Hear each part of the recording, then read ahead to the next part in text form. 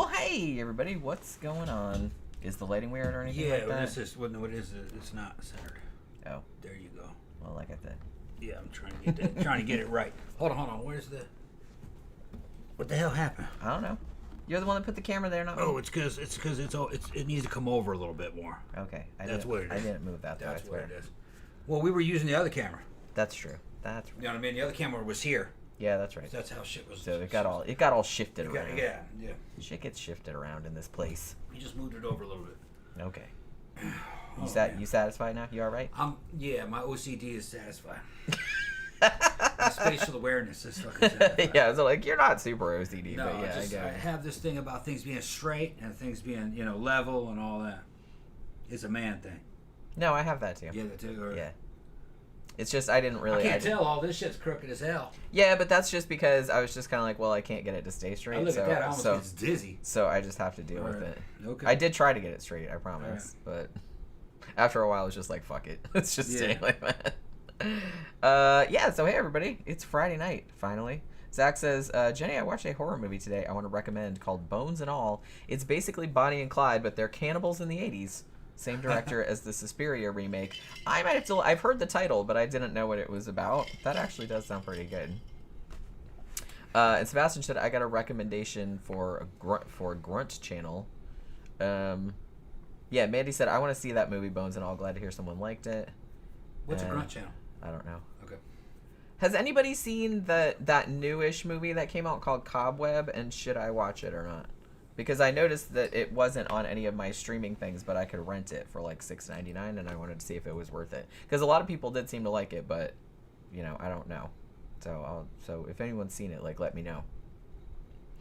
Let's see. Somebody's brought up The Prestige. Oh, okay. Camp Guy said my internet was off for 36 plus hours this week, Wednesday evening to Friday morning. Holy shit! Like, what for?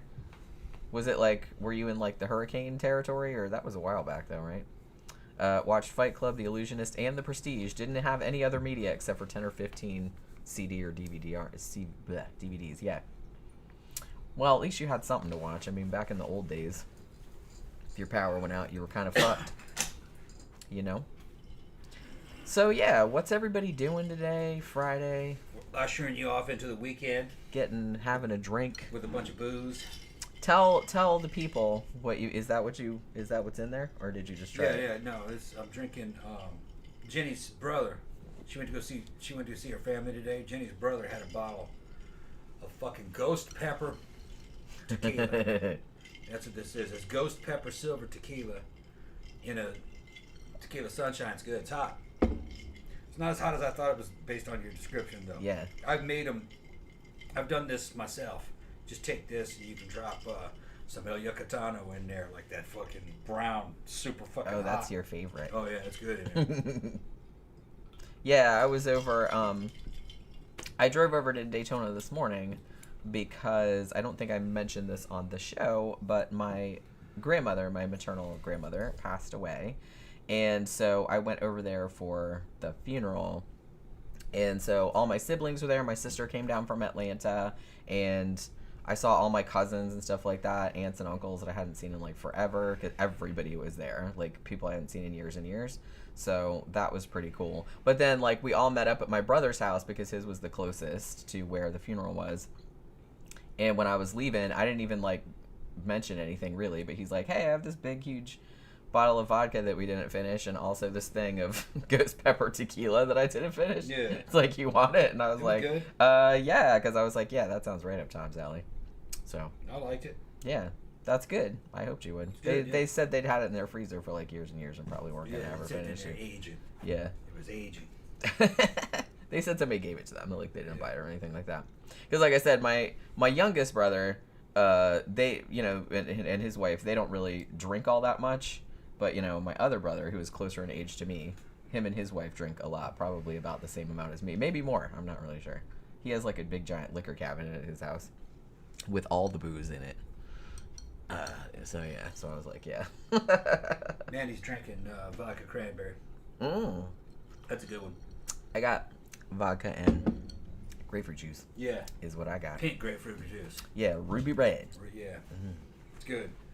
we were doing cranberry for a while. But Yeah. You kind of get sick of it, you know. Yeah, I like to switch it Cranberry. up. Right. And like I said, vodka goes with everything.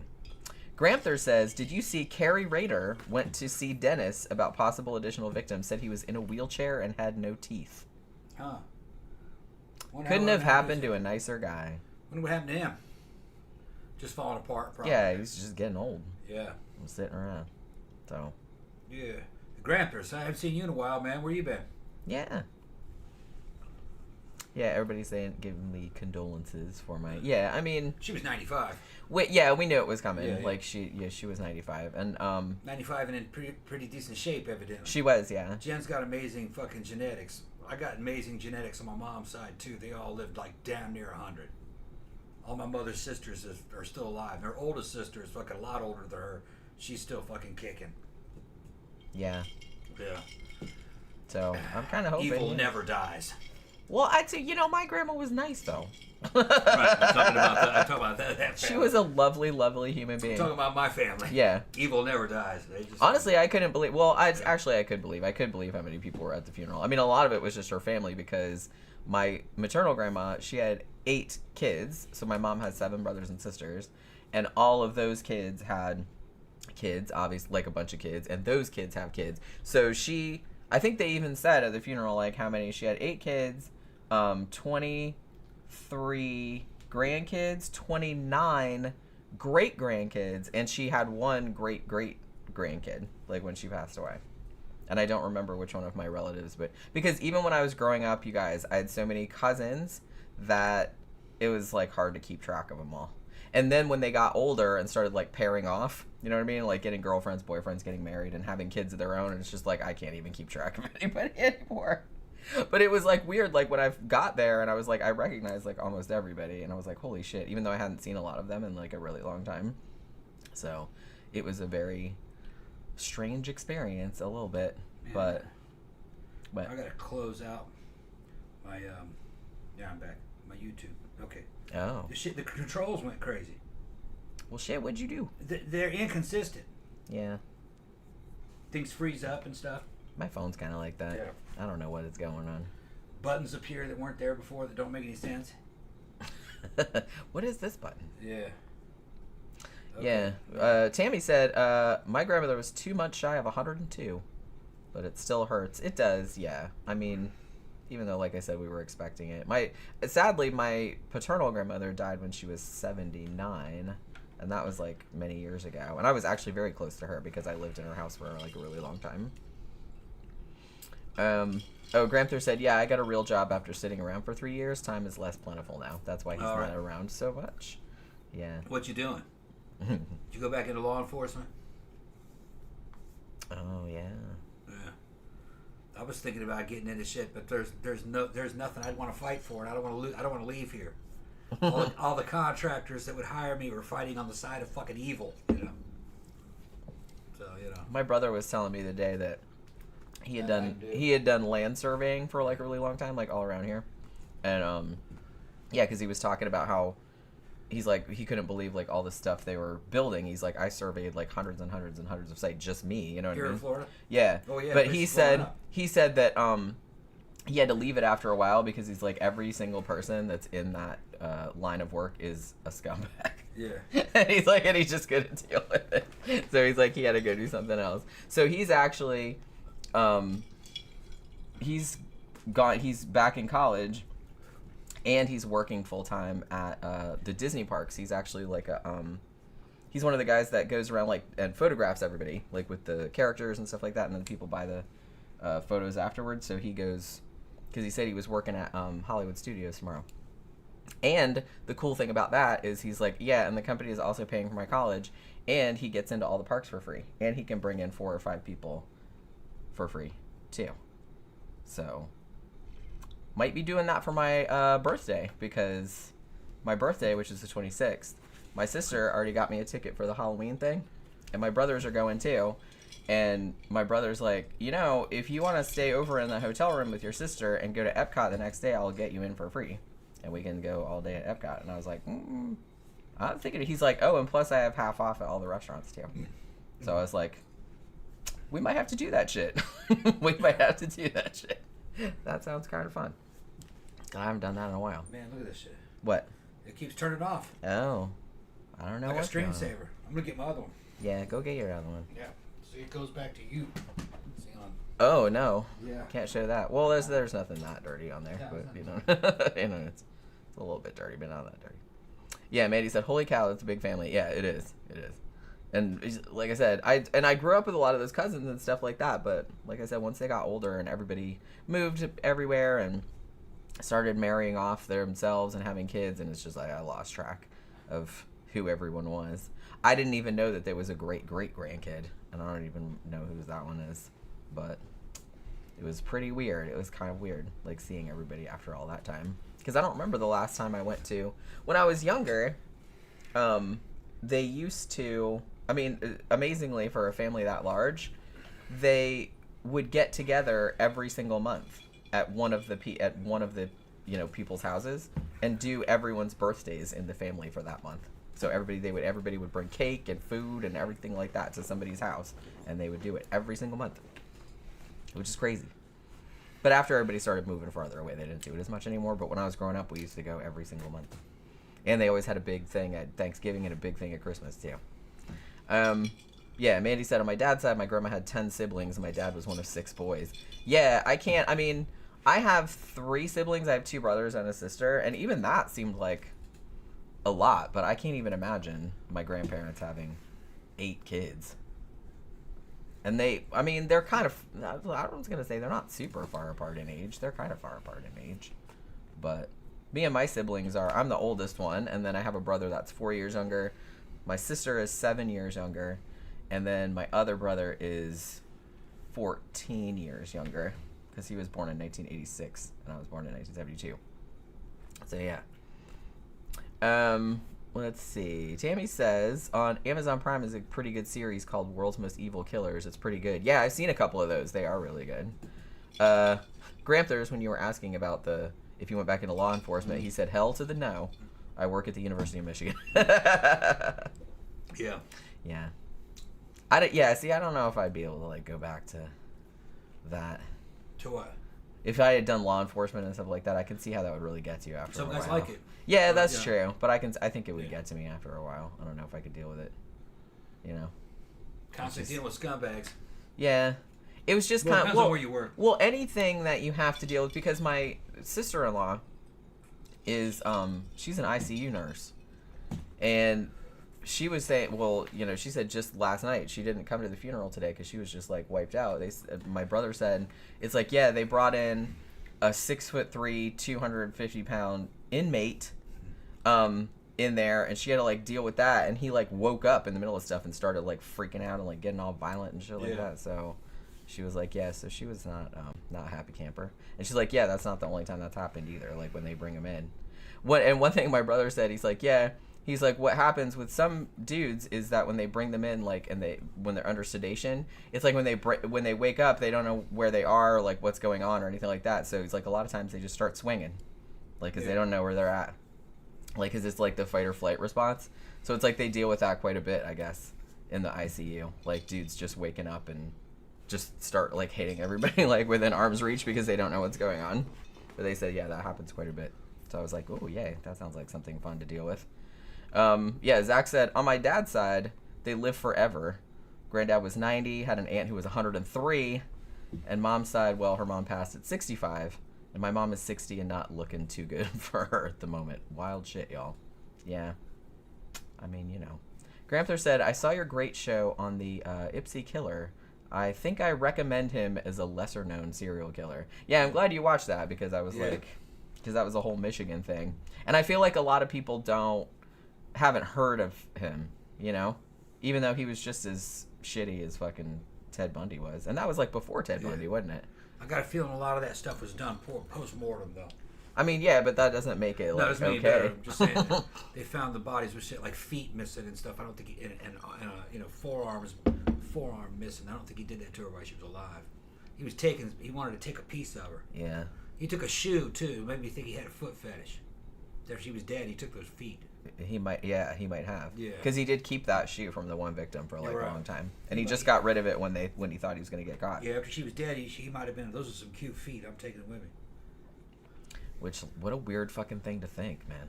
Well, what a weird thing to go through. Ted your Bundy fucking did the head. same kind of thing. You know, he'd take a whole girl's whole head, keep it in the refrigerator for a while, have sex with it.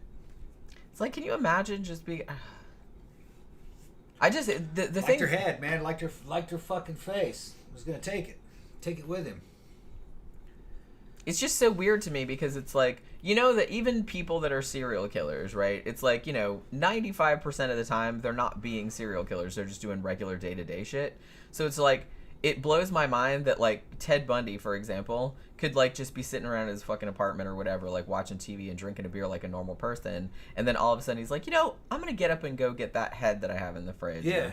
Yeah. But that's what happens. Yeah. And I'm just like, that's fucking crazy. Yeah, he thought to it was me. normal. That's fucking crazy. He knew it was wrong. You know, he didn't get in trouble for it, but he had normalized it. You know, he was just having her head in there would just be kind of like, you know, you putting a sandwich in there.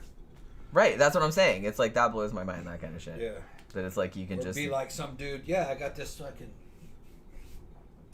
XXX DVD, man. It's right here in my hand. I'm gonna put it in the refrigerator. You know, it's just some stupid shit. Like that. You don't have to refrigerate them, but yeah, I'm gonna put it in. You can if you want to. I'm gonna put it in the movie fucking holder. What do you call them? The movie holder. The movie holder, where you fucking hold it. You're starting to sound like the fucking movie. I'm fucking old. All right. You starting to sound like me. What do you call it? Fucking Or I can't think of words. For DVD fucking cabinet. Where you can't think of words. Put it in there where it belongs. You know. And he probably wasn't weirded out by it at all. Looking there and there she is. You know what I mean? That's what I mean. That's what blows my mind, that they can just like do regular shit like that. Yeah. I think that man, they got fucking sex toys, man. That's just the damn torso. See, I was always kind of weirded and out by 8 those. inches of arm and leg, it just stops, and there's no head. Yeah. And they sell those. Yeah. They got girls making videos. You know, they have male ones and females. They got girls making solo videos and selling that shit on OnlyFans. And yeah, it's cheaper and it's more portable, but it looks like you're having sex with a fucking piece of a body. Yeah, that's what I was kind of weird about. It's like, I get it. Like, you know what I mean? And it's not, Yeah, you know, to take it seriously. It's just a thing. You right. know, but it's like, still, you got to think it's like, that's like a murder. That's like a murder. Looks victim. like something. Looks like something a damn serial killer would have. Right, that's what I'm saying. That dick like this, and she's jumping up and down. Jeffrey Dahmer had those. Yeah. But they were real. Yeah, that's what I'm saying. You know? So it's like, I'm not saying the people that would buy those are serial killers. That's asinine. But I'm just saying that whenever I see those, I'm just always kind of like, And I guess they're like, well, that's not as weird as having one of those full life dolls. I don't think so, man. Fucking, that's weirder to have that fucking part. I think it's weirder. Yeah. Because at least the full life doll like is a full person with a face and everything. It doesn't look like it's dismembered. Right. You know? That's what I'm saying. And man, they got dudes that are fucking buying these dolls. You know, fucking us being in the industry, I'm gonna do fucking research on what kind of videos can be made at home. You know what I mean? Because that's what we do. And you know, we don't have big casts and shit like that. A cast of thousands. Cast of fucking thousands. We can recruit. There are some girls that will work with us that we know. But Cast you know, there's already a couple that have kind of expressed. It's gonna be like the fucking the 10 Commandments up here. We got like a fucking. Yeah, my ex-girlfriend was like, "Oh no, I'll work with Jan." Yeah, but yeah, I would do that. Yeah, later. Yeah, I like her. And but anyway, she's awesome. Some of these dudes are making. This is kind of. I think it's kind of creepy. No, it's not creepy. What it is, it's sad. Okay. All right, it's sad. It's not creepy. They got these dudes, and you know, you can see the dude. He's very average or below average. He's making videos with him and his sex doll, and they're for other dudes that have sex dolls. They're showing the sex doll off. They're playing with their toys and shit. I get it. Yeah, but come on, man. But I did see some of the dolls that they had. They were cute. Fucking, they didn't look like real people. The rage now is a company that's selling these dolls, and they're fucking not cheap, man. They're like $3,000 to $5,000, and they look like a full size anime character. Yeah. To your specifications, any size, you know what I mean. Any build, and some of these builds that these dudes had are fucking extreme builds, you know what I mean? Huge boobs, little tiny waist, big butt, fucking nice thighs. I'm like, yeah, okay. But it looks like hentai comic book characters. Yeah. It looks like. And they take good care of them, man. They dress them up. They have all the fucking outfits, and they dress them up in like cosplay. Yeah. They look just like out of the comic books. And some of them have replaceable heads, so she can be more than one character. Yeah. But they're like $3,000 to $5,000. Well, that seems about. I mean, Yeah. for all the work that goes into Yeah. those, like I appreciate the craftsmanship of those. And remember, I said like if there was ever a sex robot, I wouldn't want it to look real. Yeah. These are less creepy because they just don't look real at all. That's what I mean. I can see what you mean. It's just kind Yeah. of like, well, I have a thing too. It's just like even when, we buy like props for the show and everything like dildos and things like that. It's like I don't really like ones that look realistic, like that are like realistically colored or anything. Looks like a damn body part. That's what I mean. It kind of weirds me out a little bit. Yeah. It kind of weirds me out a little bit. Those expensive ones that are kind of realistic. To me, that I would think that'd be kind of like having a dead body around. I think it would be unsettling. Yeah, I think it would be unsettling. But, I mean, maybe other people don't find it unsettling, but I think I would. But the other ones, their faces aren't realistic. They got the big cartoon eyes and shit. You know Right. what I mean? And it looks just like a toy, like a giant, life-size toy doll.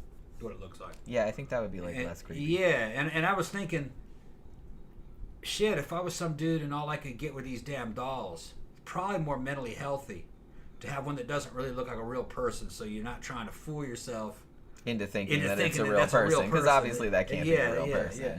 So you can't have, so you don't have any kind of psychological dependency on the thing or emotional dependency. Or like attachment to it. Right, Like it's if just it a looked toy. like a person. Yeah. Yeah. And it very clearly looks like that. Mm-hmm. Yeah, because I feel like you kind of do have to make that distinction. Right. You know what I mean? It's Otherwise not a you might get replacement into for weird. a woman. Right. Yeah, you can just have it there to like play with, but it's like it's like, well, women can have dildos and shit, so it's just a sex toy for guys. right. And like I can see that. Yeah. But I think I would be weirded out like if somebody had one that was like super realistic. I don't remember the name of the company that made them, but they're like famous now for making those. They look good. They look just like an hentai anime character. Yeah. Same, whatever proportions you want, but they're modeled after those drawings. And it looks like a drawing just stepped into real life. And the colors don't look real. They look like manga colors, like comic book colors. Right. They're not real flesh tones or anything. Zach says, okay, idea, a horror story about an evil sex doll. I'm shocked that they haven't made one like that by now. They must have. You would think. Mandy says, yeah, let me go get the torso. Yeah. They're so weird. And like I said, I used to have like a shop on Amazon that sold sex toys, and I did sell a couple of those. Yeah. And I was always just kind of like, that is so strange. It's OnlyFans girls. A lot of them. Yeah. If you're selling the male ones. Gramthars says they're making videos. There are performers on Stream8, yeah, we've seen these, who use hydraulic piston dildos that look like they came out of a diesel engine. Yeah. Yeah. Yeah, that's another genre that a lone female can use and make a lot of money with. They'll even stream like that. Yeah. It's called machines. Yeah. It's the machine fetish. Yeah. Fucking machines.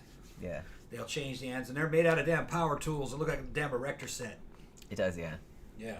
Yeah, we've seen those. Yeah, they can make a lot of money just making videos like that. They got guys that are into that thing. But it alleviates the female performer from having to pay somebody. Right. She doesn't need a co-star. So she... And your hand doesn't get tired. Yeah, like I said, there's a certain kind of ranking amongst the adult performers. It's kind of like pro wrestling in a way. Not all those performers are created the same, What a studio porn performers do, and the females and the males, what they're doing is very different from what OnlyFans is. I mean, to be a studio performer, man, those girls got to run through a lot of dudes. They got to go on tour. They usually go to strip clubs, and who knows what happens there, or after the show.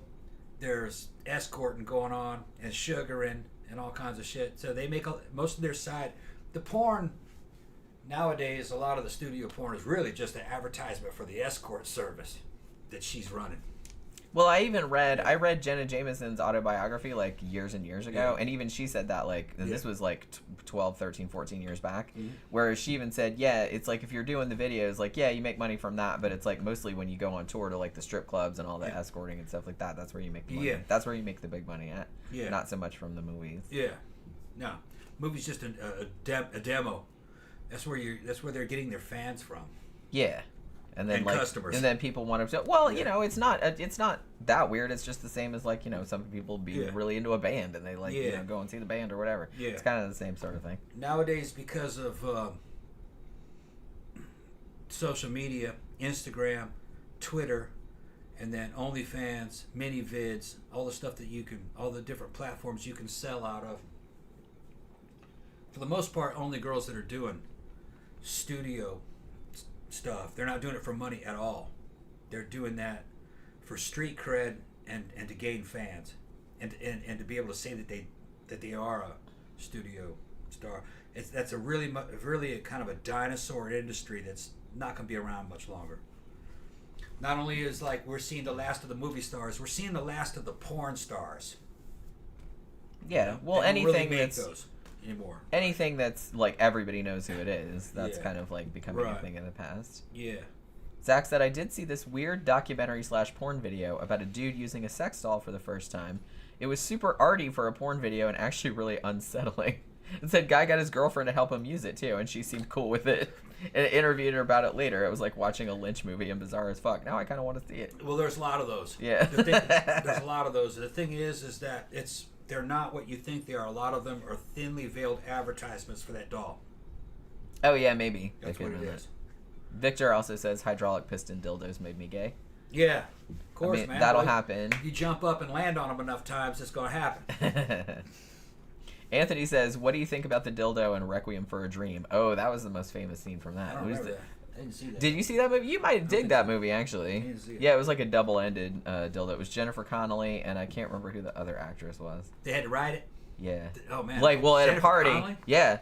Damn, okay, I'm going to see that. Well, that's what I thought. Because I know you like Jennifer Connelly. I'll just look out for the scene. I'm sure it's probably nothing. It's a good movie, but it's like, it's not, it's pretty depressing, I guess. Yeah. Because it's basically like... Well, why'd they have to do that? Somebody made them do it? Yeah. What for? Like I said, drugs, for drugs. Okay. But yeah, they were like at a party. It's been a while since I've seen it, but they were like at a party and they wanted some drugs. They're like, the double-ended dildo. And they're making the two girls do it and everybody's like standing around watching. Okay. But yeah, it was a pretty... Like shit that would happen. Yeah, it's a pretty famous scene in that movie. That's funny. But I mean, when that movie came out, like nobody really put shit like that in like a kind of quote-unquote mainstream movie, so everybody kind of flipped out about it. No, I didn't even know about it. And I think they cut it out of some versions, but I've seen the version that had it. What, are they just trying to say that they were reducing themselves down to nothing? Yeah. Okay, yeah. Kind of. All right. Getting depressing. Well, and Ellen Burstyn was in it too, like the mom from The Exorcist. Yeah, she was also in it. She was like addicted to, was it Oxy? She was like on pills or something. But it was just like sort of different kinds of drug addiction. Yeah. But what I was trying to say before is that what the studio starlets are doing and all the businesses they're running is not the same as some chick working out of her house or her bedroom on StreamMate or trying to sell. Really, the money's would be more on StreamMate than selling videos on OnlyFans. A lot of those girls don't have what it takes to make a living off of OnlyFans. Most of them only make about $200 or $300 a month, which might make the difference between making rent and not making rent. So you know. Well, you have to have a lot of videos because you don't get much. You don't get much from them. You got to have a lot of videos, and you have to have a huge fan base. Yeah. You're not going to get a big fan base without being a studio starlet and a whole bunch of stuff and escorting and everything else that goes along with it. Usually. It's 1 in a million if you do. They're going to have to go on tour and everything. So really, you know, if you're not full-blown porn star, best thing for those girls to do is just do StreamMate. You can pull down $100 a night. You know, maybe $200, $300. Ayala was on there. She was pulling down, I think, $16,000 a week. Yeah. But she wasn't working alone. She had some other girl working with her, so they were probably cutting it down the middle. And I mean, Probably. she's like pretty well known, so. Yeah, she's well known now. She's a hooker. Well known hooker. But when she wasn't well known, she was making about 16 grand. Yeah. Off a stream bait. She couldn't have done that in porn. 16, at least 8,000 a week. Yeah. If she was splitting with that other girl, then. Yeah, Gramthars said a lot of those LA-based porn stars fly to Reno on weekends to work at the Bunny Ranch for $5K an hour. Mm-hmm. Yeah. I mean, that's kind of what they Or you a go lot where of the them- money is, man. A lot of them just nowadays, they don't. That's old school. They just there's an application called Tryst. They just have a Tryst page. It's kind of like Facebook for hookers, basically. They just have that, and it's got a search engine to tell you all the girls in your area who are working, and pictures of them, and little bio, and how much they charge for certain things, and they'll just do that. And if it says they're an adult performer, man, the prices are going to be higher. Gramthars said the funniest girls on StreamMate are the ones who insult their viewers, bitch at them, make them call them queens. You must be on StreamMate. Yeah, recently, that's man. a whole, yeah. Yeah, Gramthars must be hitting StreamMate pretty hard. I like the sleeping ones. Yeah. I was like, man, I need to get into that niche. I don't think that works. No, I bet I you that know. doesn't work. There's an alarming amount of like not of. I was like, wow, some of the ones are just like people I sleeping. think they're just really sleeping. Maybe They're just hoping they're somebody just gives like some money. they're just like bored because they've been on for like 5 hours and yeah. they're just kind of like, you know what, fuck it, I'm just gonna take a nap. I thought they were maybe catering to like a kind of like a voyeur fetish. They are. That's what I'm saying. Like But people it's gotta watching be people rare, sleeping is though. like, ooh, they don't know I'm looking at them. Like shit like that. They're in there sleeping. They're probably going to sleep though. They put that remote control thing up in them that's activated when they send them money. Oh yeah, then That's it's what's like, in there. oh okay. So That's maybe what's they're happening. just kind of like, oh well, mate, you gotta pay money and like wake me up. Basically, but they probably sleep through it. They could probably sleep through it. They probably trained themselves to sleep through it. They probably sleep right So through it's it. like the dudes are at home like Yeah. with the thing and trying to get them to like turn on their little Wouldn't vibrator surprise thing. me if they'll sleep all night, maybe only make $40. But they made $40 while they were sleeping though. That's what I'm saying. So So- it's just like you can't Right. you can't hate. Can't knock it. Can't knock it. Sleeping mean- with their booty sticking out of the side. Right. Little antenna It's like I coming up out don't of their usually make fucking $40 britches. while I'm sleeping. Yeah. So there. Yeah. So, you know what I mean? Oracle just showed up. Hey, how are Yeah. you? Camp Guy said my favorite female movie performances are the gal that played the matron wife in Boogie Nights and the wife in Magnolia. Can't recall her name right now. Oh yeah. Shit. Damn it. I can see her face. What's her face? Julie something? Was it Julie something? Somebody will know. I can't remember it either. Julianne Moore. That's her name. I can't believe I pulled that out of my ass, but I did. Boogie Nights is a great movie. She was great in that. What? No, what's he saying about Where? something about freakazoid? Oh, Streammate's a hoot just to see the freakazoids, like the ones who just sit there like mutes for hours with their tongue sticking out. Yeah, there's a lot of like sitting around with like what? sitting around like mutes with Mutes? their Oh, mutes. mutes. Okay. People that don't talk. you Yeah. know, like with their tongue sticking out. I don't know which one. I don't know who they're talking about. Yeah. I don't know who he's talking about. We usually just go on there when we are on there to see who else is on there. Yeah. You know what I mean? Or if like we're thinking about going on, it's like, well, is there anybody like good on now? Yeah, you gotta check the traffic. Or like, is the traffic good right now? Or and Right. we look at like how many people are in shows. How much competition's out there in our Right. area right now? Yeah. Fucking how many couples are on? So they got one chick. She just sits there and stares at the camera. She's about 18. She's just kind of cute. She never says a damn word.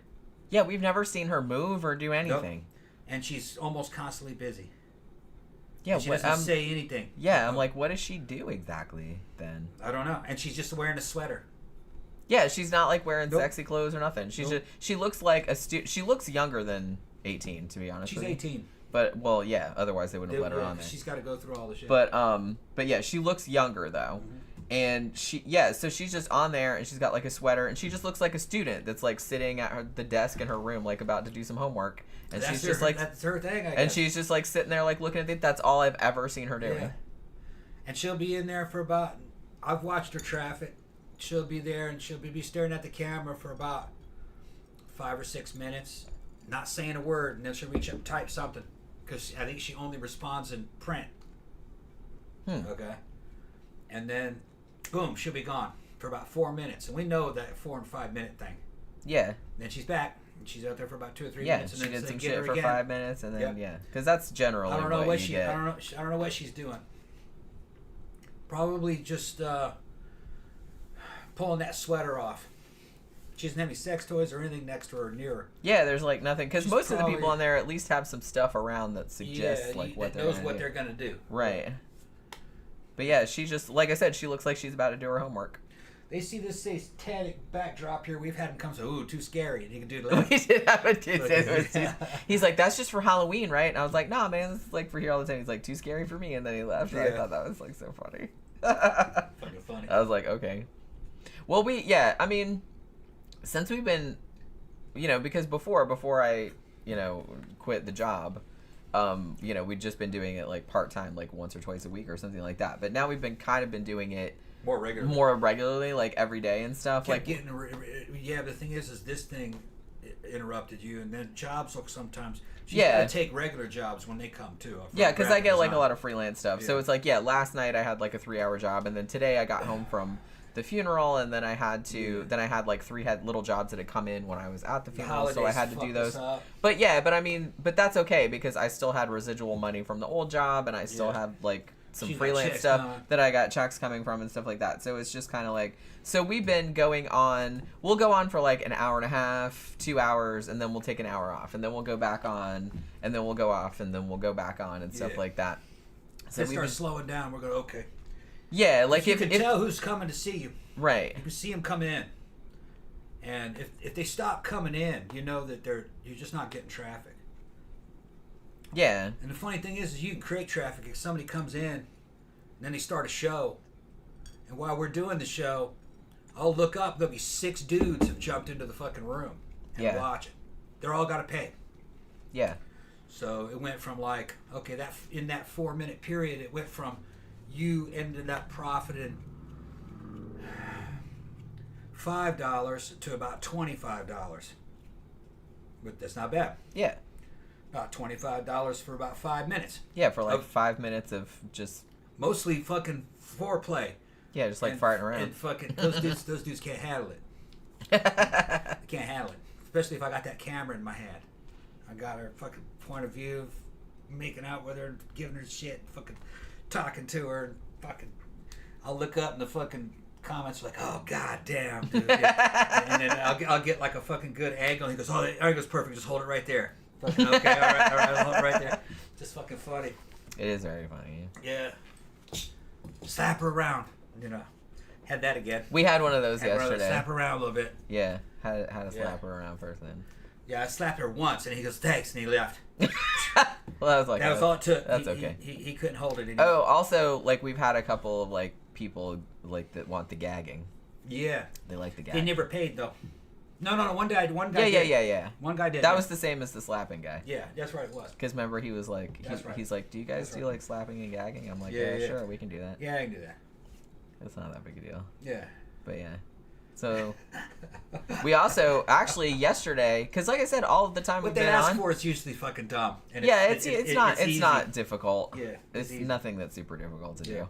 And like I said, nobody's in there. The longest one we ever had was 15 minutes, like 15, 16 minutes. Yeah. And that dude was like super into it and everything. Yeah, he had his camera on. He's putting on a show too. Yeah, and he was like, because it was cam to cam, but it's just kind of like most of the dudes that go in there, it's, just like 3 minutes, 4 minutes or something like that. Because I think they skip around or they're already kind of on the way. They're fucking pre-game and then just showing up. They're trying to save money. And then they're just, because, it's going to add up. At fucking $6.99 a minute or whatever it is. It's kind of like they're in a sexual casino. They know how to. They have money and they're playing the game differently. They're going down to the bottom of the list and they're seeing who's in shows, and they have enough money to buy into those shows unless it's exclusive. Yeah, you can't do that. And they're seeing and they can kind of like change the channel. They're going to watch one for a while. And then they'll see who else is on there. Might be running 2 different devices too, so they can see the big rooms and the little rooms. So let's see what she's doing. So they're paying the rates. Might be $6.99 a minute, $4.99 a minute. They're jumping through the performers who are currently performing. That's fine with us because we get some of the money. Yeah, it's fine. Yeah, like I said, that's fine with me. It's like you just hang out in here for 2 minutes. You can hang in here for 5 minutes. Whatever you want. It's like it's money. You get paid no matter. Yeah, it's money. We're still getting paid. So you can fuck off and like finish off somewhere else. I'm not offended or nothing. Yeah, it's fine. But it's just kind of like the more we do it, it's like we have figured out, because we're still trying to figure out like the best practices, like the best way to do stuff. We have figured out, though, this is something that we've noticed, is that if people are going to pay, they'll pretty much pay right up front or go private or exclusive right up front. Like they're not going to dick around too much. They're not going to like try and like figure anything. They're not going to be super specific about what they want. Sometimes they will. Like we had the guy be like, "Oh, well, can you do you do like gagging or choking or whatever?" And we're like, "Yeah, we can do that." And then he paid. Yeah. If people talk too much, they're not going to pay. Yeah. We found. And I think that a lot of people come in and they're trying to get shit for free. Like, they're trying to get you to do shit for free. They're trying to get you to say shit for free. To talk on certain subjects. Right. So they ask you, like, kind of provocative questions, like, to get you to talk about certain things. Yeah. And that's because they don't want to pay for anything. Yeah, they're fucking... They're beaten down while they're talking to you. Right. That's what I'm saying. And, so you got to watch. Asked me about shoes. Asked me about her shoes. He was saying, because I will buy her shoes, I'll give you the address and everything, And he tricked me into talking about shoes about 5 minutes. He had fucking shoes for Yeah, he was like asking us, like, well, go get some out of the closet. What do they smell like? Like, describe it to me. Like, all this other kind of stuff. And we're like, dude, wait a minute. And then we had one, and there was a real asshole. We had to block him. That was the first time we've had that happen. We had a real douche yesterday. But now we know the pattern. They come in, and they try to find out what you won't do. Yeah. And then they start harping on trying to get you to do that. Yeah. And then they start fighting. They want to fight and cause division. Like the dude saying, "I'm not talking to you, dude. I'm talking to her." And I was talking too. Yeah, so I was like, talking. We were both talking. We were both telling him to get the fuck out of the room. And he didn't listen, which I hate. I hate it when you tell people to fuck off and they don't. So we blocked him, but he came back in. He was avoiding the block because you can only block them while they're in the room. So he saw us going to the fucking going up to the laptop, and he would jump out of the room, so I couldn't block him. So you could hit the block, but he's gone, so he's not blocked. So then he comes back. Oh, so you thought you could block me? That kind of shit. Just eventually I got him. Yeah, we did. Yeah, I got a fucking. I thought about it. I got a fucking plan if that ever happens again. See, because we don't have a remote. We got to get up. We need to get a remote one of these days. We're going to have a code word. All right? Like, I'm just going to go like, why'd the camera go out? The camera's out. Can you hear it? And I'm going to walk up like I'm going to go fix the camera, but I'm actually going to block it. Yeah, that's probably a good idea. That's how I'm going to do it. Because I didn't realize we had to look it up. And there had been some other performers that were kind of bitching about that. And they were like, yes, every now and then, like, somebody comes in and they're a real asshole. And you try to block them, and then they keep coming back in. And somebody came on and said, oh, it's because you can only block them when they're in the room. So some people will come in and, like, start fucking with you. And then when you go over there to block them, they'll get out of the room real quick. And then they'll just come back in and, like, start fucking. It's like a game to them. Right. They know the systems. They know our interfaces. Because they're in there a long time. They know how it works. Right. Better than we do. I mean, because we haven't been doing it that long, and I'm still like don't know all the ins and outs of it. But it's just kind of that is literally the first time that has happened. Yeah. Honestly, like everybody that comes in there, especially people that are like asking you for stuff, pretty much 99.9% of the people are totally nice and polite. Yeah. And they just like talk like regular people, and they're just like, hey, do you guys do this and stuff like that. And if you say no, they're like, oh, okay, and they'll just go and find somebody that does do that. Or if you do that, then like I said, they'll mostly if they're gonna pay, they'll jump right in. Yeah. They don't dick around too much. Yeah. They don't try to get you because you can tell like the more they talk, unless it's just on a normal subject. Because sometimes like somebody will come in and sit, like we had a guy come in yesterday whose username was something that some kind of gun or something like that. It was and like so you guys were talking about that for a couple minutes. Yeah. So it's like, so that's fine. But it's like if they come in immediately and they start trying to get you to talk about sexual shit, like... Well, sometimes it's not sexual, it's obscure fetish. That shit. Too. And so they'll try to come in or they'll ask you some weird question or something like that. Then you can be sure that it's like those people are just going to like waste your time because they're just trying to get you to talk about shit so they can beat off to it without paying. There's one that comes in with a female name, and it could be a woman. There are couples on there, too. Yeah, we've had a couple of those. Yeah. Where our best customers, it seems like, are bi dudes. Yeah. And you know, and people that say they're in couples, although Yeah. we don't know because we don't have You the can't camera. really, you can't see. They don't turn their camera on. Now the dudes that have turned their camera on have all been ranging from normal looking to fucking IFBB fitness level dudes that are just fucking shredded. Like that one dude that was doing doing handstands while he's fucking not handstands. He's doing push-ups while he's jerking it. Yeah. Putting on a show for us and shit while we're doing our shit. He's doing his that shit. was really nice. You I know, it's appreciate okay, it. man. Get into it. Because I was like, hey, we're He was making in an there for- effort. He's making an effort. I was like, I like he that. was in there for 15 minutes. Yeah, that was our. That was That was like one of the biggest ones. That was our best client. And it was an exclusive show. Nobody else jumped in. He couldn't because he had his camera on. Yeah. He asked if it was okay if we turn the camera on. And that was the first guy we let turn the camera on, I think, wasn't it? No, I had The second guy. That was the second guy. Like I did have a camera, like a young guy, like turn on the camera before. Yeah, he's probably about 18 or 19. Yeah. No, he said he was 21. 21? Okay. Yeah, I didn't see him. Yeah. And like I said, everybody we've had turn their camera on, and we said it was probably because, you know, they're not going to be too fucked up looking if they're fucked up. They're not turning the camera on. That's what I'm saying. Because everybody that turned their camera on has been a perfectly attractive person. Yeah.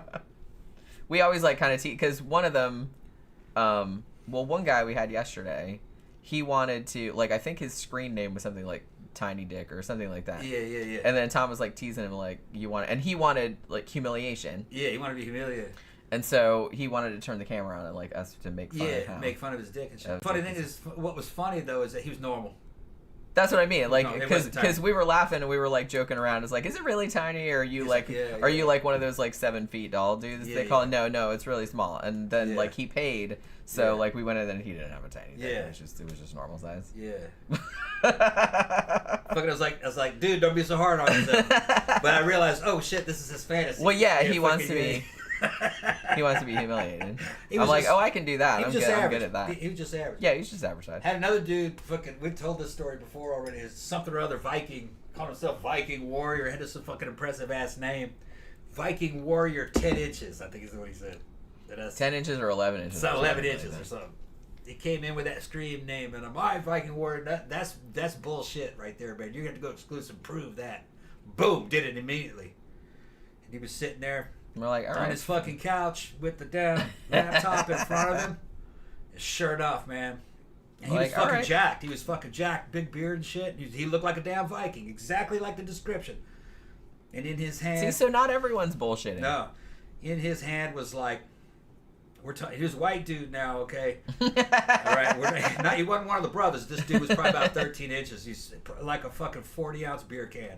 It was very loud. And I saw that shit, and me and Jen were like, "Whoa!" Immediately going, "Yes, sir." It was so funny. I think he appreciated that. Yeah. So then I just jumped on her. We started putting on a show, and he enjoyed it for about 3 or 4 minutes, and then he moved on. Yeah. I don't know. I think he went to another channel. I think that's what they usually. Yeah. Well, some like guys I said, they finished. Other guys you're not sure. Yeah. Because that one that wanted, what was it? That other one that turned the camera on, and he was loving the show. He proved that he fucking finished. Remember that? He wanted me to watch it. He goes, make her see it, make her look at it. Make her watch it. Yeah. And I said, we can see you, because the camera was in a different. The camera was in my hand. Yeah. And I was fucking shining on her face, Jenny's face, while I was doing stuff to her. And I said, no, she's looking at you. She's looking at you. Yeah, I could see him on the screen. Yeah, he could see it. Yeah. I saw it. Yeah. He was probably about, what, 25? Yeah, he was young. Yeah, he's young, yeah.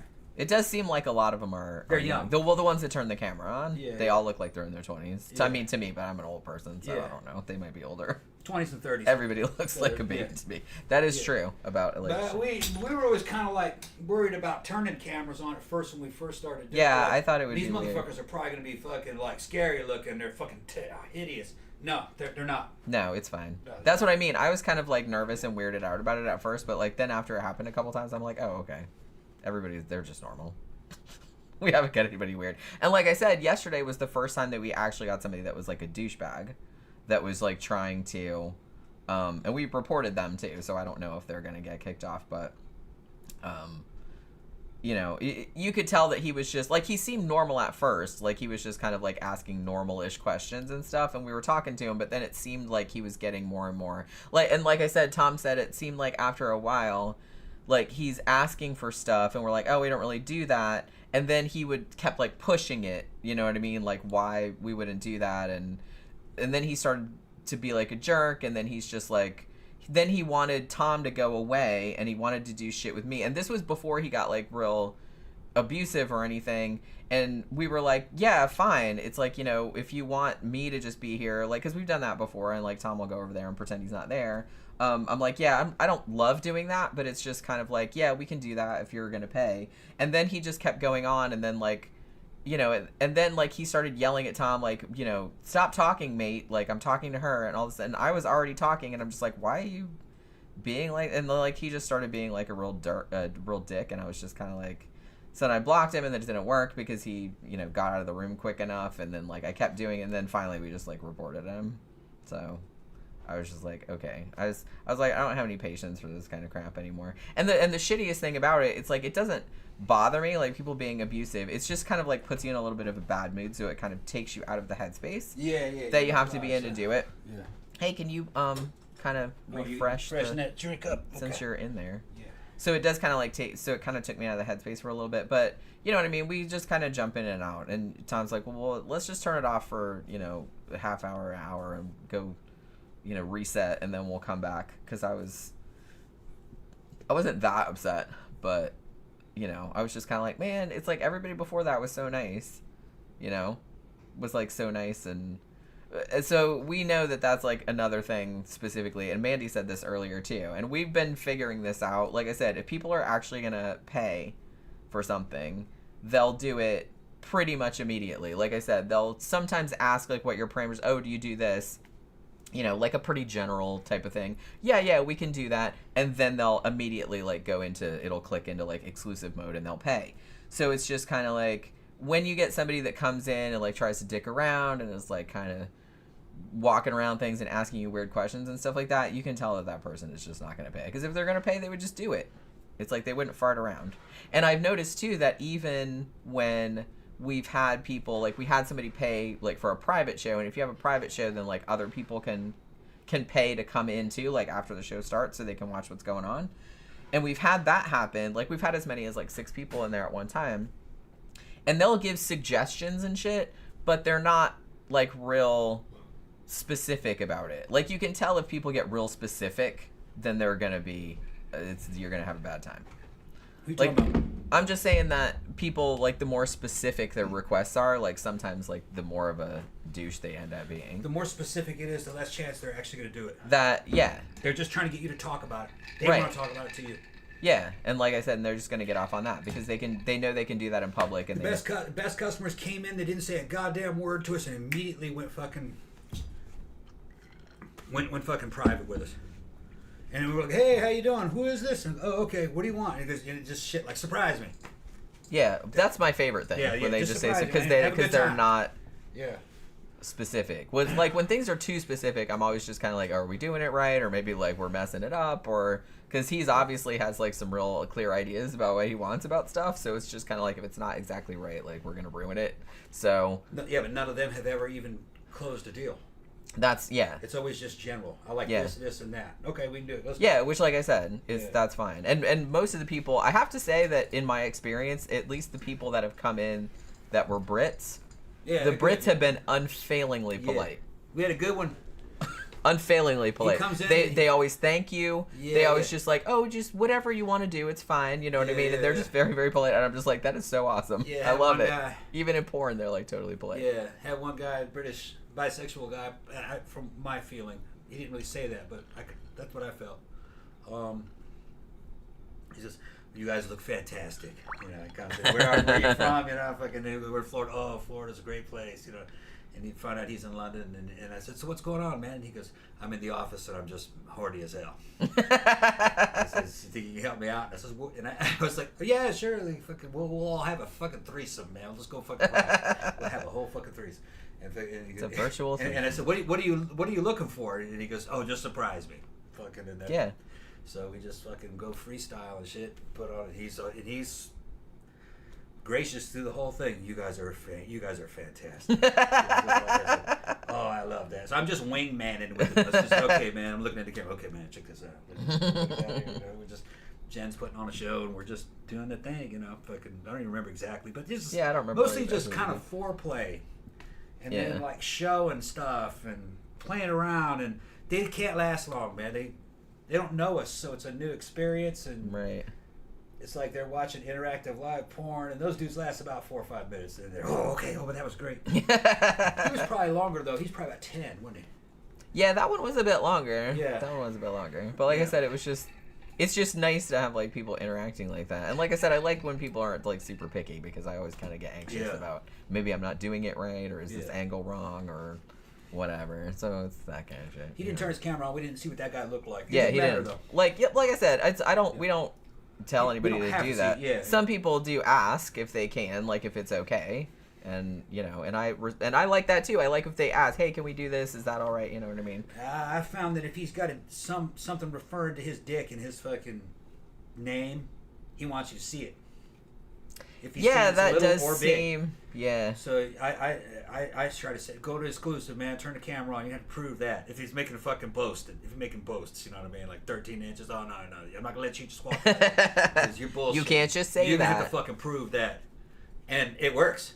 Because it's like, oh, you challenging me, and then they they come in, you know. Oh, they'll show you. And and they're looking for approval, you know, and they're in a place where it's a safe place for them to fucking show off. It's not like they're doing it to fucking random civilians on the freeway. Which they got dudes. Please to don't do that. Right, or on the bus or something like that. Which I've had dudes do that on the bus.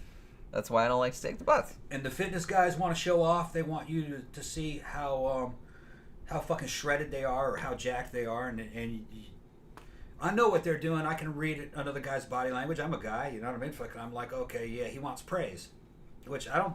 So I start going, dude, man, you did a great job. Your delts are looking fantastic. Remember that? I was telling him, says, dude, you're looking shredded. You're looking shredded, and they just fucking love it, you know, because they're getting approval. Allison says, hey, people, sorry I'm late to the game. That's okay. I see that sex is the subject, same as the last time I was here.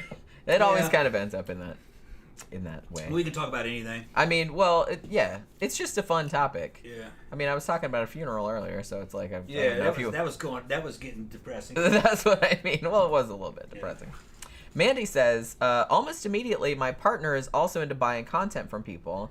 And he straight up will be like, hey, how much for this and that? Okay, cool. It's a casual exchange and upfront. Yeah, that's kind of what we're learning as we do this. It's that if people are actually going to give you money for the shit, they're going to be like pretty upfront and like open about what they want. And they are not going to be, they're not going to like dick you around about it. So we've started, like, honestly, some people that do StreamMate and ChatterBait and stuff like that, well, more StreamMate, I guess. Because I was looking at kind of a message board that had a lot of people that were performers on there, like male and female. And they were like, well, some people on there, if somebody comes into their room and you acknowledge them like, hi, whatever your screen name is, you know, Big Black Cock or whatever, and they don't say anything back, like not even hi or anything like that, some people will just boot them out. Yeah. Because they're like, you're just wasting my time. You're in here. I don't do that though, because they could be looking at our video selection and stuff. Yeah, like it's like it would be different if they were in there for like 10 fucking minutes and like didn't say anything, and you were talking to them and like trying to get them to interact, and they wouldn't. Well, I used the fucking platform as a user first before we start to see what it's like. Remember? Yeah. And I fucking found myself going into a room and then going to see her photos and fucking what the videos were of.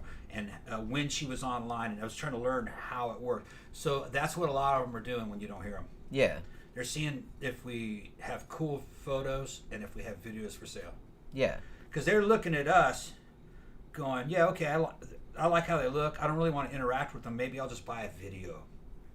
Yeah, which is fine. That's why I wouldn't, like, I saw that and I was like, well, that seems a little harsh, because you don't know, like, maybe they're intimidated, or maybe, like you said, they're coming in and they're looking at other things. Yeah. Or something like that. So it's just like, you can't kick out people that just don't talk. Although it does kind of get frustrating, because sometimes people come in and they're like, hi, and then you're like, hi, how are you, or where are you from, or whatever, and then they just, like, don't talk anymore. And I'm just like, Okay. Well, they could have been called away from their tablet. Yeah, that's true. But it's just kind of like. But our when they come into the room, there's also like a store there, so they're looking at the store. You have a lot of photos up. Yeah. So they're looking more closely at you in high resolution photos, and they can't see the videos, and they're clouded. You can't even see what the icon is. You just see the title and how much. Yeah. So they're going through the video catalog probably. Yeah, maybe. And wondering what that is and looking at the prices. Victor says, I heard the British are too proper to say I'm coming, so they say I've arrived. I love that. I don't think that's true, but I love that. How fucking funny would that be? Was saying that? Oracle says sex or food. Yeah, pretty much. Well, like I said, those are the two most interesting subjects. Who was that was saying about buying content? Mandy said her partner buys content and said, if he's gonna buy content from somebody, he's gonna be like, how much for this and that. And, we have one video being commissioned right now, and it's somebody from the show. They've been incognito. They've been anonymous. Not sure who the name is. I think I know who it is. If you. But don't say anything. Yeah, I'm not saying. But if you want to commission anything from us. Yeah, we just put up on many vids. I just got my ass in gear and put the custom video thing together. Yeah, feel free. Now, we didn't put anything in there like shit we wouldn't do. Like, there's probably a million things like we wouldn't do. But, I mean, there's a lot of stuff we would do. But we can discuss it on a case-by-case. Right, that's what I'm saying. Because I'm thinking in particular, and I don't want to say who it is or what it is, but we know a couple that did custom videos for people. And it was a very specific fetish. That's all I'm gonna say. Yeah. And I do not think I would like to do that. No. Well, we can say what that is though. There was a guy who was hiring them to shoot videos. They were fake. It wasn't real. Well, obviously. All right. But they would shoot videos simulating that the guy involved, who's a friend of ours, was drowning the girl who's a friend of ours. And then the videos were shot to make it look like she was like dead afterwards. Right. It was so it's like fake snuff. Fake snuff. Right. Which I think snuff is fake. Well, as far as I know, not nowadays because now people like actually do record shit. But and the weird part of the story is that the girl said that she got spooked out of doing that because the dude that was commissioning the videos turned up in person. Like he found her. Found out where she lived. I can't remember where she said she was, but she turned around and he goes, hi. He goes, who are you? And she goes, and he told her who she was, and she was like, oh. Ah! Yes, I did, yeah. Yeah, I would scream and run. No, I just had to see you to make sure.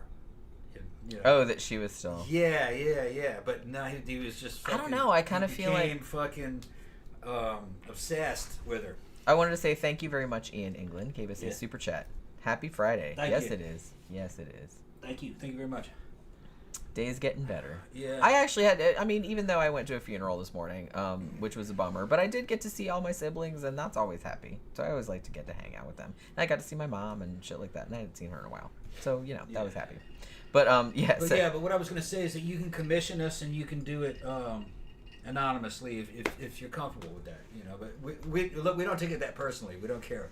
That's what I mean. We're not weirded out. We're not weirded out. No. And I'm also not like I said, I'm not super judgy about anybody's stuff, and it's just kind of like, and I know some of you guys are like, yeah, I don't really want to watch you guys doing that kind of stuff, and it's like that's fine too. Like I'm not bothered by that either. Yeah. Some say it's like watching your parents.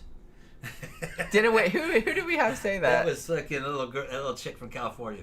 Oh, okay. She's been watching this forever. She's probably mid-20s by now. Yeah, she's like if we had a kid, she'd be like our kids' age. Yeah. She goes, you guys are hot and all, but it'd be like watching your parents. Yeah. I get, and like I said, I get that, and I get that, especially like for younger viewers and stuff. It's like, we don't really want to watch these old fucks doing that, but that's okay. Like I said, I'm not offended. Zach says, I once got a Grindr message from a dude who said, "Are you ready to see the dick?" Like capitalized. Yeah. The dick? Yeah, the one, yeah. That's what I would have said, too. I'm like, oh, you have the dick. Yeah. The one and only. Did you tell him, yeah? That's the thing. That's hilarious That's because between y'all. I love that dudes can send that message to other dudes, and dudes will be like, yeah, all right. You send that to a woman, and she's like, fuck no, fuck no, I don't want to see that. Piss off. No, I don't want to see your fucking dick. I don't know you. You know what I mean? It's just like funny, like how big of a difference there is. Because look, I have legit had this happen. I have legit opened my Facebook message, not in a while, but it's like I've opened my Facebook messages and there's a dick. Yeah. Like somebody just sent me a picture of some fucking rando I don't even know. I remember we were on the show here just talking. I was drunk, and I said, "Yeah, I'm gonna contact Rob Halford," you know, and fucking you said, "How are you gonna get him to fucking answer you?" So I'm gonna send him a dick pic, and everybody's in the comment sections moaning, like, "Oh, no!" But like the gay guys in here, are like, "Yeah, of course, do it. Of course, that's what I need." That'll work. Well, see, the thing about it's different. If a dude sends a dick pic to another dude, that's like different. You send that to a woman, it's like a threat. Well, you gotta look at it from a guy's point of view. Look at it from a straight man's point of view. Let's say you're going through your DMs, right? And all of a sudden, it's a chick has sent you a message, and it's not a porn star; it's a real girl or something, like off Facebook that you know or something, and it's just a picture of her ass with her face looking over it. You know what I mean? Like, hey, you know, you're gonna go, damn. So what's up with you? What's up with all this ass? You know? Fucking, you know, what's up with all this? You're gonna respond. Every straight male would respond. Well, because now, dudes want that picture, women to send them that, but we're not going to. Right, but if it's some cyber hooker, you know, fucking off Twitter trying to get you to go to her mini vids, and you know, you don't know her, you just know it's more X-rated advertising, you're not gonna respond to it. Right. I get fucking friend requests all the time on Twitter by these drop dead gorgeous fucking girls that only have 4 photos. And they have 5,000 followers, and they're only following 2 people, and they've only been on for about they've only been on Twitter for 4 days. So I know that's not a real profile. You know. I mean, I hate to burst your bubble, Tom, but I kind of get those too sometimes. Yeah. So they're not just sending them to dudes; they're just like sending to everybody. They're sending them to everybody. That's what I'm saying. Any message like that, people don't respond to it. But if it's a real account, a guy would probably be more apt to respond. Like, what's up? Especially if you knew the girl. Right. Yeah. Which I kind of feel like... no girls have send that shit, really. No. That's a very unusual thing for a girl to do. I would never do that. Like, if somebody ever got, like, a weird naked picture of me, either Tom sent it to them, and I didn't know about it, or I sent it accidentally when I was trying to send it to him. Yeah. Now, which I hope I never did. I don't think I ever did that, but it's possible. The only women that have ever sent me fucking nudes and weird shit like that were exes. Right. Exes. Aleta being one of them, but she didn't send it. Fucking Tony, her boyfriend. Her husband sent it to me. But that was they're swingers. Though. Yeah. So, we weren't that. I was just kind of like, oh, yep, there they are. Trying to trade content. Fucking a third person. Well, they're trying to talk us into going down to the swingers club. That's why. Well, they want to swap. Yeah. Which that's mostly Tony. Yeah, I kind of feel like it is. Aleta's indifferent to that shit. She just wants to hang out. Yeah, I mean that. Well, see, that's what I mean. It's like I always kind of want to hang out like with Aleta and stuff, but it's just like I'm always like afraid that it's gonna like devolve into like some kind of situation. Yeah, you know what I mean. You get Aleta drunk, she'd be all over you. Oh, I know. Yeah, I know that. Yeah, she likes you. She was real drunk last time I saw her. Yeah. It would be Lickfest 23. Oh, you love it. You would love it. Oh, yeah. I'd grab the camera. Where's the action cam? Where's the action cam? Tom would be super into it. They just sign the release right here. Sign the release. Okay. Yeah, because you can't just upload that. Yeah, we're gonna fucking start. We're gonna start. Tony, hold the lights. Yeah. Yeah, Zach said about the dick photo. Yeah, my reaction was also fuck no, just because I couldn't take whatever the fuck that was. Seriously, even if he's hot as fuck, not a personality I want anything to do with. Okay, well, then I respect that decision. But like I said, I do kind of feel like dudes are a lot more... Maybe that's why so many of them do it and they don't really think anything about it. Like, because they're like, well, I wish that a woman would send me a picture of her tits or something like that, which they're not going to do. But it's like, so it's the same thing to them? It's like, hey, look at my dick. I'm just like, no thanks. No thanks. I don't know you, and I don't want to look at your dick.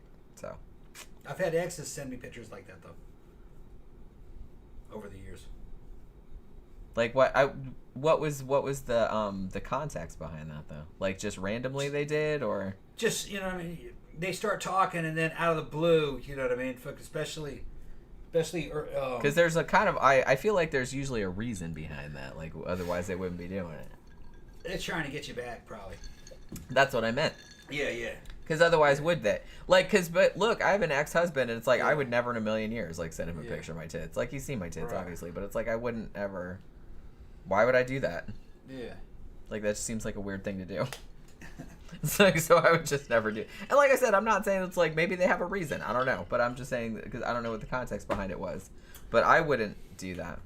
Well, the actual ex that I'm thinking of, was not only after me, she was after you too.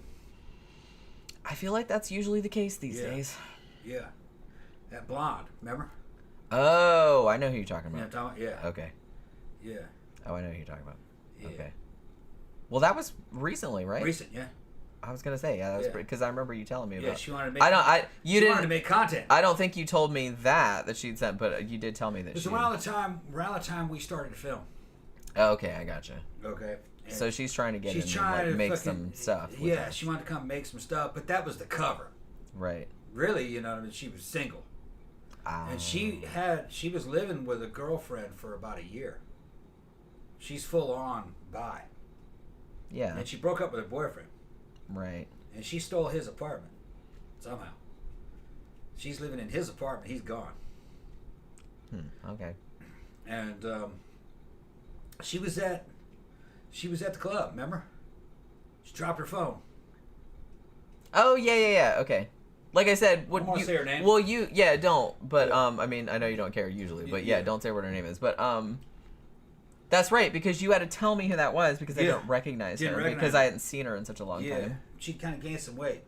And I didn't recognize her. Yeah, she was. Well, because I mean, to be fair, I hadn't seen her since I first met you. Yeah, like V13. Like, and that was a long time ago. Yeah. Like, that was fucking 14 years ago. Right. I don't think I've seen her since then. Right. So, like, right around that time period. So, I don't remember, like, people. Yeah. I don't remember how we first started talking. Because I think we'd run across her in the club before that. And then I told her what me and you were doing. And she was like all about that. And she started sending me little 2 and 3 minute clips of things that she shot. She's saying, "I want to work with you guys," but I wasn't impressed. I wasn't that impressed. And she was like, "Yeah, I'm gonna start working out and this and that because I want to get back to making stuff." She was making stuff.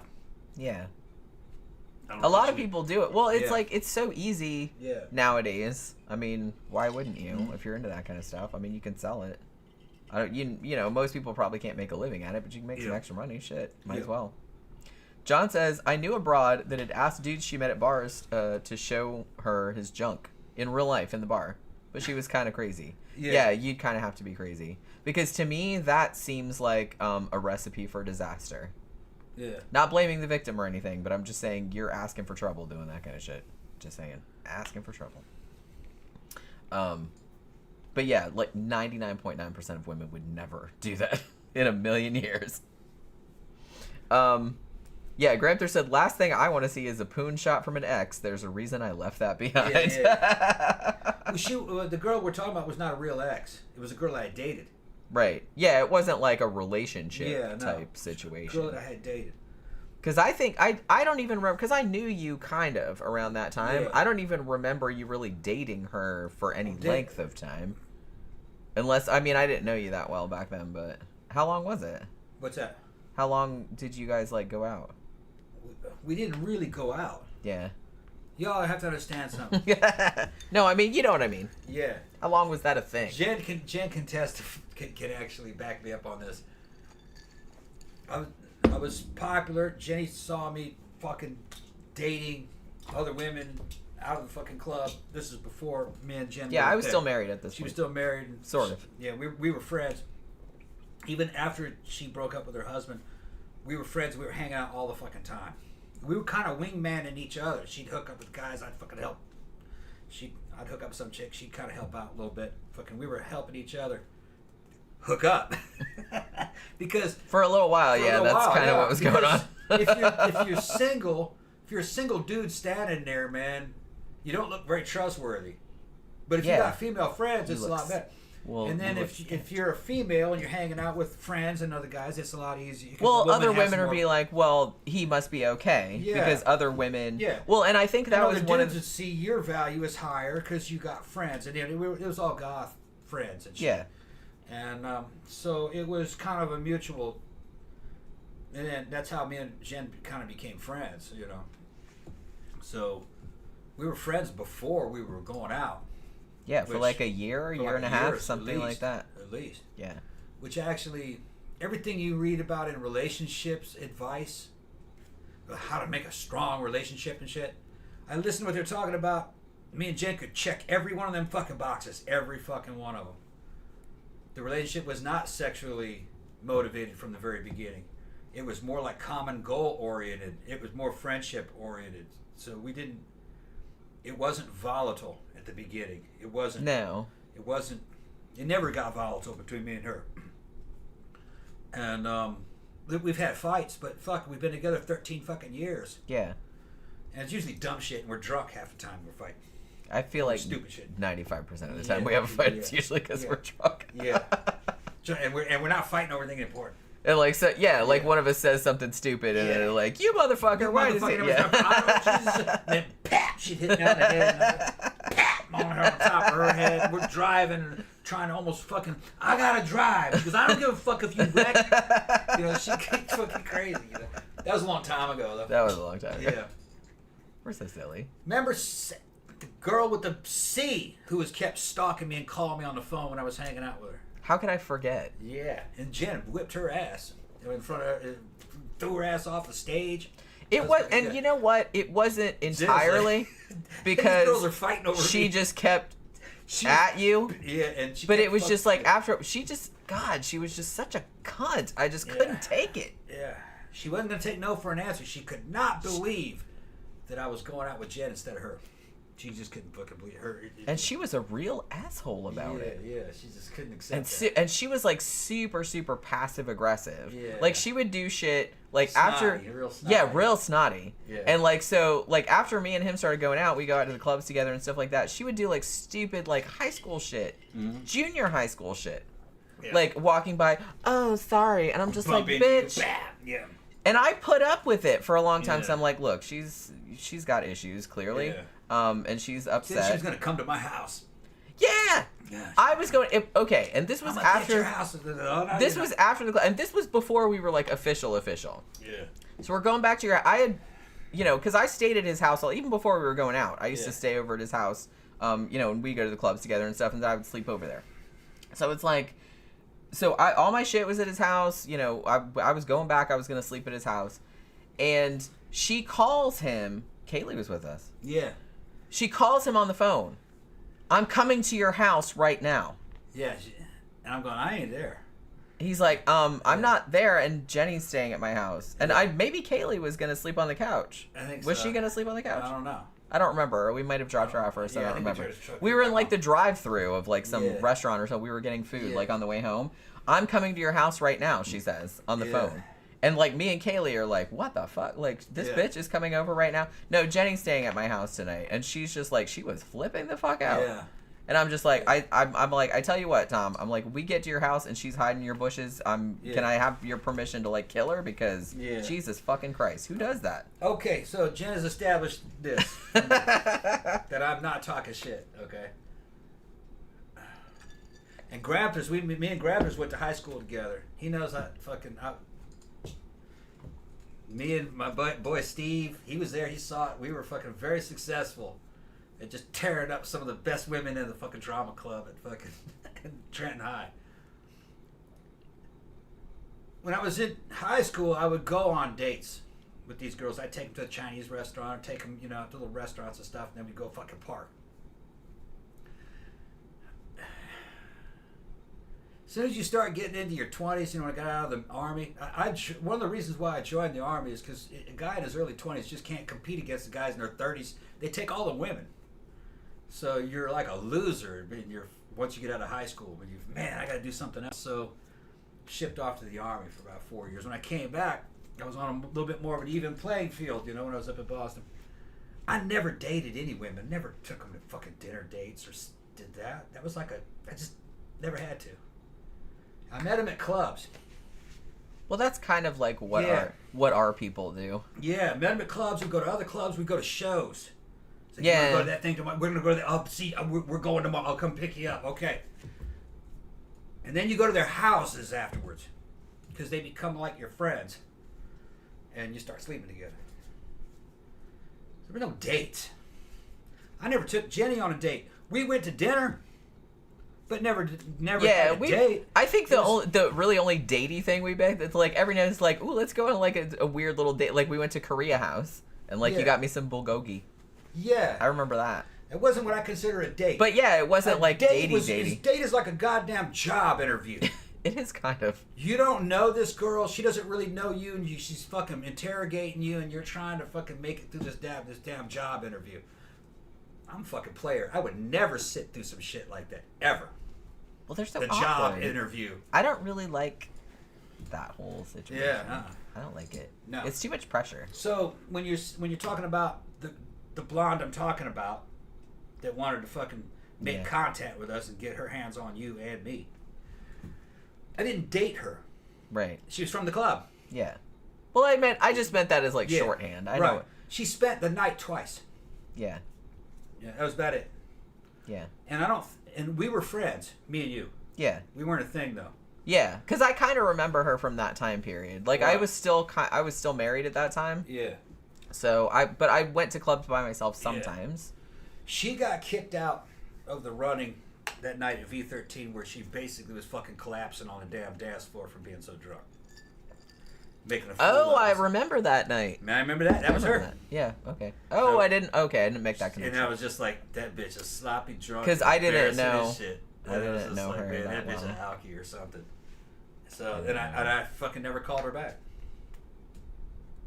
Oh, okay. So that's how that happened. Yeah. Yeah, I knew you then, but not super well. Right. Because I was still married, but me and my husband were still living together, but we were talking about separating. Yeah. So a lot of times, sometimes I would go out to the clubs on my own. I didn't fuck anybody else, but I was just kind of going out on my own and doing other shit. And he was going out and doing other shit too, probably. But I don't really know. I didn't really ask too much about that. But you knew about all of them, most of them. No, there's some you didn't know about. Oh, really? Oh, now I'm intrigued. Now you intrigued? I can tell you. Who are you going to tell me that I didn't know about before? One of them I couldn't say anything because she had a boyfriend. Oh, wait! Can you tell me? Are you gonna get in trouble? Or was this a long time ago? I mean, it's a long time. Well, it had to be a long time. Before me and you were a thing. Yeah, well, I was gonna say it had to be a long time ago. Tori. Oh, I knew about that. Okay, I told you. Yeah, you told me that. All right, and then I knew about that. All right. Yeah, because she was she had a boyfriend. Okay, yeah. But I liked him. I do remember you telling me. Yeah, she had a boyfriend and I liked him. Yeah, because I remember you telling me that you kind of felt bad. Yeah. I rember you telling me. Okay, so you did tell me that. Okay, good. That's not. I thought you didn't know. No, I know. It's a long time ago. I didn't remember that I told you. I thought that you had pretty much told me everything about everything. Maybe. I'm trying to think. Unless you can come up with some shit. And like I said, I don't, sometimes I think you told me shit. Because like I said, you did tell me that. I remember you telling me about that. Gia. Okay, that I did not know about. Yeah. When was that? Right before me and you. When I went out with you? Yeah. I chose you over Gia. Oh, okay. Now this is total news to me. Yeah. This is total news to me. Yeah, you thought she was only into girls. Well, no, I knew that she was mostly into girls, but not entirely. Yeah, but we just decided to be friends. Oh. Okay. Remember remember the first time you spent the night at my house? Yeah. That was the week after. Oh, shit. Yeah. I mean, that was a long time ago, though. Oh, yeah, but, that was a long time ago. Oh, okay, so... That was the week after me and here's her the thing, though. called it quits. Okay, so that's that That's kind of blowing my mind, actually. Yeah, because me and her would still hang out. And that's what I mean. And you hung out with her after when I was not home. Yeah, that's okay. One time. Didn't y'all got in a car accident? Yeah. I was at work or something, and y'all got in a car accident because you called me. Oh yeah, I know. She had a girlfriend, though. Yeah, she was living with her girlfriend we were at that time. Yeah, I didn't think anything was going on. Yeah, no, nothing. But she did hang out but I didn't know that. I didn't know that you had actually. I didn't consider her an ex. No, I didn't know that you had actually slept with her though. You never told me that. Okay, now you're putting it that way. I didn't actually. Oh, okay. No, didn't go that far. Oh, okay. I thought that's what you meant. No. I thought that's what you meant. No, didn't go that far. That's what was blowing my mind because I'm like, wait, what? No. I didn't know that. No, didn't go that far. Oh, okay. But you were talking about dating type. Oh, okay. I misread the situation. Yeah, you read into it too much. Well, no, because I thought that's what you meant. Just making out stuff. You know, okay. I thought you meant no. Because the fact that you brought it up and then you brought up Tori, and I was just kind of like, oh, well, okay, well that must mean the same thing, but Tori about halfway. Oh, okay. All right. Oh, see, I thought that was a full blown thing. Well, we couldn't. We were in public. Oh, okay, I gotcha. Well, that's happened. We were fucking in a car. Oh, okay. What? I've had sex in a car before. I've had sex on top of a car before. Okay. In front of someone's house. This is. Like it was the middle of the night. Before me and you. Remember when me and you used to go downtown in Orlando and we parked the car in that fucking hidden place near the parking lot? Yeah. There. The hidden place. Oh yeah. Oh, okay. It's now gone. Oh, okay. They built some shit there now. Remember? Did y'all leave the club and then come back later? No. I'm trying to think. Oh, okay. That was a long. It was so long ago. I mean, I kind of remember shit, but not that. No, long. I picked her up and took her to the club. club. Oh, okay. I picked her up and took her to the club. Her boyfriend was out of town. Oh. Yeah. But y'all didn't. Started making out like crazy in there, and she was looking. Oh man, I had too much shit for the public. Yeah. But I was like, I said, we have to chill out here, you know what I mean? Because I'm friends with your boyfriend. Yeah, that's kind of fucked up. And then,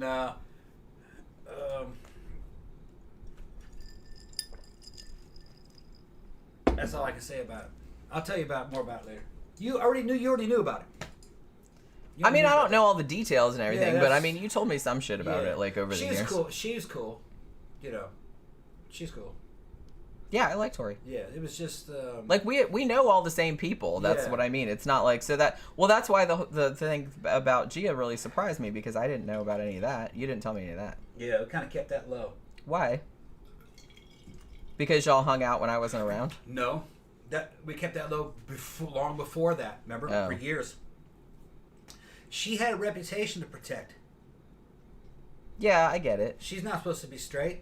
Yeah. Remember? Well, I kind of feel like a lot of girls that are into girls, they do kind of like play around a little bit with it, but see what's going on. I can tell some stories about that too. Well, I know those stories, but that's you're talking about Robin, yeah. Yeah. But it's like I don't know. I didn't know anything about that. What's that? About that with Gia, yeah. Yeah, it wasn't that big of a deal though. Oh, okay. No. Well, the way you like kept it secret, that seems like a big deal. No, no, it's just that's mostly just protect her. Oh, okay. Didn't have really that much to do. We don't see her that much anymore. No. We saw her at what was the last show we were at Will's Pub? Yeah. Was it a Starry Night or? Yeah. Maybe. Yeah. Last show we were at Will's Pub, she was there. Yeah. But she lived in New Orleans for a long time. Yeah. No. Mississippi. Yeah, that's right. Yeah. And Gulf Coast, she was in right. Boston. She lived here for a while, and then she moved away for years and years. But I think she just moved back because didn't she say she was taking care of her mom or a relative or something? Like that, yeah. Didn't she say? Because I was talking to her, but I thought she moved back to like take care of a relative. But we hadn't seen her in such a long time. But yeah, I remember when we lived in Sanford, because I remember I was at work and you and her went and did something. And you got in a car accident, like not a bad one, but like you hit a guardrail. Or it was raining and some shit like that. She wanted to learn how to ride motorcycles. That's right. I forgot. Yeah, that's why she was always coming over because she was learning to ride motorcycles, and Tom was like letting her ride his bikes and stuff. No, I was letting her co-ride. Right. On the back. That's right. to see if she liked it. She did like it. But that was only a couple times. And yeah, that was. And then I went and got her on a bike and brought her to the house. And then we rode, and then I brought her back to the house. You came home, I think, right? Yeah, because she was still there when I got home. She was still there, and then I drove her back in the fucking Mustang, and we were in that bumper to bumper traffic, and there's some kind of accident happened up front, and everybody slammed their brakes on. And I couldn't stop as fast as the little subcompact that was in front of me, so I went off the road and hit the guardrail. But it just bent the fender a little bit. Yeah, that's right. That was your Mustang. Yeah, it was a Mustang. Well, see, I thought that happened when I was at work because I thought I remembered you calling me or texting me or something like that, and said me and Gia got in an accident, and I was like, "Holy shit, are you guys okay?" She might have come over twice, didn't she? I think it was twice because I remember. It was only a few days apart. I think. One time she came over and I was there. Yeah. Like one time she came over and I was at work, but she wasn't there most of the. Like she was at the house when I came home. Yeah. But I knew she was there because you told me, but. She wanted to learn how to ride a motorcycle. Right. But I think the other time she just came over and we just like hung out and watched movies. Yeah. But yeah, like I haven't seen her. Like I said, the last time I saw her was at work. She's not here anymore. She moved again. Oh, she moved again? From what last I heard. Oh, okay. She doesn't live in the state anymore. Yeah, because I knew she had like come back. Gramthars said, this is funny. I'm not sure my wife digs when I confess stuff from years ago, but I tell her anyways. Yeah. Yeah, you're not getting worried about G, are you? Well, I just didn't know about it, and it's just like, and now I'm just kind of like, well, shit, what else has he not been telling me? No, that's about it. But the thing is, that wasn't that big of a deal. Okay. Me and Gia were friends. Yeah. Well, yeah, like everybody else. I was her friend too. But like I said, that was before we got together. Yeah, before we got together. That was when we were just like friends and like hanging out. Like I didn't even know her that well back then. She didn't want that to get out. Oh, okay. Sorry. Yeah. Well, really it's not like a lot of people that know us are watching this. Right, yeah. And she didn't want it to get out because of girls. Yeah, I get it. You know. But still. She didn't want to look straight, I guess. Yeah. I don't think in this day and age nothing really happened, so there's no reason to. Right, I gotcha. Yeah. Like, I think, who was it earlier that was asking something about that I kind of wanted to address? This was a while back. We got kind of like fucking. Where did it go? I think it was was it Mr. 88 that was asking? He said, oh, here it is. He says, I know, Mr. 88 says, excuse me, I know the real answer is it varies widely. It does. But what is a typical number of sexual partners a man or woman has had at 40, at the age of 40? I'm out of the loop and I have no clue. Oh, that's across the board. Like I said, it varies widely. Who asked this? Mr. 88. Okay.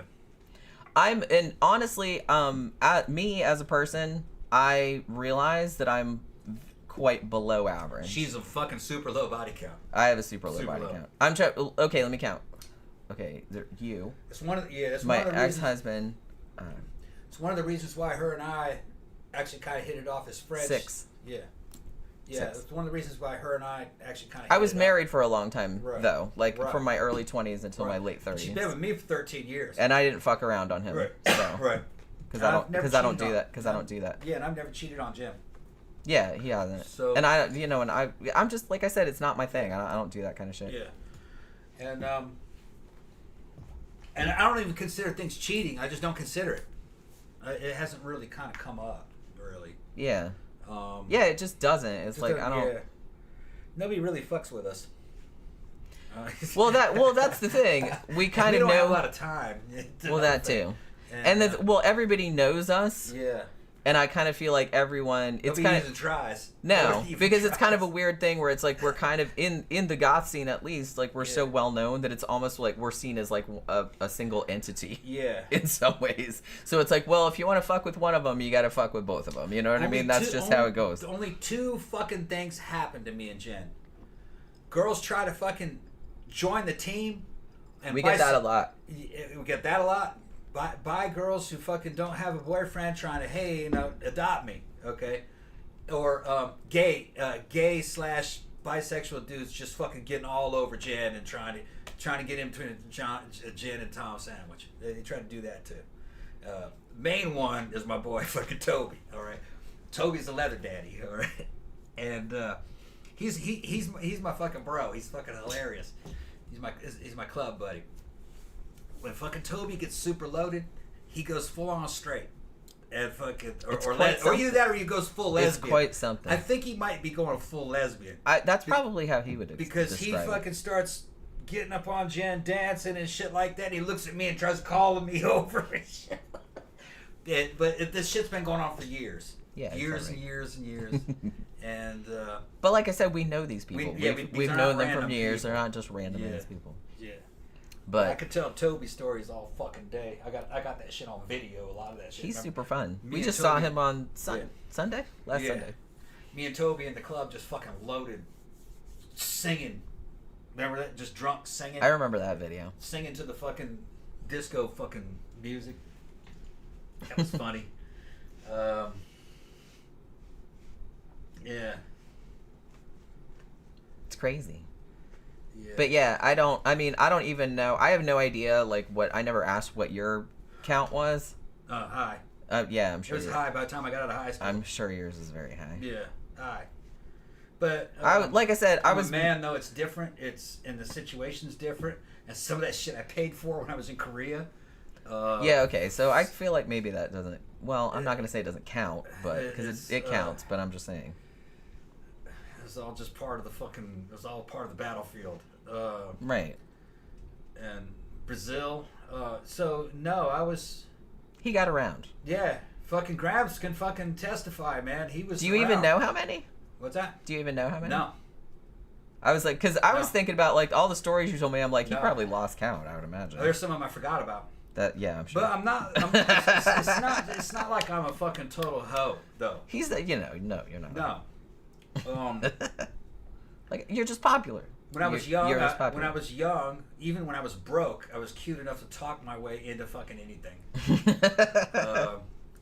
And when I was living in Brazil off and on, sometimes I went to Brazil twice, and my parents lived there. My mother, my stepdad lived there a total of like 14 years. So sometimes I'd take leave of the army and go up there, or go down to Brazil. In Brazil, when you're a fluent Portuguese speaker, an American, Caucasian, just white bread motherfucker like me, you're going to be very popular down there because you're foreign. The foreign guys get all the girls. They just do. And my family had a lot of money back then, especially for Brazil. So I was a rich foreign guy from the point of view of these Brazilian girls. And I didn't date rich girls. I could not stand Brazilian rich girls. I liked Brazilian middle class girls. They were more like an American, in their sensibilities. They were more normal.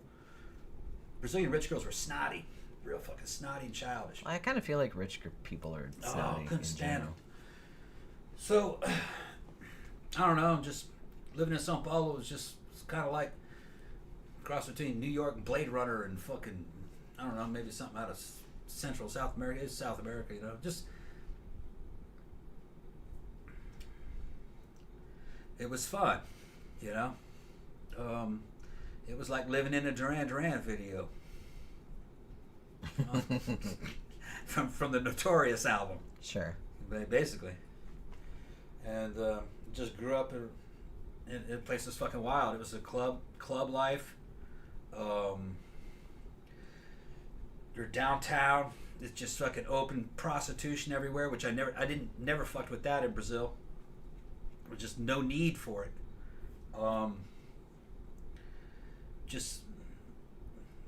The developing world is a lot more fun than the United States. A lot more. The food was better. There were rules, but people really didn't follow them. I could get into any club. I think I was legal most of the time. I think you could be 16 and drink in Brazil. I think, well, I don't know about now, but I feel like the drinking age and shit like that and getting into clubs and stuff, you can do it a lot younger. Yeah. Like, I know in South America, and I think in Europe you can as well. Because honestly, when I was in the UK, and this was a while back, but it's like, technically, you weren't supposed to drink till you were 18, but if you looked kind of old enough, they didn't check. They didn't care. I never got carded. They didn't give a shit. If I you're never dressed nice and you got money, you're gonna get a drink. starting to get loaded here. I'm gonna get some more of that fucking. That tequila's good. See, aren't you glad that I went and saw my brother today? You almost ready for another drink? Yeah. Okay. We got free. I didn't even ask for it. Yeah. They just said, "Hey, we have this in our house and we don't really drink. You want it?" Yeah. I was like, "Fuck yeah, I want it." Me and my brother, who's 4 years younger, whose name is Eric. We're the big drinkers in the family. I think he drinks a lot more than I do. Another thing, Jenny, you know when you're talking about body count? Yeah. Some people, man, the way they do that. First of all, body count. The body count concept. I understand why people would want to know. Yeah. But it's also kind of bullshit. It is. It's not as meaningful as some people make it out to be. No, absolutely. Well, it's just kind of like how people make a big deal about virginity, but it's like it's all like a bigger deal than it really needs to be. And see, if I made out with a girl, and maybe like there was some oral sex involved, I would count that. And a lot of people. Oh, okay. Well, then my body count is a little bit higher then. Okay, yeah. Other people don't. If you're just counting oral, then okay. Yeah, then it's a couple people higher. I count everything. Oh, okay. Because to me, then mine's 2 people higher. If I come, then it counted. That's really all it is. I don't care how I got it. Okay. All right. I wasn't sure. Like I said, everyone's parameter. I didn't know if you meant like if it was. I don't have this vaginal fixation. You know what I'm talking about? So even if somebody gave you like a hand job, for example. What if I went anal on her, man? I count that shit too. I might count that one twice. I think most people. Okay, would count that. So you don't know. I'm just saying. I'm talking about how sometimes people won't count like oral, or it's like, oh, they just gave me a hand job, that didn't really count. No, because it wasn't P and B. If you bring a person to coitus, it counted. Didn't matter how. Okay, then my body count is 2 higher then. Okay. Then it's 8. All right. Yeah, then still that's then it's 8. But you see, how can you say it didn't count? What if you got this sweet little, let's say you're 17 years old, and you got this sweet little 16-year-old girlfriend, and you cut her loose, and she blows an entire fucking city bus full of dudes, and she comes back. You're gonna say, oh, they don't count? No, they fucking counted. Yeah. Hell yeah. I mean, I would. Well, we were talking about this the other day because I said everybody's. Because I think we were talking about like the parameters of like cheating, like because I know that like everybody, and I'm like I respect everybody's boundaries and shit like that. Some people wouldn't consider certain things cheating, and other things they would consider cheating. But so we were kind of talking about that. So I didn't know if that. I mean, I would count oral sex, yeah, but like just making out. Like just like, you know, kissing or maybe a little bit of groping or something like that. I guess I would kind of that I would still consider that cheating. As a connection. But it's not as the same.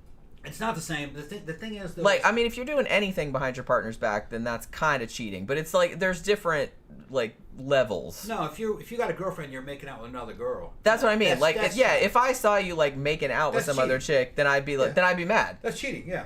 I mean, obviously it's not as bad as you like fucking some other chick behind my back, but it's like if you were, I wouldn't be as mad, but I'd still be mad. It's still cheating. It's still cheating. I feel like. Of course. That's what I'm saying. I count everything. If you got off on it and the other person got off on it too, it counted. Yeah. All right. So I don't really differentiate what kind of sex it was. Well, yeah, that's probably good because some dudes will try to like get around by saying, well, it's like, well, I didn't like stick my dick in her, so it didn't really count. And I'm like, yeah, they're full of shit. It still kind of counts. They're full of shit. There are some girls out there that'll give a hand job better than any fucking sex. All right, and you can not that shit didn't count. No, that shit fucking counts. Oh, and Tom loves the hand job. I fucking love hand jobs. Girls that give a hand job just fucking blow your fucking mind. All right, you're like. Got a cigarette? Yeah, okay. You got to recover. You got to recover after that shit sometimes. Just close your mouth for a few minutes. Let me kind of just. Let me just bask in this. I got to vanish. Let me bask in this. Yeah. Oh yeah. They. Yeah. So, no. So that's why I'm saying. You know, if I'll kind of point out this one and that one, or that one, it doesn't necessarily mean that it was sex. Oh, okay. You know well, see, I thought that's what you were implying. That's all. No, I just misunderstood. I count anything. I misunderstood. I count any kind of like connection or any kind of you know what I mean, activity or you know. Any kind of quasi-sexual or sexual activity. Yeah, I count it all. Okay. I count it all. Fair enough. But here's the thing, you know what I mean? Even like, what if you're gonna say just like vaginal shit, my count's still pretty high. Yeah, I figured it was. Still pretty high. Well, because I know, even just the short time I've known you, like, you know, before I knew you, like, when you just moved here. Yeah. You know, it wasn't super high when you got here. I think you had, like, a reputation of being that way, like, before we got together, but that was, like, exaggerated. Yeah. I don't think you slept with as many people as people thought you did. No, they were imagining that. Yeah. They thought that people thought you were just banging everybody. Yeah. And you weren't. They were imagining. It was what, like 3, 4, something like that. I don't remember what it was. Like before we got together. Yeah. How many was it? Between 2008 when I moved here and we got together at what? We didn't officially. I knew you in 2009 or 2010, but we didn't get together till 2011. Okay. In that time. I'm trying to think. Well, I can think of like 5 or 6. Yeah, that's what I'm thinking. About 5 or 6. Okay, so that's So that's who I'm thinking of. Right. So I know all of that. Yeah, about 5 or 6. Yeah. You know them all. Yeah, I know who they are. Yeah. I know who they are. They're good girls, all of them. Well, I know all of them. I know all of them. Yeah. Like I said, it's a small scene. Yeah. We've all kind of like. Yeah. Well, I was gonna say we've all slept with each other. We haven't, but I mean. We've all slept with each other. We've all slept with the other people that everybody else slept with. It's a very much. It's not even a 6 degrees of separation. It's like a 2 degrees of separation. It's like usually anybody you sleep with in the God scene in Orlando or Tampa, somebody has slept with somebody that. Yeah. I mean, that's just because there's not that many.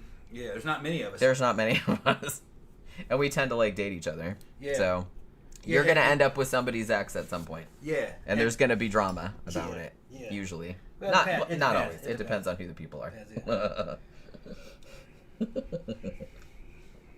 Mr. 88 said the reason he was asking was I married at 19 and was faithful for 27 years. So I completely skipped all of the sex dating stuff. Oh.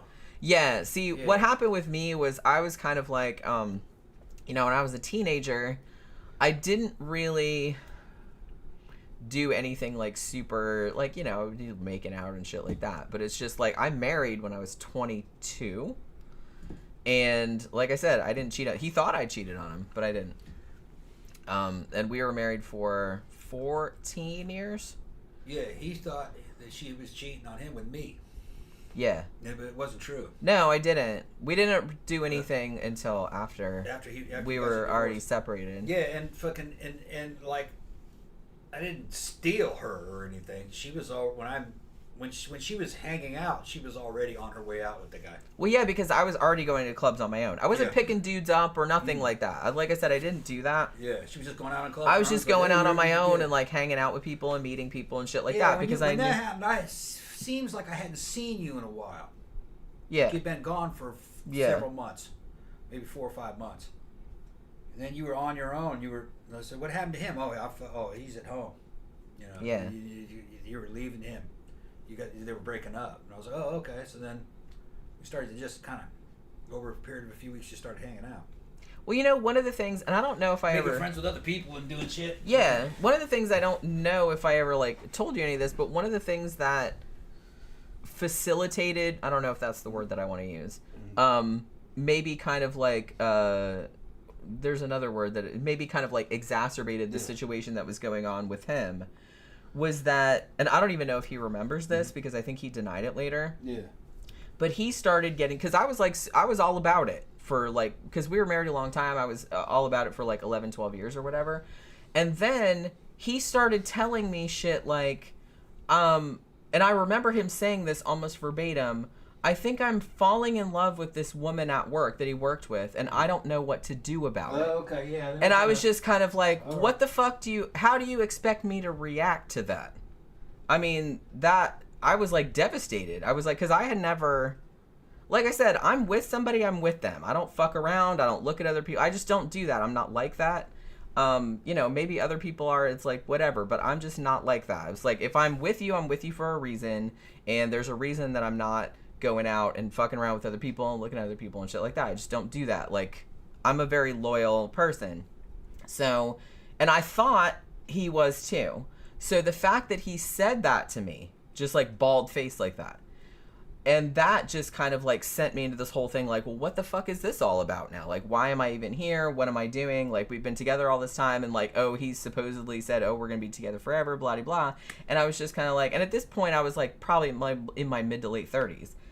And I'm just kind of like, do I really want to stay with somebody that I thought was going to, like, stick by me, but now they're like, oh, well, I don't know what to do. I'm having all these feelings for this person and I think that woman was married. I don't know if they did anything. I don't know. And, like, at this point, I don't care. But at the time, it's funny to think about now because it's like, I don't give a shit about it anymore. But it's like, at the time, I was, like, really upset. And I was just kind of like, another drink here. Yeah, and I was just kind of like, well, how the fuck do you expect me to react to that? Like, what, you know? That dude didn't get anything. Yeah, and it's like, I don't know. I doubt it. He was just trying to make you jealous. That dude wasn't slick enough, man. And I'm just kind of like, but yeah, I'm just like, how the fuck do you expect me to react to that? Like, we've been together all this time, and then you're suddenly like, oh, I'm in love with this, like, woman at work or whatever. And I'm just kind of like, and then, like, as soon as he said that, I think, like, it wasn't immediate, but it was, like, pretty quick, where I was just kind of like, okay, well, everything that I thought I knew is apparently wrong now, so I'm just like, so I just started very deliberately just cutting off all of my feelings toward that dude. Just very deliberately. I said, you know what, I'm just gonna, because at first I was, like, really upset, and I was just like, oh my god, this is, like, the worst fucking thing ever. But then the more I thought about it, I'm like, you know what, just shut down those emotions. So I just shut down every single emotion that I had for him. And it didn't take that long, just like a few months or something like that. And then after a while, I'm like, you know what? I don't even give a shit about you anymore. So I'm like, you can still say my friend, you can still live here and shit like that, but you're moving into the other room and I'm going out on my own. I'm just like, I'm not having it. Not having it. And I did it. And it's funny because Tom tells me, he's like, well, women, it's much easier for them to just shut their emotions off about stuff like that. It wasn't easy, but I did do it after a while because it made me so angry. Like, the betrayal just made me so angry.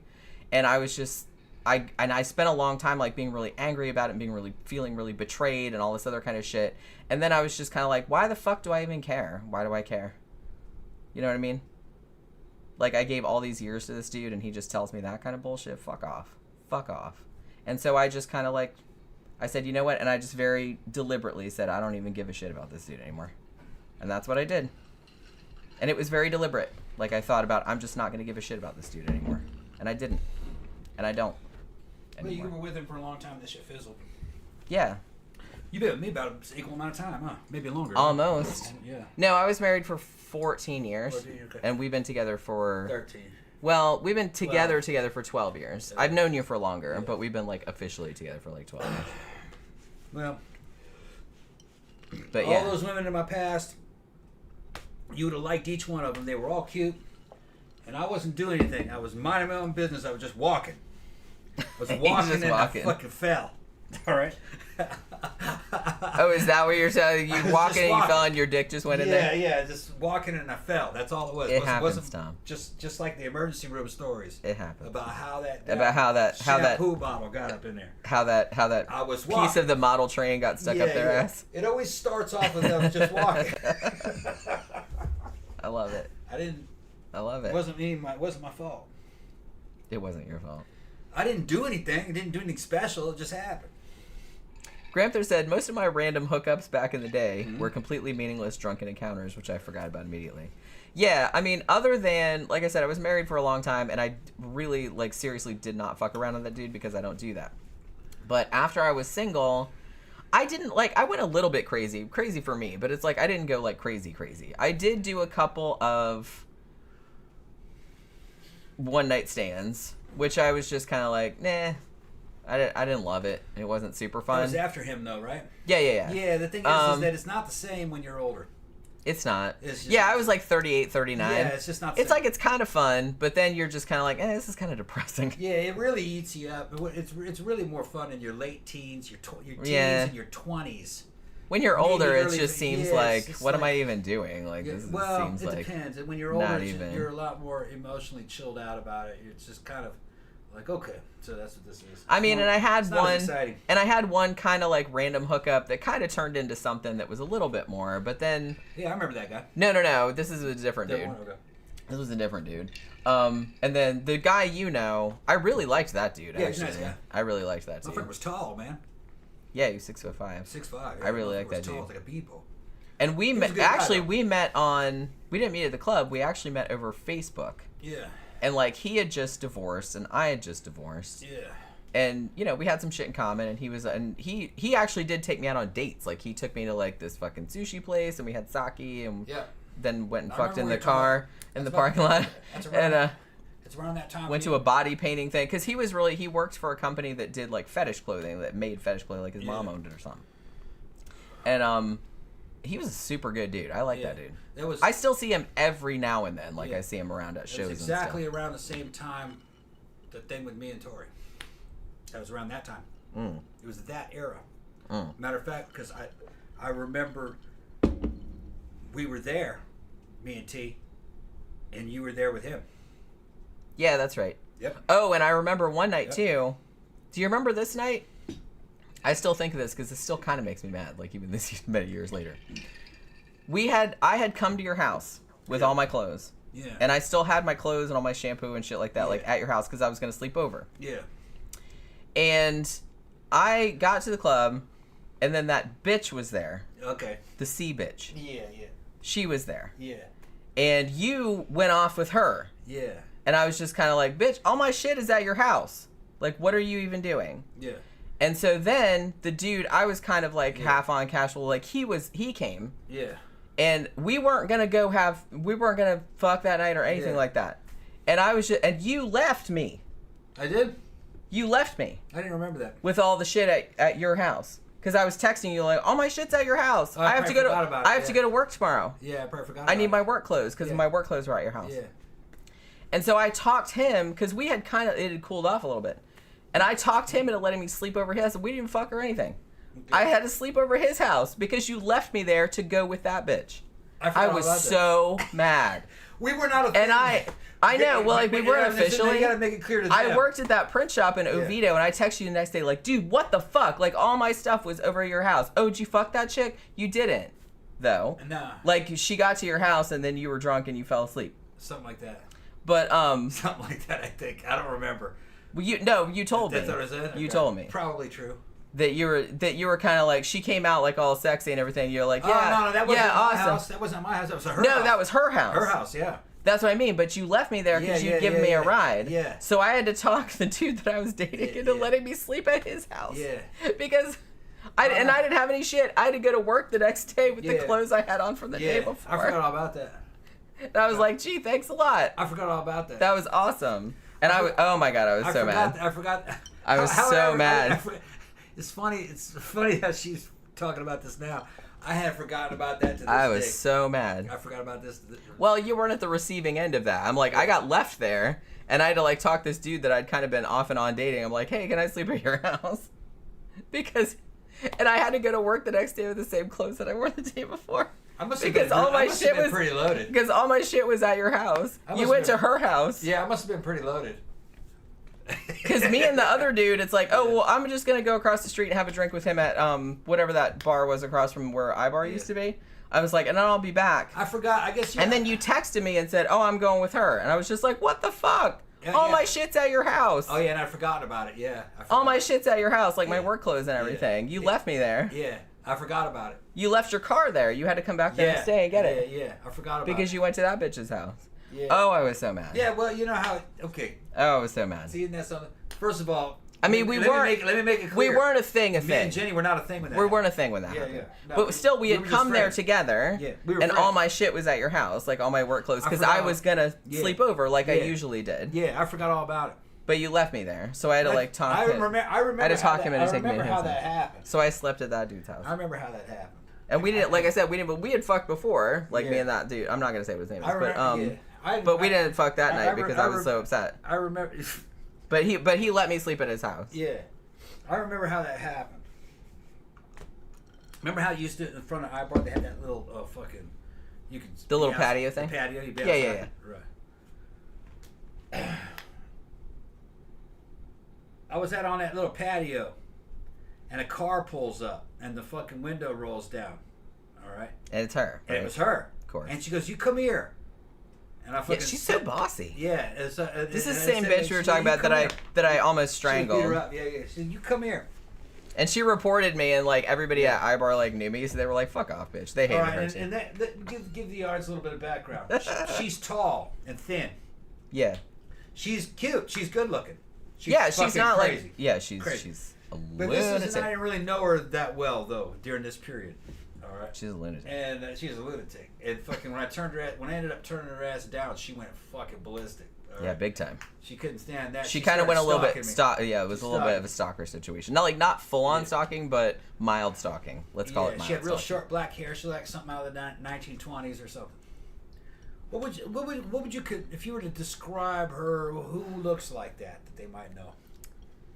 Yeah, she kind of looked like you said, it was like a 1920s kind of, because that was the look she was going for. She had like that short kind of, not a bob necessarily, but like a short. She's a beautiful woman. She's beautiful.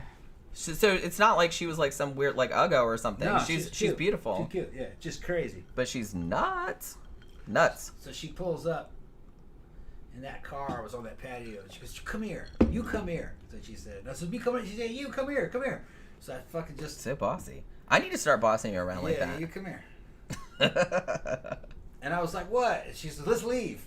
This is where we going. She says, "We're gonna go to my house." I was like, "All right." She was trying to jump on that dick for such a long time. I was like, "All right, hold on, let me check. Let me, because it's just I remember this. Let me cash out." So I cashed out, and fucking jumped in the car. And you left. I forgot all about fucking. I was like, "Gee, thanks, Tom. He forgot all about me." I forgot about my car too. Yeah. I left the car there. You did. Yeah. You did. Like I said, I told you.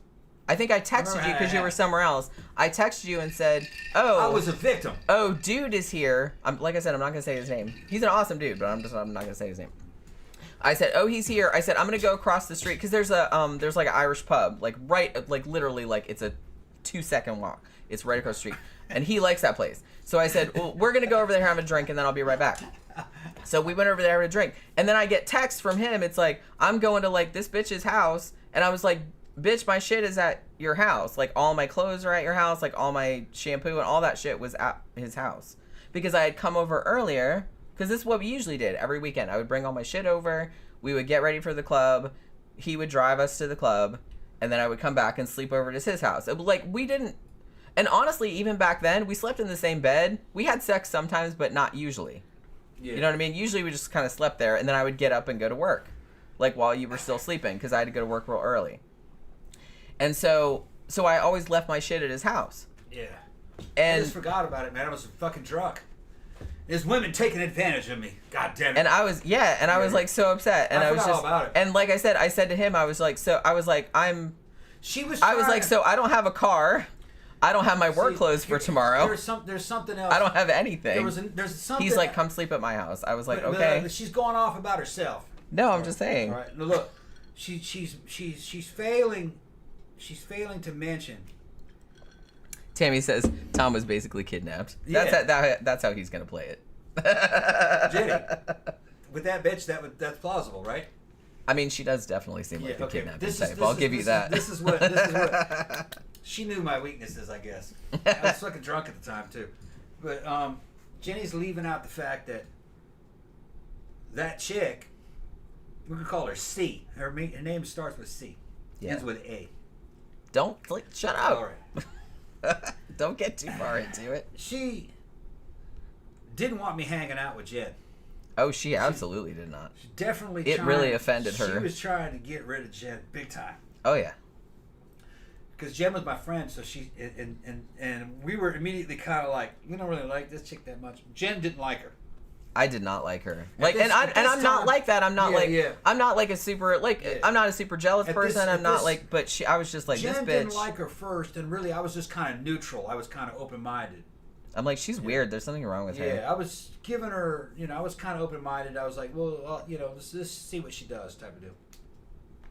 And I definitely could tell she was gunning for me. I mean, it was Jesus Christ. Could she have been? She might as well have had a big fucking neon sign on her forehead. Right. I want Tom's dick. Yeah. That's what it might have.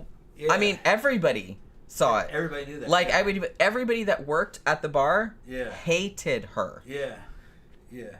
Why do you think like I kicked her ass and like she reported it to like Lee and people like that, and they were just like, fuck off. They hated her. She was homing in on me, and she was and she would. So I'm a victim. Anyway. You're a victim. She was homing in on me. I mean, if you're gonna be a victim of a woman, that's probably one of. Yeah. She was cute. Like I said, she's not, and I will concede. Yeah, she's a beautiful woman. She's cute. I haven't seen her in a long time, but she's a beautiful woman. She evidently looks about the same. She's back, and doesn't go out.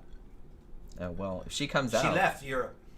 Well, if she comes out, I'm not going to do anything. I'm just going to ignore her. But if she comes up and do some like shit like she used to do, I don't think she'll be I'm going to back punch her fucking face in. I don't think she'll be back out. She was very surprised because she had gotten away. Look, I'm a patient person. Yeah. Okay, I had put up with this steady, passive-aggressive little bullshit that she was doing. Every time we'd go out, because we would go out like every Saturday and like whatever the goth nights were and stuff. This bitch would do like this passive. Oh sorry. I'm just like, you know what? Just rise above. I gotta admit, I was rise above.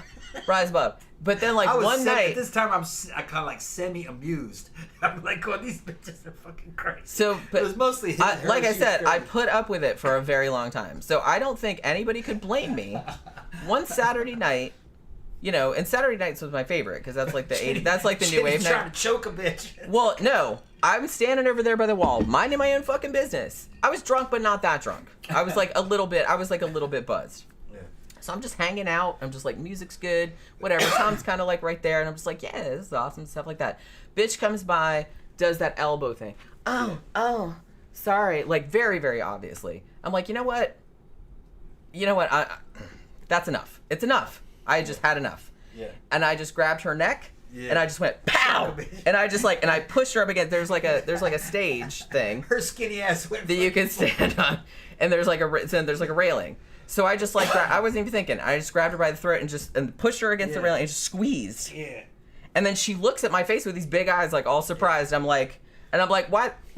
First, I thought it was very funny that she was surprised. Yeah, and then fucking. Because I'm like, what did you expect to happen? And then after that shit, that's when I'm getting all the phone calls. I'm coming over to your house, all that kind of shit. And then a few weeks later, all of a sudden, she's got her sister in on it. Remember? And her sister was just as crazy as she. Well, they were adopted. Yeah. Or she was adopted, or the sister was adopted, or they both. I don't remember. They told us the whole fucking story. I wasn't listening. Yeah. Like anyway. Anyway, fucking somehow or another, I had forgotten. I just jumped in the car. I cashed out and jumped in the car. I'd forgotten everything else. I even said, "Fuck it, leave my car here." I had you were thinking with the dick. I guess so. Well, obviously. But then, what else? I'm gonna tell exactly what happened when we got. I mean, I know what happened unless you lied to me. No, you told me what happened. Yeah, she got more and more ridiculous when I got there, and. Well, yeah, you did tell me that. It was a because I called you the next day and was like, "What the fuck is going on?" Yeah, I was like, "Oh." From work. Man, I don't know how much I should go into detail on this shit. Well, nobody knows who she is. Yeah. Although, probably, if anybody was real determined, they could probably find out. But yeah, I'm all up for fucking. She throws me into bed. I'm fucking in the bed. I start taking clothes off. She fucking disappears. She comes out in her fucking airy fairy, fucking night clothes and shit. She was looking pretty good. But then all of a sudden she's like fucking, oh, by the way, where's your condom? And I said, oh, I don't have one. Yeah, why would you have one? Yeah, I said, I don't carry that kind of shit around. And she was fucking mortified. She was pissed as a motherfucker. That's right. And I was just like, nothing I can do about it. Rolled over and started going to sleep. Says, we'll talk about it in the morning. Which is the best one. I was fucking loaded. Well, yeah. I was pretty I mean, I don't think you would. I was like, it was tempting, but between sleeping and getting some, I was like, nah. I think I'd rather sleep. Let's just sleep. Let's just sleep. You know, fucking. I remember you telling me that she was very upset that you didn't have it. Like she expected you to just carry condoms around. Like this was just something that happened all the time. Yeah, I gotta fucking carry a fucking condom in my pocket like I'm 16.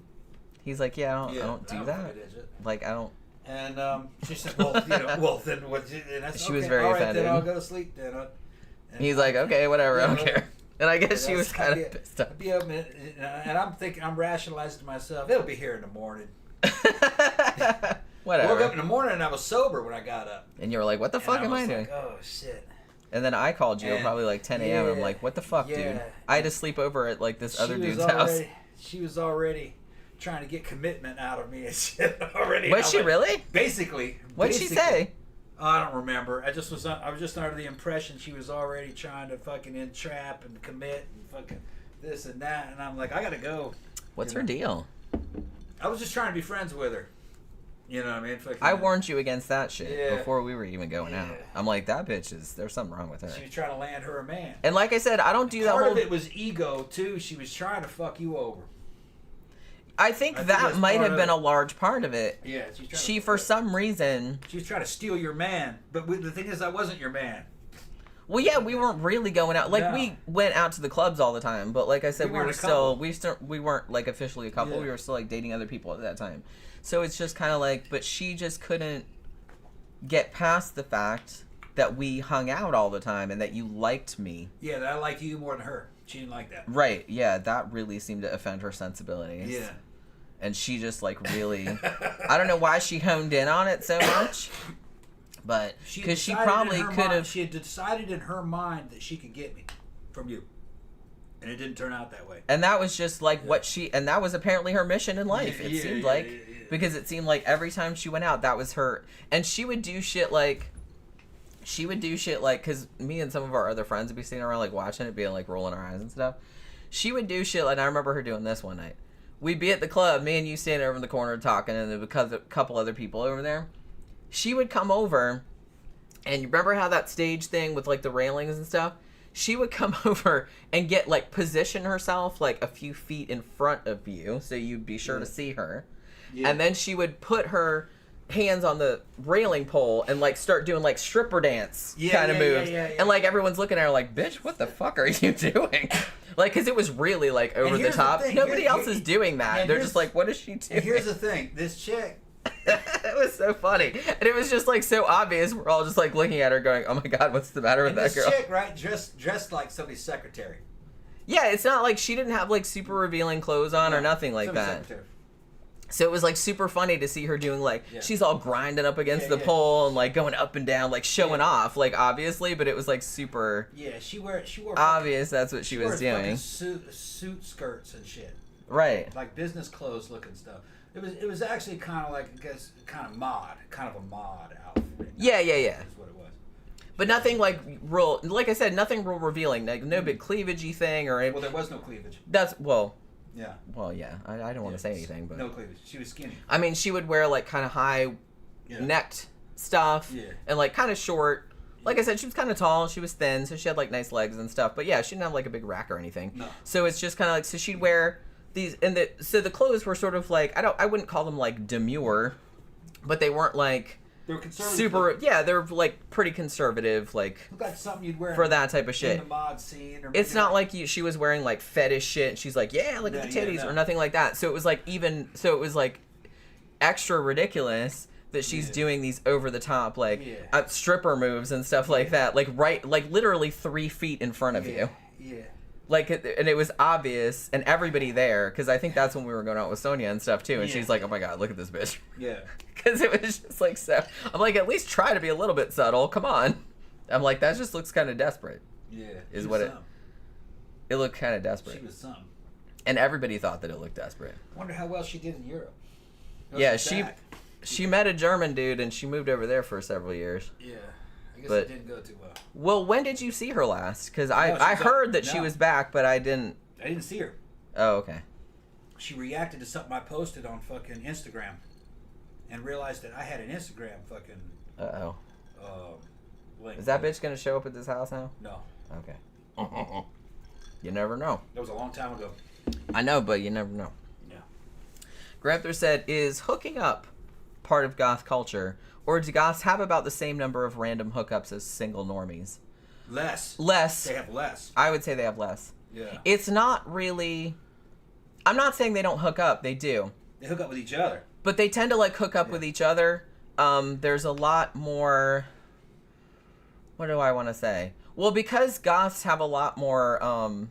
it's kind of... I don't want to say incestuous. It is a little bit of an incestuous scene in the sense that... There's these certain standards that you have. Right. So you're only going to find that inside the scene. It's just the tastes in things that you have. Right. And so you're already going to have like a limited audience. And the girls are the most fucked because they're outnumbered. They outnumber the guys by a lot. all the best guys get snapped up pretty quickly. That's why you see, you know, guys like my friend Damian with fucking 2 super hot goth chicks. Well, for a while. For a while. Until one left. Yeah. Well, one drove the other one out. Yeah. So now he's just got one. Right. But they've been together a long time. Yeah. So I guess that's working out. Yeah. Matter of fact, she wants to hang out. She's nice. I like her. Yeah, she wants to be her little I friend. like all of them. That's why that whole situation was upset. Yeah. And that's another thing too, is like, and I don't know how much more common this is in the goth scene than in the normie scene, because I don't know any like that many normal people, but there's a lot of like threesome shit, there's a lot of that kind of stuff.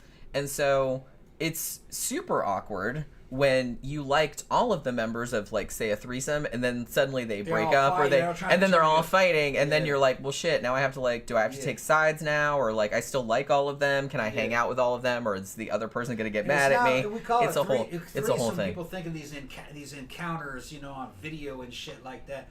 It's not a threesome, it's a throuple. Yeah, they're, like, together, they, like, live together. Yeah, they'll be living together, some throuples together 4, 5, 6 years before. Yeah, like a long time. Yeah. So, but that's what I mean. That's what makes it like even more awkward. Like, well, and I've had situations too, with just like with quote unquote regular couples that we've known a long time, and then they broke up. Yeah. And then, you know, I've known couples that have been together for like fucking 10 years, 12 years, 15 years, and then they'll break up and they'll start dating other people, and then I feel kind of weird about it, because it's like I like both of them and you still see both of them out. And it's like, you can tell they're kind of like, you know what I mean? And it's like, well, can I talk to that person? And that person will get mad at me, or, you know what I mean? So it's just this whole thing. Because everybody knows everybody. Yeah. So you can't really, and that, you know, we haven't had this issue happen too much, but like every now and then you'll get like somebody message you like, why did you talk to my ex? It's like, he's such a motherfucker and blah, blah, blah. But it's like, the thing about it though, is that because the scene is so small, if someone's a real motherfucker, everyone's going to know about it. Yeah. And everyone's going to be like, yeah, no one's talking to that dude. Yeah, it's hard to make up shit about somebody in a local scene, because everybody knows the truth. Pretty much. I mean, sometimes you'll hear something that's kind of sideways about somebody that happened in private. Maybe that happened. You're not sure, you know. But thing is, we're not the kind of people to like banish people. Me and Jen are. I mean, some people have been banished, but then they're back a few years later.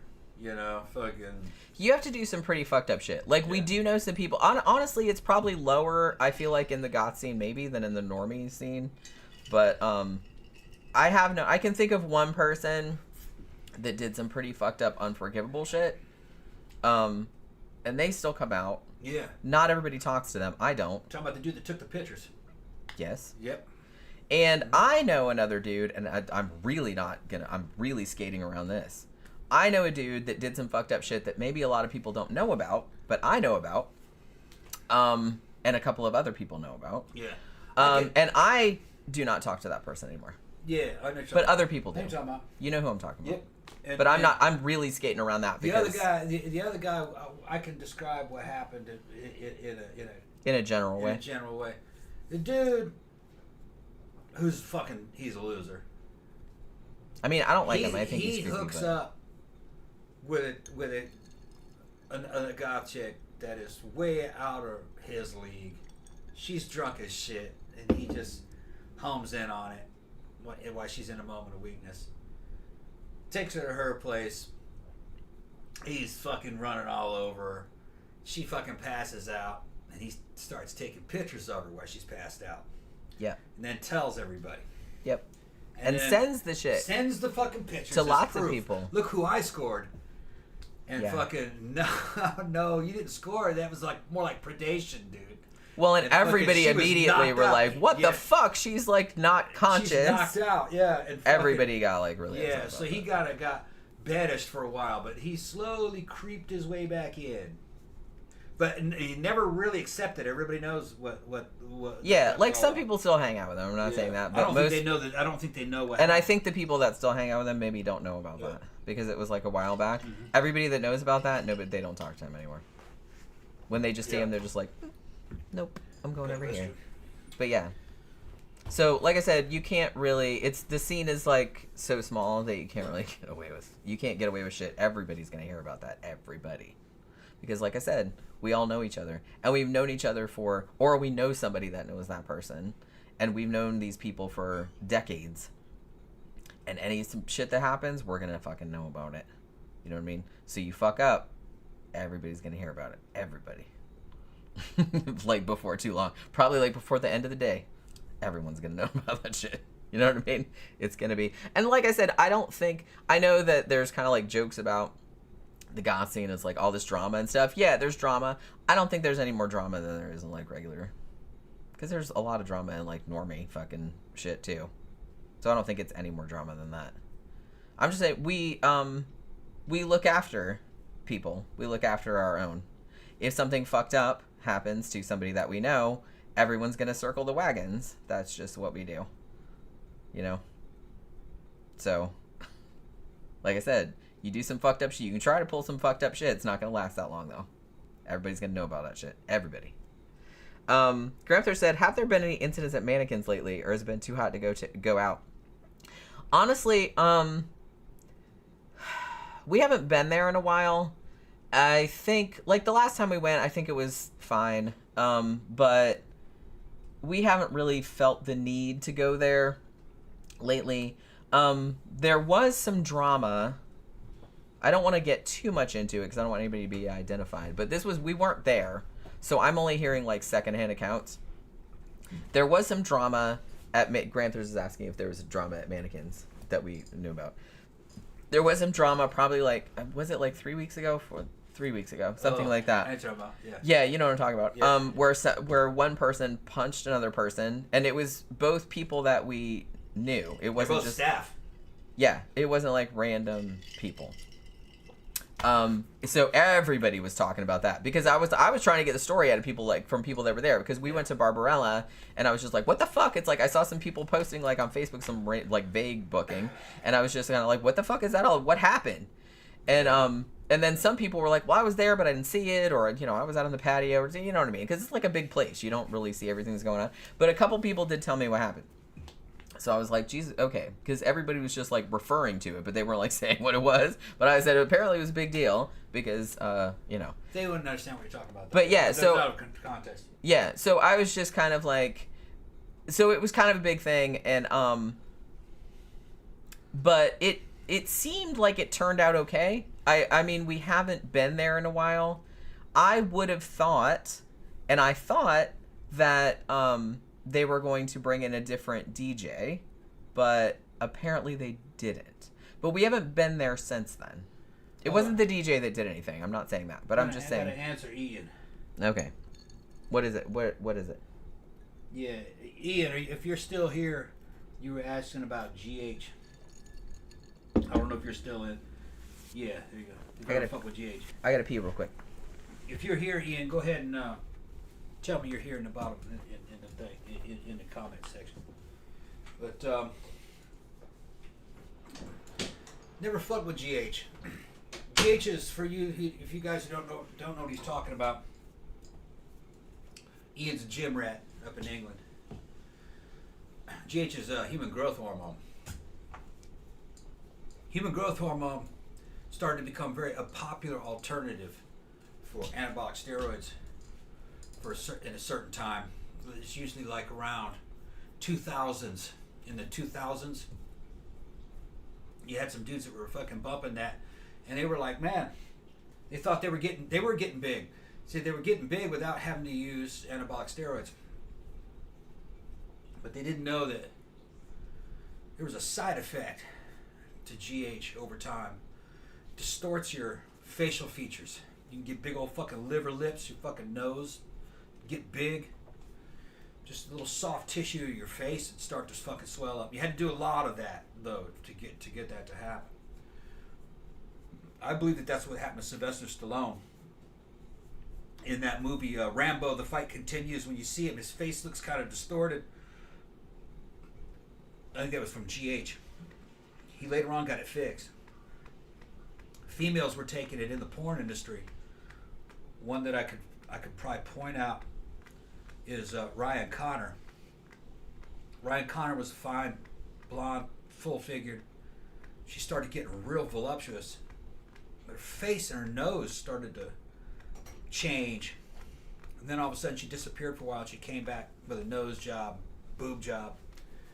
Oh, you're talking about the face, like swelling up? GH. Yeah. That's a bad side effect. Yeah. So it turned out in the human trials phase, that's with the fucking bro science kicking in. That's just dudes in the gyms taking it. All right. Which is actually, that's the best study you can fucking do. You know, yeah, it's not scientific, it's anecdotal, but they bring results. And yeah, some people will get fucked up in the trial, but they're willing to risk it.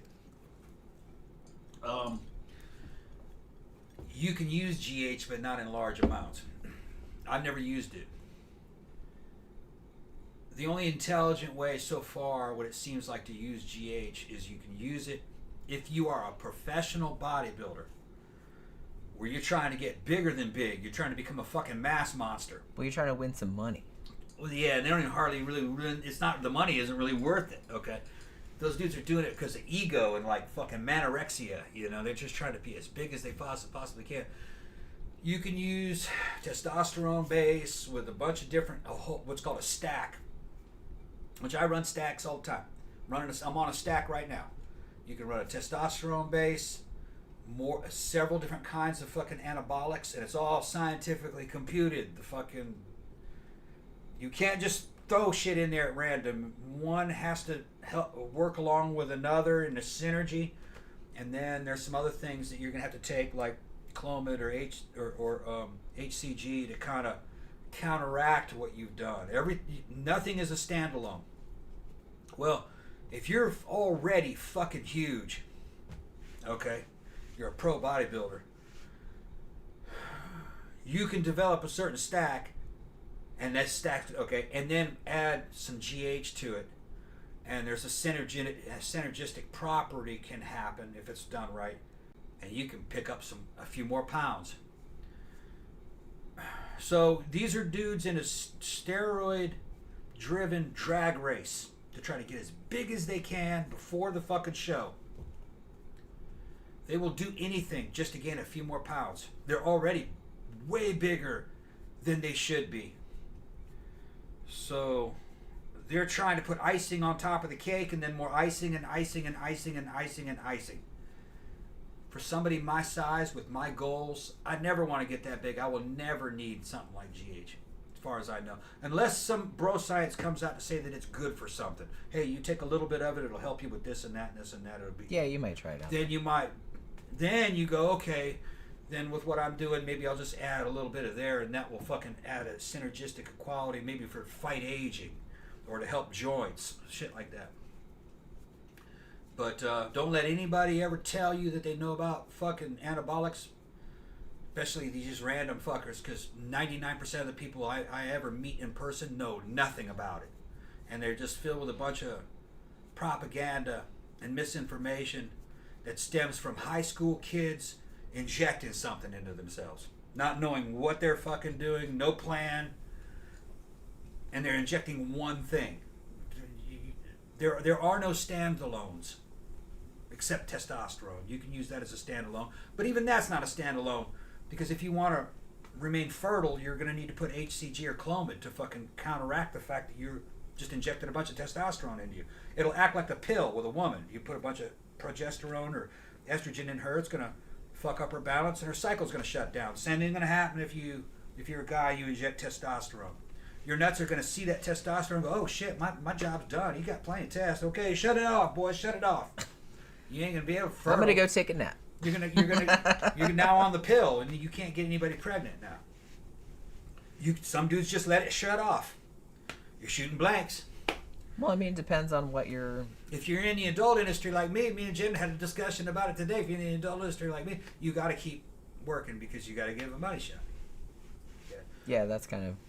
Isn't it funny, like, the kind of discussions that you have, like, when you start doing this kind of stuff? Right, it's like, today we had this big, long thing. I got back from the funeral, and he's like... About how much I can produce a day and how long I should... He's like, because we have to make this custom video that somebody asked, like, for a specific thing, and I was just... It's going to have some money shot involved. Right, and Tom's like, well, he's like, I wanted to see, like, how long I would have to go, like, to save up to make it good. Yeah, like, visually.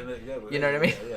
So it's like so we're just like very business like discussing. I don't want to say business. So I have to like no fap and no sex. That kind of it kind of sounds like we don't enjoy just like fucking Yeah. just not on camera anymore, because we Right. do. Yeah. We actually enjoy that more, but because on the camera it's not the same. You know, because you have It's all these technical. logistics to think about. Like, it's still fun, but you still have all this other shit to think about. You can't really, like, super get into it. So we get way more into it, like, when we're not thinking about that. Yeah. But it's just funny, like, the discussions that we have to have. Yeah. It's like, we have to shoot this video, and it's like, we need this shot of this shot. And it's like, how long do you have to go without, like, to get this? It's like, it's just funny to think about. So, it's just funny. I got good control. I got real good control. Jenny could testify. Or she can testify on my behalf. Sometimes I can't fucking climax at all. All right, and especially if my testosterone levels are real fucking high. You just feel insatiable, never-ending desire, but it just plateaus and doesn't go anywhere. Yeah, You just and get that's frustrated. Yeah, he just Jump keeps off wants to the go and fucking go and go couch. and go and go. Yeah. It's like forever. Yeah, and you can't ever reach the end. Right. You know, so Which is fun, but like women like it, but the guy gets kind of frustrated eventually. He's Well, like, "Oh, you get fuck." kind of frustrated too, because it's like, I don't really just Yeah. want to, you know, I want you to like have some Yeah. fun too. I don't want you to Yeah. get like all upset and frustrated. So That's not fun for me either. yeah, so because I've been through that conditioning, I know how to do it. I know how to do it just without hormones too, to just never reach the point of no return and just kind of stay at the edge. Yeah. So you know, I can do that forever too. Oh, I could actually have sex like that. He really likes that too. Yeah, I could have sex like that and We've then done that just lots stop, of times. and then just stop. We've done that lots of And times. so I will try it again later.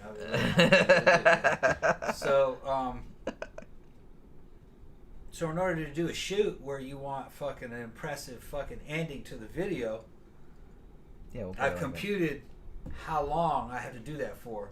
It'd be best to do that for at least 48 hours. Yeah. 48 hours of nothing. Yeah, so You you can just I have can have sex, but I just can't reach the end. Right. I just so I'm gonna have to use my fucking. But I mean, we've fucked up a couple of times. Like sometimes Yeah. we'll get up and we're just like, oh, we were supposed to supposed to do go this shit stream mate today, but Yeah. Just shit happened. Yeah. shit. And he's like, well, that Right. ruined the whole day. That's another thing. Whoops. Some- I mean, I can still do shit, but it's like, Yeah, for guys, you know, you guys know what I'm talking about. I'm not a normal 55-year-old, but I'm still 55. And it's like this with all guys, you know, especially when they're in good health. You wake up in the morning, man, you got a lot of fucking energy. I do too, actually. Yeah. I'm ready to go, man. Fucking, I want to have fun. I usually am as well. Well, that was one of the nice things too about like Yeah. not having to get up at 5 in the morning to go to Yeah. work, because now I can wake up at the same time as you Yeah. and we can like have a good time before we Now, if I wake up and I fucking go too far, you know what I'm talking about, and have my happy ending, We had that happen the other then day. the next We thing didn't you know, mean to. I'm not going to It was quite have just- we the didn't mean will to. and the driving energy to do fucking stream mate. Because we for the kind of next- said it's like, oh, we should probably do. Because I had some other shit to do, but we was Yeah. like, oh, we were planning on doing it later, Yeah. and then we just kind of started like doing Yeah. stuff, and then it didn't, you know, To it get didn't- through it a didn't work day, out. to get through a day of stream mate of Didn't like work 2 out. hours on, 1 hour off, 2 hours on, 1 hour off. A lot of it is waiting, Yeah. waiting and trying to fucking. It's like you're fishing, like a fisherman, trying to fucking get these dudes in the doors and help these dudes jack off. It's a fucking incredible job. Never would have believed that I'm helping dudes jack off, but that's what it is. Okay? It's a public service. That's what it is. It's theater. Sure. There's an amount of reality to it. Shit happened to Jen that fucking, you know what I mean, for real. That shit was captured on video, but I didn't press the damn record button. I would have liked to, the fucking crowd loved it. And Oh yeah, I'm not gonna. That'd be too gross to yeah, say it's what too it was, gross, but fucking I was surprised also. the crowd fucking loved it, man. Fucking and then I didn't mean to. there's about 6 guys watching, and it's I don't know like who it's they just were. like being on Alright. stage, you know, like me and Yeah, Grant was yeah. back in fucking acting school, back in high school. You know, it's like being on stage. And I can't see the motherfuckers usually, so You it's can't like, see it. We it's couldn't alright. see them that time. It's But alright. you know, we see their feedback and cheering it on. Well, you could see it. I was busy. I tell you what they're saying. Though. Yeah, and he tells me what they're I tell you saying. what Because he's looking at, he's got the camera, so he's over there Yeah, looking yeah. at the comments. I can't Yeah. really. I'm doing other See, shit. we can so I offer can't. things that other people, the competition doesn't offer. If it's solo girls, they're shooting it from a camera like on top of their laptop, like what you're seeing. Yeah, like we're doing. I right grab the camera and have it in my hand. It's got a light on it, so I can go POV like Gonzo porn. Yeah. But which is a I good. forgot what I that's was a good getting angle. at. I was just saying to get through fucking Stream Mate as a guy, it's a lot easier for women because they can fake everything. Yeah, I mean it's not easy to fake it, but it's a lot of, you can't fake a hard on. Right, exactly. You can't fake a hard on. You got to be hard. And for a dude, you have to be fucking sexually frustrated basically all day. Yeah. And you have to get off on that. Yeah. Because you can't. Well, but and you never know. Like when people come in, you don't know what they're going to ask you to do. Yeah. So it's just kind of like, usually it's not anything crazy or nothing like that. But it's just kind of like you have to be ready for what anybody. And you never know when somebody's going to come in. You might sit there for like an hour and nobody says anything, and then all of a sudden somebody comes in and wants this, and that. Or a dude just jumps in, doesn't tell you anything, just fucking goes immediately private, goes surprise me. Right. Okay. We gotta come up with something. And I mean, like I said, it's it's better because like obviously I can do shit. Yeah. But if you're not ready or it's like we have to kind of like work out what we're gonna do. But it's like you always if I'm not ready, well, I'll just fucking the show. Jen's gonna be the fucking center of attention. Most of these guys are straight. They're more into the into Jen, and even the bi guys are happy just to fucking get a good shots of Jen. Yeah, I mean, I throw myself in it a little bit, let them, and then fucking I'll talk to them while it's going on, Yeah. Help them fucking get off, Yeah. Well, like I said, help dude have his little fantasy. It's a public service. We know, all dudes do it. Well, most women do it too. Yeah. I mean, unless there's something weird about them. Mr. 88 said the crazy chick story that you were telling right now, the chick, you know who we're talking about. Is why, second to having married a fabulous woman, I'm grateful to have skipped dating. Crazies do not all wear the same t-shirt, letting you know. They really don't. And, I honestly, like, I did a little bit of that, but like I said, I married kind of young, so I didn't really do too much. I did a little bit in high school, but not really. Yeah. So it's just kind of like, by the time I married in my 20s, I was just kind of like, okay, whatever. And it's just like, I don't really, and I honestly now, if something happened to you or you took off or something like that, I don't even think I'd fucking bother, to be honest with you. I mean, I might bother, but statistically, I don't know. I probably wouldn't bother. It just doesn't matter who you are. It wouldn't bother. If you're a woman in your 50s, the dating is going to kind of suck unless you're a celebrity. That's what I'm saying. So it's like probably I'd just be like, it'd be more trouble than it was worth. You know who's going to be after you? Dudes in their 60s and 70s. Yeah. And they're going to be the fucking belly motherfuckers with stupid hats, and you're going to have to pretend like you're interested. The young I'm not about that. Yeah. I'm not about that life. Now you could get there. You could probably flex and get a younger guy, maybe 10 years younger. I mean, if I just wanted some dick or something like that, sure, I could like pick up a younger dude. But I'm not. I don't want them to hang around though. Well, like, don't be in my house like messing it up and shit. I'm not about that. Tends to be the younger guys they'll have little relationships with older women. They won't marry you or anything. Well, I don't really like I said. They usually move on. Yeah. You know what I mean? Because they're trying to start a family. Well, some women just run that. Some women are happy to run that. I mean, and like I said, honestly, probably most of the time it would probably be more trouble than it was worth. See, here's the thing, though, Jen. Me and you were both married to other people. We know what it was. We did it. Yeah. It's not like we missed out. We did it. It was okay. It's okay to be married. Yeah, I've been there. But, I had more fun hanging out with you for 13 years in my marriage, of course. Oh, yeah, me too. Yeah. I mean, to be honest with you. We just had more fun, I think. It got more done. That's true. Yeah. If we were married, it probably would have fucked it up. Yeah, I mean, I don't know. To say. I don't know if it would have made much difference, but yeah. Maybe. I mean, maybe not. Because, I mean, the way we act is like pretty much... looking at things too hard, overthinking things can fuck it up too. Just let it be. High Desert says that thing about the goth thruples is so true. It is. The goth what? Thruples. Thruples, yeah. Well, I don't know if I'd say it's common, but it's not... It's pretty common in our scene. It's not uncommon. Pretty common in our scene. And there's a lot of it, and there's not just like, well, yeah, I can think of several. Yeah. But it's not, and it's not weird. Now, there's like a lot of threesome shit going on too. Yeah. Like, we've even done that, but... Yeah. That's not really a throuple. But nothing like, it wasn't like a relationship or anything. It was just like a friend of ours. Friendships and shit. And just, shit happens. Yeah. After the club. It's almost a foursome. When you're kind of... Oh, yeah, that's right. Yeah. That's right. Yeah. I kind of forgot about that. us and 2 other girls. Yeah, it was it was all other girls. It wasn't yeah. other dudes. But yeah, that's it happens. It happens. What are you gonna do? But like I said, it's not. Nobody said anything afterwards. No, they didn't change anything. We were still hanging out like nothing happened. Yeah, it was nobody. all fun and games. It was just kind of like, whatever. Yeah. But and that's the thing, and I think that's what he was asking about before. Like, did you think it was more common, like goths to hook up than normies? I don't think it is. No, normies do fucked up shit. They just keep it hidden. See, that's why I don't I don't really trust like people that look normal. Yeah. Because usually people that look weird or like look like weirdos and stuff like that, they're usually like more like some of them are into weird shit and stuff. I'm not saying that, but it's just kind of like one, they're more open about it. They don't really hide anything. Yeah. And I kind of feel like people that are normal or have some kind of like reputation to protect or something, they're probably hiding like a lot more crazy shit than any of us are. Yeah. Normies cheat. They cheat like crazy. Yeah, in my experience, most people that I knew that were like weirdos or like gothic kind of people and stuff like that, they tend not, like some of them do, but it tends to be less common in my experience. They don't usually fuck around. They don't usually do anything super fucked up. Normie chicks are easy to get. Easy to yeah. get. When I was younger, I'd pick them up all the time. Easy. Especially in Boston. If I wasn't in Man Ray with the goth club, I'd go down to the dungeon in it was connected to the House of Blues down in fucking Cambridge, over at fucking Harvard Square, and fucking you could pull college girls out of there all night long, but you get sick of them. Harvard students, and a lot of them Harvard students.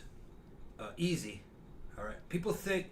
I mean, that was always my perception too. Like I wasn't going out picking them up, but that was always my experience. People, like from dudes I knew and stuff like that. Normies see goth girls and think they're slutty. They must be easy. No. They're hard. It's honestly it's hard. Probably the opposite. They're all set on expert. Like they do crazy shit. Yeah. But with other goth people, like and people they know. Yeah. They're not gonna do crazy shit with you, right, like some random normie dude. Absolutely not. They've already fucking kinda. Because they don't know you. You're not in the tribe. They don't know you. They don't know you. You're not in the tribe. They'll do fucked up crazy shit with like some dude they've known forever. Yeah. Or like some other girl they've known forever. But they're not going to do it with goth girls see random normie dudes, I would say jocks and stuff you want to call them, just as fucking slugs. All right? Assholes. They can't stand them. Now, there's some exceptions to the rules. Some of those guys, mainstream guys, can come into the goth club and be a huge hit. But they have to be cool. Okay? You know exactly who I'm thinking of. Yeah, I know who you're thinking of. Yeah, this is a guy who worked for the drug industry. Yeah. What was his fucking name? Bill, wasn't it? Bill, yeah. Bill Rivera. See, I know who you're talking about. Bill Rivera was a jock, basically, who had worked for one of the drug companies and sold drugs to the doctors. He was a 6-figure motherfucker. He had money. He was about 6'2", 6'3", intelligent. He'd come in there just looking like a bro, like I just call him like a jock, or a fucking yuppie. Like khakis, yuppie. eyes odd type shirt with the collar. Everybody loved Bill. Well, because he was a cool dude. He was a cool dude. He'd fucking... if you just saw him, you'd be like, but you know what I mean? But if you talked to him, he was actually really cool. He was very charismatic. He did not pigeonhole people. He would get to know you first. Yeah. He didn't assume anything. Which that's a problem where a lot of Normies come into like a goth scene. They start assuming they understand everything. That's why a lot of us don't like them. Yeah. And also they see it as just like a fetish thing. Yeah, like you're gonna cater to them. Yeah. No, Bill came in and just was realized that everybody were just people. Yeah. You know what I mean? And that that the culture was different. He got to learn the culture first, and he was picking up top-notch goth girls. Screwing them if they liked him. Yeah. He wasn't getting away with anything. He deserved it because he was cool to them.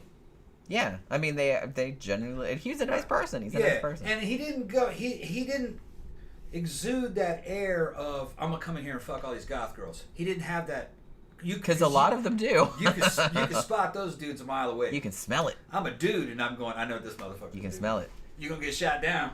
And then he'd see him go I'm there like, and good talk luck to some with that. chick and he gets shot right down, not realizing that he just hit on some girl whose girlfriend was standing right next to her because he didn't fucking realize that those were fucking lesbians or bisexual girls.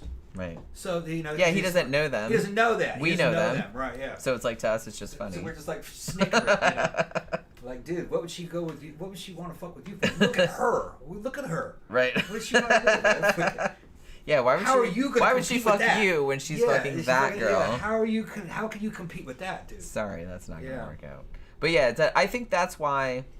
Well, that's why a lot of us have such like look at kind of normies, I guess, or like with such a dim view because we've had so many experiences with them acting that way. Yeah.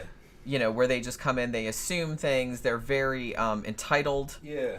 They get away with shit in their little normie life. I don't know what the fuck is going on with that. But it's like they get away with shit there and they think that just applies everywhere, I assume. Yeah. And they can't understand why it doesn't apply in every situation. Yeah. And it's just kind of funny to like watch them. From my observations over at Mannequins, the best non-goth people who can come into a goth scene and do well are fucking outlaw bikers. Outlaw bikers did well. They didn't get laid, but fucking everybody like because they understand. They understand what a subculture is. What a subculture is. Yeah. They understand they're not the mainstream culture. They don't have this sense of entitlement. They don't have this sense of like I can get away with whatever I want because I do kind of feel like a lot of the kind of jock type dudes and stuff like that. The women too, but mostly the dudes. They just come in like, I own this motherfucker. Right. And it's like, and everybody can see it immediately. As soon as they come in, you can tell like their body language. Yeah. Like I can spot that body language at 100 yards. Yeah. And I'm like, they are going to be trouble. Yeah. Because you can see it when they walk in. Their facial expression, their body language. And you can just kind of see, it's not just the way they're dressed either.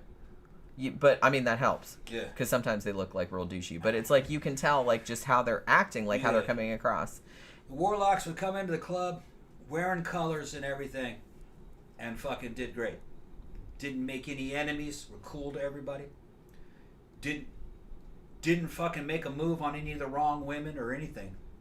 And then they started showing up. Remember that one showed up and he's got his biker, his mama, fucking stripper girlfriend on a leash. He's got her up. So they have they have their own way. Yeah, and everyone was like, "Woo, all right." Yeah. So they got their own shit going on. Yeah. So like I said, we're not we don't hate everybody that don't look like that. Yeah. We're just like, if you just come in there and you just look like normal or you're like some other subculture, like that's fine. You just come in and just be cool. Yeah. Don't try to hit on nobody. Don't try to like act like you own the shit. You can hit on somebody, but you gotta know who they are. It's gonna take months for you to figure out who these people are. And and don't be like lame about it. Because like I said, it's most of the people in there are taken. Yeah. You know what I mean? Taken. You see like all the hot goth chicks, up to like 99% of those girls are taken. Yeah. And now the hot goth guys, 100% of them are taken. Yes. Yeah. So it's like there's not 100%. Really a lot of single. Yeah. Mostly they're paired up. If they're single, they're not doing good. Yeah. They probably are not gonna hook up at this point, especially beyond a certain age. Although we have been seeing new blood show up. They look good. They were dressing good. Remember at Mannequins? Fucking. Well, they have Egon was one of them. They have a whole thing now. They have some new blood. I think it's once a month, like on Friday nights, they started doing a thing and they organized it. Like they didn't, like the club didn't do this, but they started organizing it themselves, like on social media, and they call it the Baby Bat Invasion. Yeah. And it's like all these like all the 20 something kids that are like all into like old goth and death rock and stuff like that, and they just like take the place over. Like I'm like, that is fucking awesome. I was telling my brother about that earlier today, and he was just, that blew his fucking mind. He's like, that's awesome. Yeah, fantastic outfits, just totally capturing. He's like, 80s. He's like, that's fucking crazy. Totally capturing the 80s. They can do, and it's like, that's what we would have worn if it existed then, because they have access to clothes we dreamed of. Well, I told my brother earlier, because my brother is he was in a punk band back in the day, and he's into all the same, like mostly the same kind of shit. He's more like a punk rock guy, but he likes some goth shit too. And so I was telling him earlier, I was like, dude, we still go to the clubs, and I was telling him about like Nick and about Sophie and about, I was like, look, we know all these people that are like 19, 20, or like in their late 20s that are into all that shit, and it's like they will come out to the clubs and they know everything about that stuff. And he's like, that is fucking insane. Victor's asking me about Clomid. What does he say? Hold on. I have my glasses. Tom, I stopped taking Clomid because I thought it was giving me anxiety. Yeah. Do you think it was the Clomid? No. I feel less anxious, but not back to normal. No.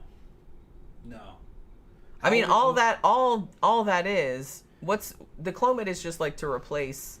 No, Clomid is okay. Well, let me ask him how old he is, and what was he taking it for? What was he? Clomid is a fertility drug. It's normally given to women to get them to ovulate. Yeah. Okay, especially if they're like postmenopausal, you can get them to ovulate with that. Well, a man can take it to stimulate testosterone production. In other words, it's kind of like a hormonal way of being kicked in the nuts by a hormonal signal to tell the nuts to turn on. If you're injecting testosterone, your nuts are going to see that in the bloodstream and goes, oh, I got plenty, I don't need to make any more. Well, okay, you don't have to make any more, but now you don't have any sperm production. See? Yeah. So what you're doing is you're using Clomid or HCG, and that actually stimulates it a different way because that's stimulating it through the pituitary gland. And HCG is better, but it's a lot more expensive. You can get it from Mexico though; it's a little bit cheaper. So Clomid doesn't kind of feel as good to me as HCG, but it's a lot cheaper. I don't take much of that anymore. I used to take, I think, 1,000 IU of that, 2 pills a week. Now I've gotten down to where I can basically get away with doing 500 IU every other week. And I'm on a lot of shit, man. Right now I'm on 900 milligrams of fucking anabolics. 400 of it is test. The rest of it is nandrolones. And I still can produce. I'm not totally shut down. I have a good, and a lot of that has to do with my age. If I was young, it'd probably have me really fucked up because that's a lot of fucking input into your fucking endocrine system. But once a guy passes 50, same thing with the women. Once you pass 50, you're postmenopausal or post-andropause. You don't make much androgens or hormones anyway. So you could put a bunch in there, and the body doesn't seem to have a weird reaction trying to counteract it. You may not be able to counteract it like a young person would. That's my thinking. A young person's system will try to counteract anything you put in there. An older person's system just says, fuck it. I can't react to that, fuck it. Let it ride. So there's less conflicts going on in there. Victor said he was 42, taking it to avoid testicular atrophy due to TRT. Okay, yeah, he's on TRT. Okay, yeah. Because don't they generally give you that? Yeah.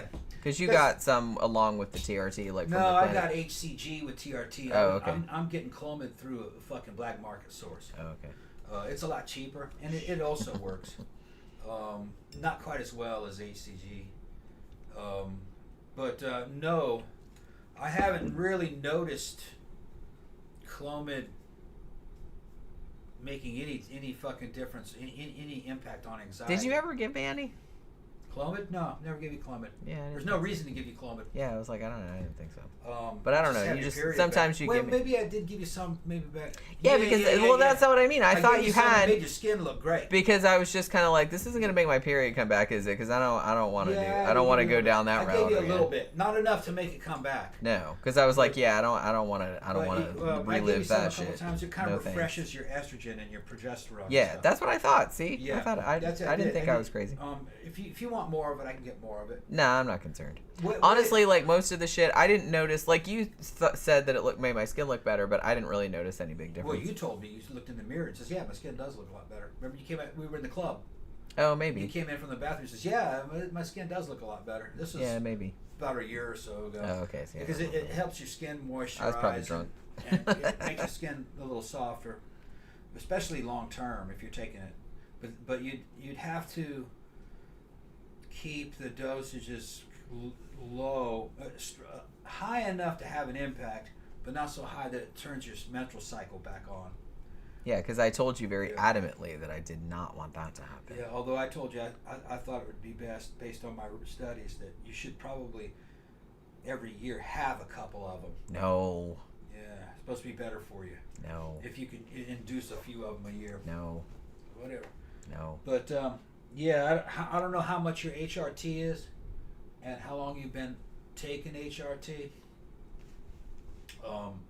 Or where you're getting the stuff, you know what I mean? I don't know if you're getting it through a clinic or if you're getting it black market or gray market. I call it gray market because they know it's here. They don't care. They don't care about it. Okay, got a couple more. Yeah. I probably need another drink, honestly. Okay. Got a couple more questions and comments. Alex says, I don't know how big or small the goth community is, so this may be a dumb question, but do you guys by any chance know a DJ Jason from New York? I have heard that name. I will say that. But I don't know them personally. I do know some DJs from New York. I know some DJs from Philly. I know some other, because they do, like, come down here at times. So, I mean, the goth scene is small. If you're a DJ or a band or something like that of any renown, like, most people will have heard of you. Especially if you kind of, like, toured around. Because we do have, like, when they do shows down here, and I probably know, like, we don't go to a lot of shows because, you know, I don't have the money.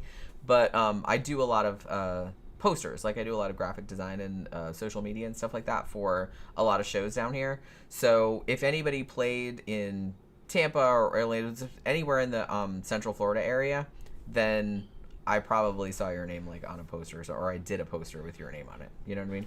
Thank you, Victor. Flashbulbs. Thank you very much. That's awesome. That's awesome. Let me see. Where's Tammy said, do you ever get any female viewers? We have got, we're not really sure because everybody has screen names. We have got I'm thinking of 2 screen names that were like female names, but I don't know if they were actually women or not.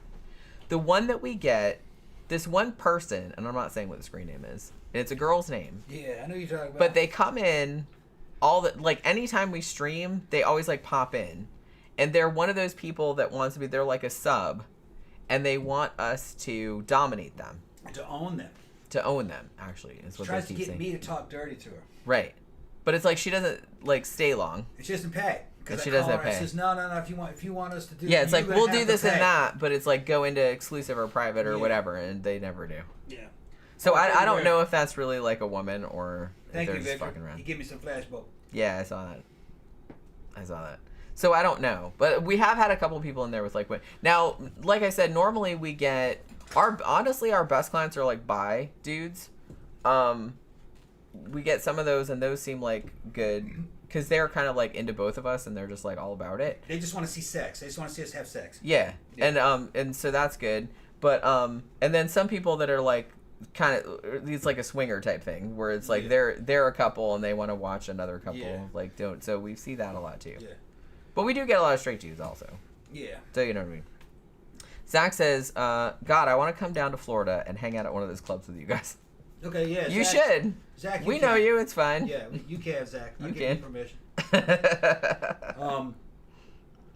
Victor, what dose do they have you on per week? 200 milligram, 100 milligram?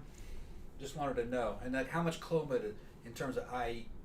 Clomid shouldn't be making you feel like anything. The only thing I notice about Clomid is that if I feel like I'm holding a lot of water, it's not from test. Well, yeah, it's from test and other shit that I take. I take a lot, okay? Not more than 1,000 milligrams a week, but, you know, I'll sometimes bump it 600 to 900 a week, mixture of shit. I'll notice that if I start holding water, I'll get kind of watery around the waist sometimes. You take Clomid and like the next day, it's fucking, you've just trimmed it down. I don't know why. I would think it'd be the opposite, but it's like piss all that water out and you just kind of look less bloated.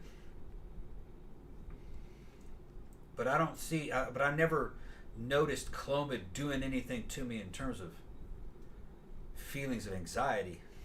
No.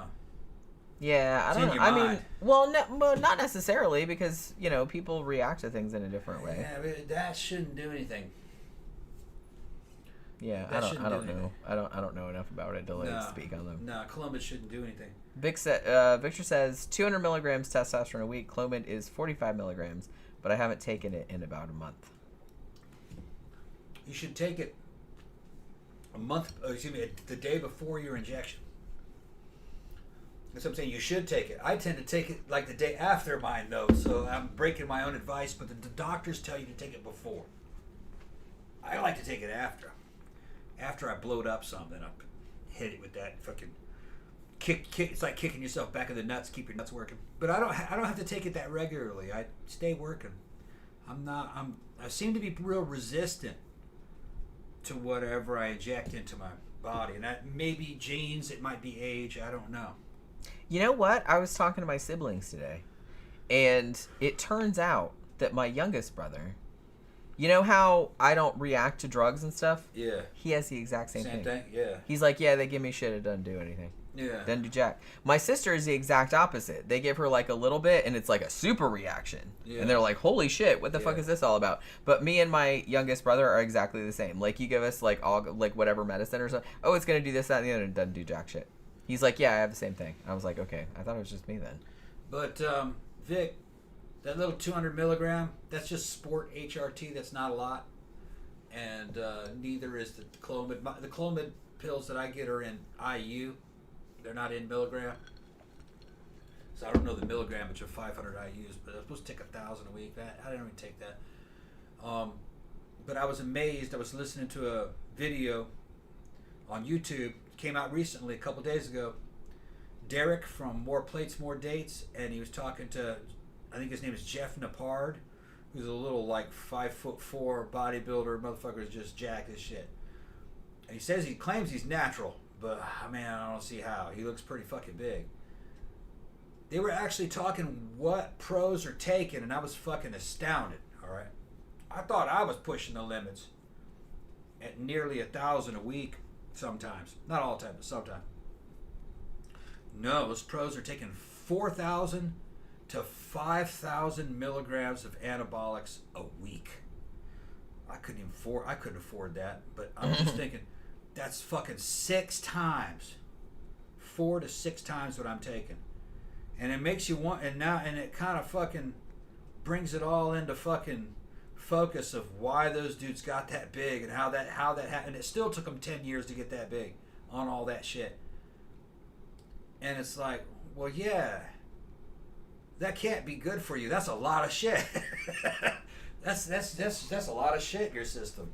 Yeah. And then on top of that, the famous guys who are just fucking mass monsters. When you think of a bodybuilder, the average person thinks of the famous guys. They don't represent the average bodybuilder. That's like the top tier dudes. And they look like that not only because of those drugs, but because of their genetics. They have a lot of fucking androgen receptors in them. So they can take all that, and then their body utilizes it, and like what Jenny says, they hyper respond to it. If I were to take that 6,000 milligrams a week, I'd get big, but I'd never get as big as those dudes. Just don't have the receptors for it. As far as I know. I mean, everybody's different. Yeah, you're seeing the dudes that rose to the top through their responses. Yeah, you're not seeing all the other dudes that tried to do that and couldn't do it. Yeah, that's what I mean. Those last 5 or 6 guys or 10 guys on the Olympia stage, each one of those represents 1,000 other guys that didn't make it. That behind them. That's what I'm saying. It's like, and I kind of feel like this is a downfall of people's brains not working in a statistical fashion, because it's like you see, like, just, you know, to go on from what you were talking about, you see like dudes that are like bodybuilders, and it's like, oh, they say they're taking this, that, and the other. So it's like a dude at home is just like, well, I'm gonna take that shit. I'm gonna look like that shit too. But it's just like that dude has already been through the selection process. Like that dude's like at the top. You're seeing him, so there's a reason you're seeing him, and the reason that you're seeing him is that there was 1,000 other dudes that tried to do that and failed. Yeah. And that's kind of the same. I mean, that sucks, but that's just the way it is. You're only seeing like the top percent. So it's like, obviously most people can't look like that. Most people can't do that. Most dudes can't do that even on steroids. That's what I'm saying. It's not. I'm not saying that people can't like look better. Obviously, you look better, but you don't. But it's like you're not going to look like that. Most people can't look like that because that's like. Yeah, Oh, What? Dave's here. Who's here? Dave's here. Hello, you two. I'm late, I see. Oh, okay, yeah. Just woke up to go to the club. Oh, Holy right. shit, just now? Oh my Yeah. god. I guess it's only 10:30. Yeah. They just opened a couple hours Yeah. ago. Yeah, you're only seeing the dudes that fucking made it. Tell us what's going on at Mannequins. We haven't been in a while. Yeah, write it down. Write it down. If anything exciting Yeah. happens. Now, not to say that the other dudes that tried didn't look good. They look good. They just didn't look. They weren't that big. Right. Now, there's also on the other end of the spectrum. I haven't seen this personally, but evidently the trainers in the gym that are watching guys on gear. There's a subset of them that no matter what you give them, they just look like shit. They never respond to anything. Nothing. I thought Jenny was like that a little bit until I realized that 19 North testosterone fucking no. She. But that's the only thing that worked. That was the only thing that worked. Well, and like I said, it's like, see, this is why I like getting together with my siblings and stuff Yeah. like that, because it's just kind of like, I didn't know that my youngest brother, like I said, he's 14 years younger. But we were talking about, I don't remember how we got on the subject, but we were talking about it because my sister is like a super response. She responds like over responds like to everything they give her. And so it's like, so she's like, so I can't take a lot of stuff because it's like way over. But my other brother, Brian, who's younger, he's like, yeah, they give me shit and it doesn't do anything. Yeah. And I was just kind of like, oh, okay, well, then I know where I got that from. Yeah. Because honestly, the shit that you're giving me now, Yeah. that's the only thing that's done Yeah. anything. Like, Yeah. the other stuff, it did nothing. It didn't do nothing. I mean, it just- didn't do nothing, but it just didn't do it anything, like, didn't do- super it didn't do what it- dramatic or... Yeah. I didn't feel any different. Yeah, very I feel subtle. like I didn't... It was very, very subtle. Well, it was subtle, and what it did do wasn't worth what we paid for. Right, that's what I'm saying. It's like it wasn't worth the cost because I was right. sitting there thinking like it's like I don't really want to pay for this anymore because it's not really doing anything noticeable. There's 3 different branches of them. There's the DHT derivative, testosterone derivative, and 19 North testosterone. And in those 3 groups, there's a bunch of different subsets of them. They're all made by drug companies from the past. Some of them still make them. They all have real medical uses, and then there's fucking performance uses for them, and anti-aging therapy uses for them. It's all dose dependent. Depends on how much you take it and everything. Well, what I did was when Jen started to get into a little bit of anabolics and trying to get into shape and fucking do some anti-aging therapy, you go with what tends to work for the average woman, and the fucking safest one is in the DHT derivative, which would be Anavar. Anavar's expensive. Anavar didn't make much impact on her. It didn't really do much. Didn't of really do anything. much. Not really. And there was another one that women can take in small doses that is in the DHT group. Winstrol. Winstrol didn't do much to her It either. didn't really do anything either. Winstrol didn't do much to me, though. I took a little Yeah. bunch of Winstrol. What I liked about Winstrol is I had unlimited endurance. You can just run yourself to death. Yeah. It doesn't really change your body shape too much. All right, and then the next group, you go to the testosterone. Well, postmenopausal women should be taking 20 milligrams of testosterone a month Just for anyway. replacement. Just for replacement, because Sure. they don't, her system's shut down. You start to gain weight, and it's just you start looking the Like way an old women- lady. Like women look when they go. And I don't want to look like an old lady. Just put a little bit of test in there. Any doctor will tell you this, and it'll help. But there's a limit to how much test you can put into a woman. You'll turn her into a man, literally. That's part of the fucking changing a woman, and then becoming transsexual. They'll just take a bunch of testosterone, like 100 or 200 milligrams a fucking week. She'll become a man in about a year. Yeah, I mean, Beard and everything. it doesn't really take all that much on. Skeleton isn't quite right. She'll have the narrow shoulders. She'll never be. But still, it's like She'll appear as a man. She'll never be as strong as a strong man. 6'2". And But a lot fucking- of man, like A lot of man guys men are like not. that, That's but- what I mean. So that's why I don't like make that distinction Yeah, because it's just she's gonna be a small man with narrow shoulders, because the skeleton's already set by the time it happens. Well, there's a limit to how much test you can give a woman, so you have to go to another version of test called 19 North testosterone, also known as the nandrolones. That's a whole family, and in the nandrolone family, you got durabolin, which is also known as NPP, and you got decadurabolin, which is an improved long ester version of that, and then you got Trent. Don't take Trent. oh yeah, Don't take we've talked about that lots of times. Don't take trend. Y'all are not new here. You've heard all the trend stories. Don't fuck with trend. Somebody told us we should do a whole show about trend. I could do a trend. There are whole videos on YouTube of trend stories. He sent me one like the other day, and I did actually like watch it. Yeah, no. And it was funny because like the dudes were talking about the shit the dude was saying like when he was on trend was just like I was like exactly what he went through, exactly what you went through. Yeah. Trend is like the steroid version of Mount Everest. It's like the fucking rite of passage. If you can make it through trend without killing somebody and fucking spending the rest of your life and having your wife leave you and have your wife leave you and shit like that, then you have conquered trend. You've climbed Mount Everest. But I wouldn't recommend it. It's not fun for anyone around you. You literally become a werewolf. Basically. It's fun for the person that's on it. I loved it. Yeah. He loved it. I loved it. But for everybody else around him, friends, family, no one else was having and it's like the call of the wild. It fucking calls me back. Like I'm going to come back. And I love you too. I love you too. You know, just it's like that. I'm gonna say what the wife of that dude on the thing said. Yeah. And he said, he's like, she forbid me. He's like, no, that's not exactly right. He's like, she didn't forbid me from taking it. Yeah. She just said, if you take it again, I'm fucking leaving. Mm-hmm. Which because look, I don't control other people's behavior. You do what you want. But I'm just saying there are consequences to that. You do that shit again, I'm going to go live in my car. Yeah.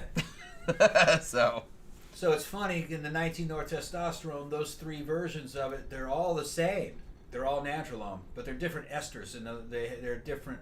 The little fucking carbon atoms are in slightly different positions. So when they go into the fucking receptors in your body, it causes slightly different effects. Trend isn't worth it.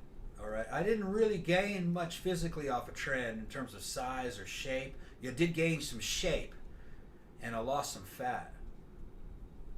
But for all that fucking weird ass shit I was doing and thinking, it wasn't worth it, man. It fucking absolutely not. Yeah, Durabolin or Decadurabolin does basically the same thing. It might cost a little bit more.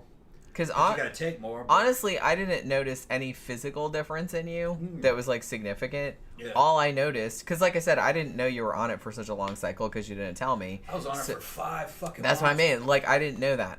I just thought you were losing your fucking mind. No. I forgot that I was on trend for that long. You just go, I can take it. This is great. I just thought you were losing your mind. Yeah, I'll just shoot some more. So, because like I didn't know what was going on. I didn't know you were still on that shit. I didn't know that shit had those side effects because you didn't tell me that either. I told you. No, you didn't tell me before you started taking. I did. No, you did not. No, I did. No, you didn't. You just don't remember. I told you that. Look, you probably weren't listening to me. You probably. I mean, maybe. I don't know. Okay, I told but you. I don't remember you telling me. This makes you kind of simpy. It makes you think your girlfriend's cheating on you, and it fucking. I don't remember you telling me that. I don't remember you telling me that beforehand. Yeah. I remember you telling me that. I was on it. I was telling you that too. Yeah. But I don't remember you telling me that I wasn't making it up. I wasn't making it up. No, I didn't say you were making it up. Right. I'm just saying that you didn't tell me that beforehand. I thought I. And honestly, sure. Like I didn't remember. Yeah. Any of that, and I didn't know you were still on it because, like I said, I don't keep track of like all the shit that you're on. Yeah, I was on it for a long time. Right, so I didn't know you were on that. I just thought you were losing your fucking mind. I just thought you were going.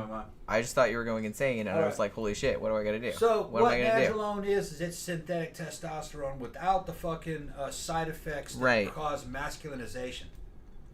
So you can give more of the nandrolones to a female and not have her turn into a male. You can give more of that than you can test. So Jen responded well to that. She dropped a lot of fat. That's the only thing. I've honestly, since I started taking that, I think I've lost like 20-ish pounds. Yeah. And then she has what's called increased increased physicality. The shape of everything's getting real good. And we make part of our income now comes from how we look. Our bodies. So we're pros at, we're going to have to train like pros. She works out twice a week now. And lifting weights. And just seeing just in the past month, just fucking shit ton of difference. Some of the videos we have up now don't even look like her right now. Yeah, I mean, I still like those videos, but I don't really great videos, look like that anymore. I don't really look She's like fucking almost 30 pounds lighter. Yeah, that too. And just everything tighter, harder looking. Legs and shit. Booty. She's starting to get that peach booty. Yeah, Tom took a video of it yesterday. Gone, yeah. Like while we were on a break from streaming. He's yeah. He took a video. He's I like, took a video. Says, look what's happening. It looks it's changed, huh? It has, yeah. Yeah. It has. And that's only like the very beginning. Fucking couple more months, you're gonna see a big difference. Yeah. This is really, literally the only thing that I've seen different. Yeah, that's because it looks like 19 or testosterone looks like testosterone. You responded to that. It's just I couldn't give you very much of it. But here's the weird thing. And like we were talking about this the other day because didn't somebody come up like when we were on streaming and like I don't know if they were joking or not, but like asked if I was trans. And then I was kind of like, I wasn't offended or anything, but I just thought that was kind of funny. I thought it was kind of funny because somebody commented on one of my YouTube videos the other day. Like it was just like a book review or movie review or something like that, saying, and they said something like, "Oh, that's a man. I'm out." And I was just kind of like, well, what it is, why do you what it is care? Is that sometimes when your voice isn't warmed up at the beginning of the show and you're fucking kind of speaking in lower tones, in like more of a hushed voice, you sound real rough. Well, I mean, here's the thing. Right like, now, you don't sound that way. But honestly, I've never been like the girliest of girls. Okay, like even before I started doing any of this shit, even before any of that. So it's just kind of like, it's just I don't know. It's just like I said, I'm not offended. It's just kind of like funny, and I'm just kind of like wondering why. And I think another thing I'm like, am I really that? And look, I know I'm into dude shit. I know. Yeah. Well, like, I'm not into, like, super dude shit. I'm not into, like, sports or nothing like that. But it's like, you know, I'm into horror movies, and I'm not, like, super girly and shit like that. So I get that. But it's just kind of like, I don't know. It's like, why suddenly did this come up? I don't really know why. Well, I'm going to tell you. Part of it is that I don't think they realize that you're 50. Oh, maybe. They think you're young. They think you're younger than that. All right. Younger and more masculine. Oh, maybe. All right. Maybe they don't realize I'm an old bitch. Yeah, they don't realize you're old. I think that's part of it. Okay. Because even that one troll couldn't believe that you were 50. That's right. That was one of the first things he said. He's like, said, no way. She's more like in her late 20s. And we're like, no. Yeah, he thought I was like half the age. Yeah. So, unless he was bullshitting. I don't think he was. And because I kind of made a joke about, because you said, well, I'm going POV. I'm like, don't get too close or they might actually like see, you know what I mean? Yeah. But honestly, like, I have nice skin and shit like that. Yeah. You can get super close. No, you look real young. I don't have wrinkles or nothing. You look real young for 50. I don't have wrinkles or nothing. Yeah, you look real young for 50. You look like early 30s, early to mid 30s in a lot of photographs you take, and you know, I'm just kind of used to how you look. We've been together for so long. I don't know, but I think that they don't realize that you're as old as you are. Maybe that's what it is. And your voice is rougher. You got that Kim Carnes action now. It is, yeah. But that did kind of bother me. That was the only thing that bothered me about like all the shit that you were giving me. It made my voice a little bit rougher. Yeah, it's improved now. But it's like a friend of ours that watches our show. She actually, and we know her, like, she goes to the club and stuff, and she's there all the time, and she's like, I was watching one of your old videos the other day, and your voice is, like, way deeper than it used to be, and I was like, I know, and that does kind of bother me. Well, part of it is how you use your voice, too. You use a lot of vocal fry, and you start fucking, your intonations, you start fucking going deep, you know? I don't mean to. That's just how I talk. The only thing that's happened is that your vocal cords have thickened a little bit because you're stronger. Right. All your internal organs are stronger. And they've built up some. That's all it is. That's all it means. It's just, I don't know. Like I said, I'm not... You're still within the female range. Sure. There are females... I didn't think I was, like, super manly or nothing. No, you're not. There are females that have never been in anabolics that have voices that are like yours.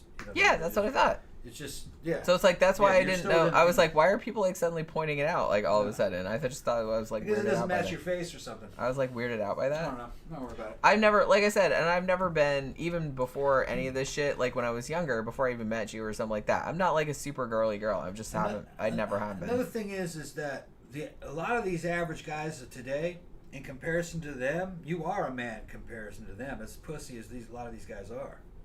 Some of these guys, their testosterone levels are real fucking low, so that might bother them, but they don't know the spectrum. Like, they've never talked to Chelsea.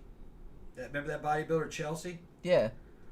She's your size in terms of height, but she weighs almost 200 pounds. She's fucking huge. All muscle. Yeah, she'll knock your fucking block off. Yeah, she's stronger than a man. She's stronger than me. You know? And her voice Yeah, Tom showed me. is deep. It is, yeah. It's rough deeper. and it's deep. It's deeper than my voice, yeah. Oh. But yeah, I mean, you can still tell that's a woman, It's though. almost deeper than my voice. Yeah, She's you got can a still tell rough, it's a woman, deep though. voice. But the thing is because I got experience listening to them, I know that that's a female. It's just an enhanced female. They have a real. They're kind of animalistic. They have this fucking rough, but you know, it's still a woman, and I can recognize it as a woman's voice. That's what I mean. It's like, I don't know. It's like, I'm not bothered, and I don't understand why people are so, like, hung up about it. Well, some guys, they're not very manly, so they definitely don't want a fucking woman that's stronger than them. I mean, the fact, tougher yeah, like, edge, immediately when somebody gets, like, they care, like, so much about that, I'm like, what exactly is bothering you? There was this fucking gorgeous... Are you just mad that, like, a girl's gonna kick your ass? Yeah, that's exactly what it is. There was... Okay, here's a great fucking... I forgot this girl's name, but I follow her on Instagram. She's from Switzerland. She's in her 20s. She's not an IFBB competitor. She's just a fucking gym rat girl, and she's enhanced. She's been on shit.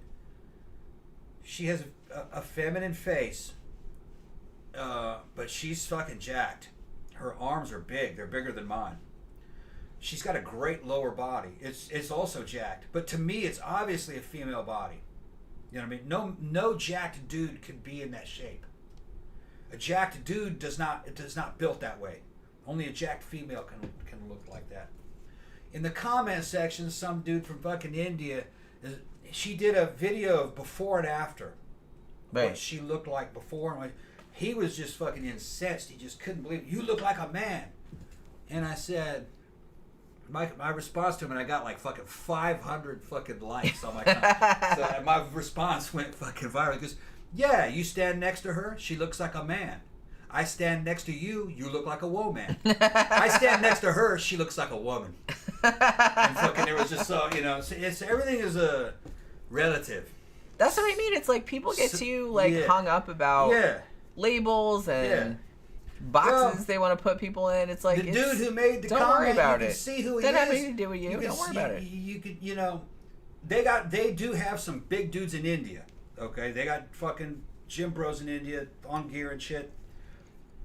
Indians have genes for fucking performance. They can do it, but a lot of them fucking don't have the diet or the money to go through all that training and the I guess the foundation for the culture. That dude that made that comment was like 135 pounds. You know what I mean? I weigh more than that. Yeah, little skinny dude. I could pound that dude. Well, and I yeah, probably would. I probably probably would if he pissed me off. So from his point of view, yeah, she's a man because she's much bigger than him. She'd fucking rip him apart, and that's a big blow to his. And is that scary to you? Yeah. No, could she rip me apart? No, she could give me a fight though. She wouldn't rip me apart. Ooh, Tom would be all into that. You want to fight? Yeah. You want to fight that? I'd be like, get the camera. Down. We gonna make. I'd be getting the camera. We gonna be. He's gonna fight. We gonna make a wrestling video. Let me get my outfit on. Hold on. See, he's all. Let me get my sexy ass trunks on. This is why, like, Tom is like, he's totally game about it. He's like, He's just like, yeah, I'll fight her. She's sitting on my face and shit like that. Oh, that was another thing somebody. That was another thing somebody asked for on stream, and I forgot about that. Somebody paid for that too. Yeah, Jenny was queening me and fucking sitting on my face and shit like that. That was super fun. It was fun, yeah. Yeah, he wanted me to. He wanted me to. He wanted you to like worship me. Yeah. Yeah, that was super fun. That was easy. That was easy. Yeah. That was an easy. Yeah. However much money we made. He was in and out in 3-4 minutes. Yeah, but see, that's the thing. I feel like dudes that are why are you commenting on like random YouTube videos and like, don't you have anything better to do? That's the first thing. Obviously they don't, which is sad in itself. But then, like, I don't understand because I didn't actually know this until a few weeks ago when I like stumbled across an article about it somewhere. Apparently, there's a whole small subculture of people who police celebrities' gender identities and try to be like, oh, well, this celebrity or that celebrity is actually a man, but they're like, so there's like a whole subculture. Transvestigation. Yeah, that's what it's called. Yeah, and I'm just like, why is that a thing? Like, do you really not have anything better to do with your life? No. I guess not. No. Yeah, I guess that is the saddest, most pathetic thing that I've ever fucking heard. Well, I don't know. That's a. If you saw who was making those, it would probably make I can imagine. It would probably make a lot of sense. There was, and I'm sure I'm exactly right about what I'm imagining. That particular channel used to be on YouTube. Yeah, I know. But now I think it's only on BitChute. And I used to subscribe to it because I thought it was hilarious. I mean, what? This dude would show pictures of famous celebrities. It's a whole subculture now. It's not just that one dude. And he's like, if you look closely here, you can see, but he had like a poetic fucking voiceover to what he's doing. Right. He would do it where it was kind of sing-songy, like he was really believing it, and he would and it would be like, and it was beyond conspiracy theory. It was flat Earth type shit. Yeah. We did a show about that too. I mean, and it was like women that, like Scarlett Johansson. Right. He's going on about how Scarlett Johansson, he goes, if you look at the shoulders here and this and that, you can see that this is, no, Scarlett Johansson is a fucking woman, all right? And I would totally hit that. I'm just saying. Scarlett Johansson's a woman. I'm just saying that right now. Yeah. I don't care. Even if she was a man, I'd still hit that. Just saying.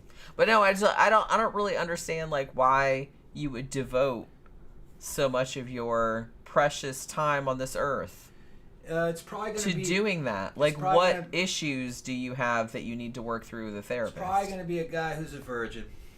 Well, that's a given. He's not very attractive. That's also a given. He thinks these beautiful women that he lusts over, he shouldn't be lusting over them. Yeah, it's got to be some weird. They're actually men. There has to be some ulterior motive. That explains... Because why would you care? That explains why he's not dating them. I think that might be the root of it. It's like that, right? I mean, that's what I suspected, and I was like, that seems too easy. I'm not really sure. It's going to be some shit like that. But I think that might be... It might just be as simple as that. It's like sour grapes.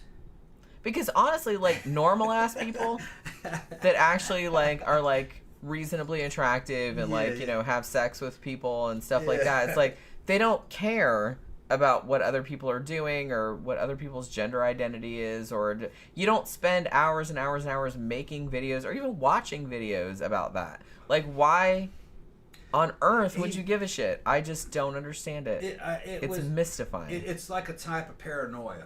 Yeah. He was having.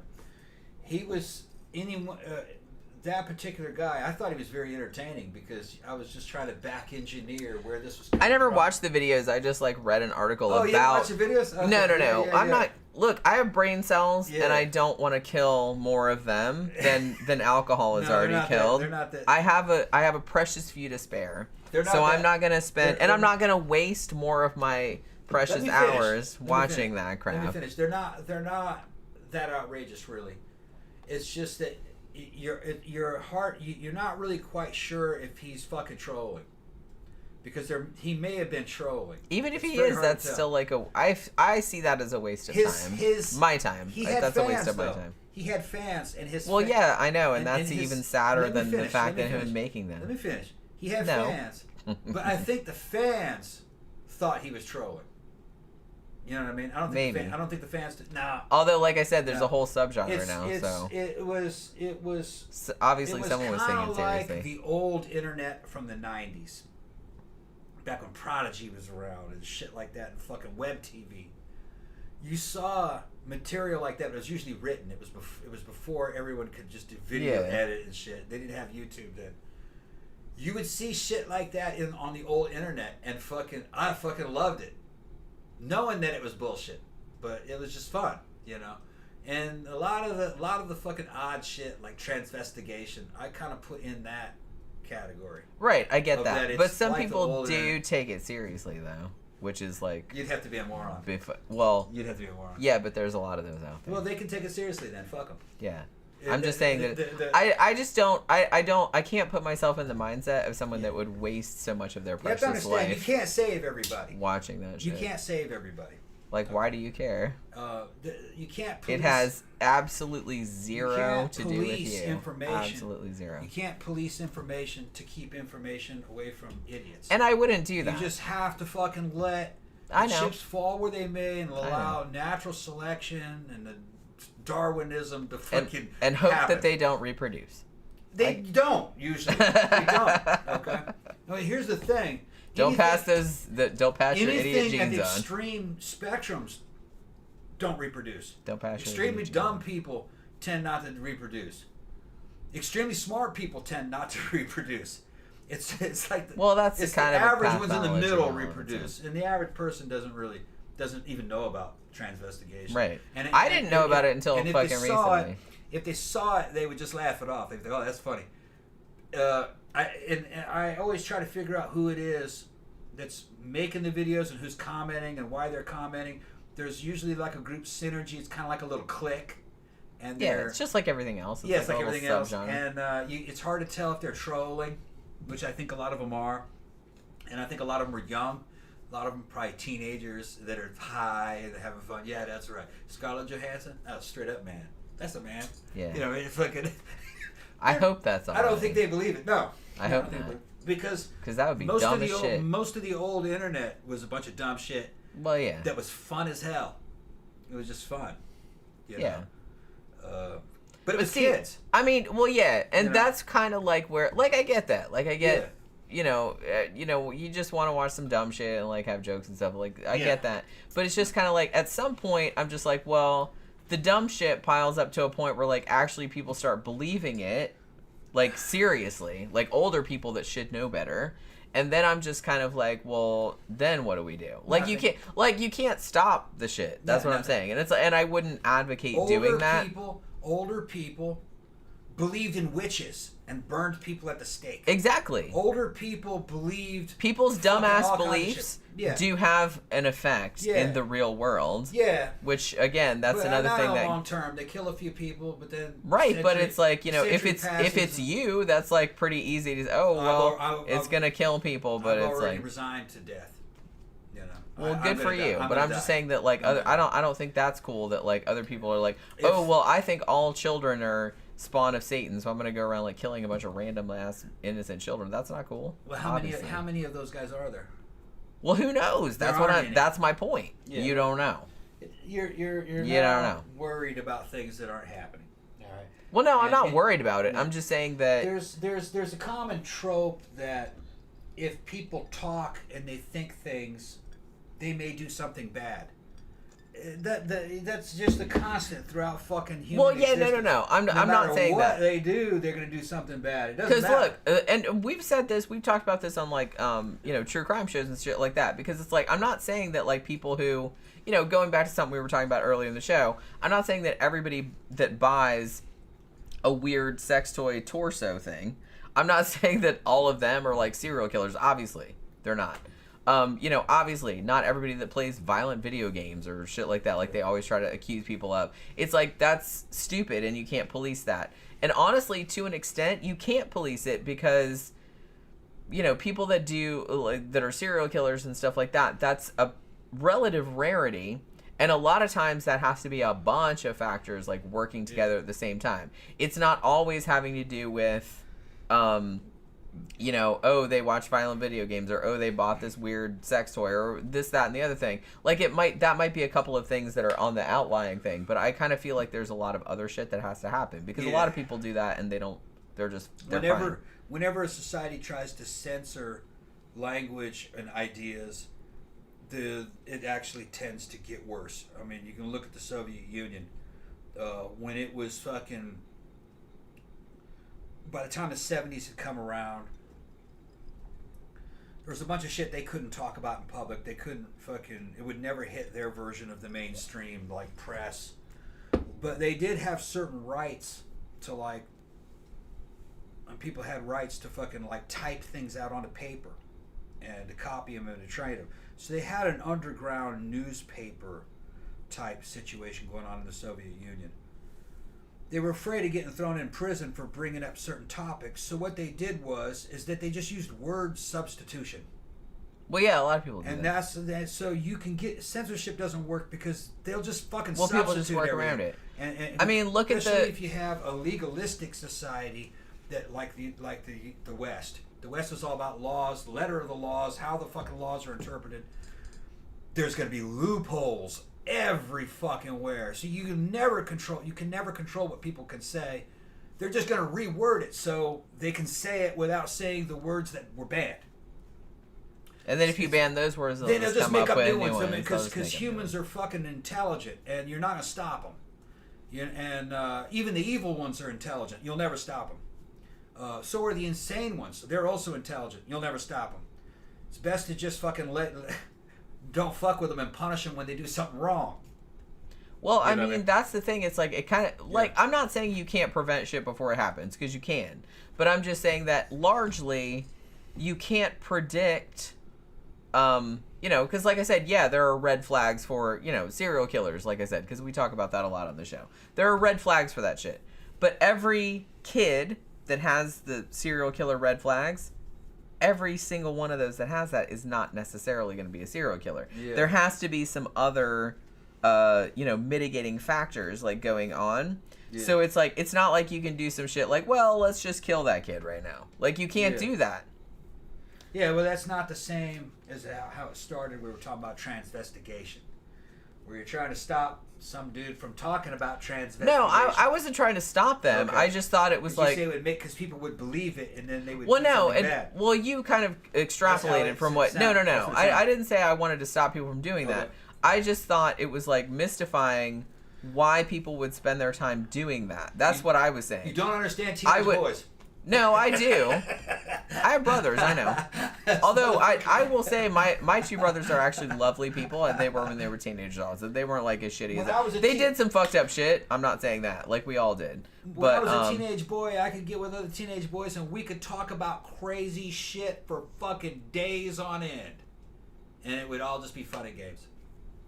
Right. Yeah, but like no, it wasn't. Well, and the thing about it too was that, and I think maybe like back in the old days it was maybe easier because it was just like you and your friends, and like it didn't really go any farther than that. Like nowadays, like if somebody says some crazy shit like online, like millions of people can see that shit. Yeah. You know what I mean? So, but I'm not saying that they should stop people from doing that, because that's obviously that one, even if you wanted to, you couldn't. We're in a fucking transformative fucking period. Right. Some people are always trying to fucking compare this to like, the end of the Roman Empire or the fucking Germany in the 30s. It's the fucking... Right, but I mean, the context is so different. It's nothing like that. If anything, this period is more kind of like the 1600s with the fucking... with the beginning of the printing press. Now all of a sudden you can fucking... the internet is the printing press, basically. That's kind of how I always kind of saw it, too. And it's fucking tearing down all of the old structures. Right, which in some ways might be bad, but some ways might be good. This is the apocalypse. This is the end of the old ways, and it's the beginning of the new ways. That's but that kind of happens whenever there's like a big upheaval, and that happens all the time. Yeah, it's the way it should be. That's why you can't have infinite stagnation. And I don't really like all of this kind of shit because I know there's a lot of money to be made in particularly like channels and stuff like that are like, oh, everything sucks and everything's like, oh, it's the end of the world and blah blah blah, like, because that sells. Like, people like negativity. They like, oh my god, everything's ending. Everything is kind of adventurous. It is, and so, but I don't really have any patience for that. Yeah, shit is changing. But it's like it always does. This is not 1930s Germany. It always does, and it's not fucking 45, not 45 AD or 45 BC Rome. All right, it's not. It's very different back then. History does not repeat itself, and it does not rhyme. That's bullshit. Mark Twain, I think it was, had a better description. I think it was Mark Twain. History's more like a kaleidoscope. You see a bunch of patterns over and over again. They kind of look familiar, but... That's actually like a good... I don't know if that was Mark Twain, but that is actually like a good analogy. They look, you see, but it's not the same image over and over. Because like I said, every time it happens, the cultural context is completely different. Yeah. And it's just kind of like... So I feel like... people that come out with videos and say like, oh, this is exactly like when Rome fell, and this is exactly like this. It's not exactly like that. Technology. It's everything is different, and it's just kind of like they're just doing that for clicks, and it's just like, so I don't truck with that because like, look, you're just doing that for attention. Like I don't even think there's any value in trying to predict shit, whether negatively or positively, because nobody fucking knows what's going to happen. Nobody. It's just kind of, look, and I get that they're just trying to make money. They're just trying to get people to click on their video or whatever. It's like, fair enough. But it's just kind of like, if you're legitimately like trying to, I'm going to predict this, that, and the other, like, fuck off. You can't. I've listened to you can't. 3-hour fucking discussions with respectable historians that, you know, I believe what they're saying.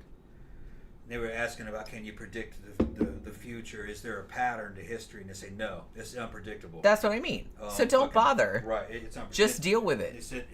It's you can see trends and you can see conditions. Right. But you can never predict how it will go. No. Everything was just like, I think it was Mark Twain, right? With the kaleidoscope? I think it was I'd have to look that up. I'm not really sure. You see familiar shapes in there, right? And pattern, but that's not quite the exact. You can get an idea, maybe. You can get in the ballpark, maybe. Yeah. But it's just kind of like there's too many contingencies. Yeah, and a lot of what's happening. Another thing is that Westerners and just all people, I guess in general, they think this all has to do with governments. That governments have a lot of say in things and how things are going to go. Not really. They're mostly reacting to things and they're fucking acting in their own interest of their careers. What really dictates reality is technology. Fucking, most of the crazy shit that happened to Rome was because they didn't have any fucking mass transit or no telecommunications. It didn't fall either. That's another misconception. The empire just declined slowly over about 3 centuries. Yeah, like I said, people alive at the time wouldn't really have been all that aware. People at the time of it. Even in the medieval period, it was very slow.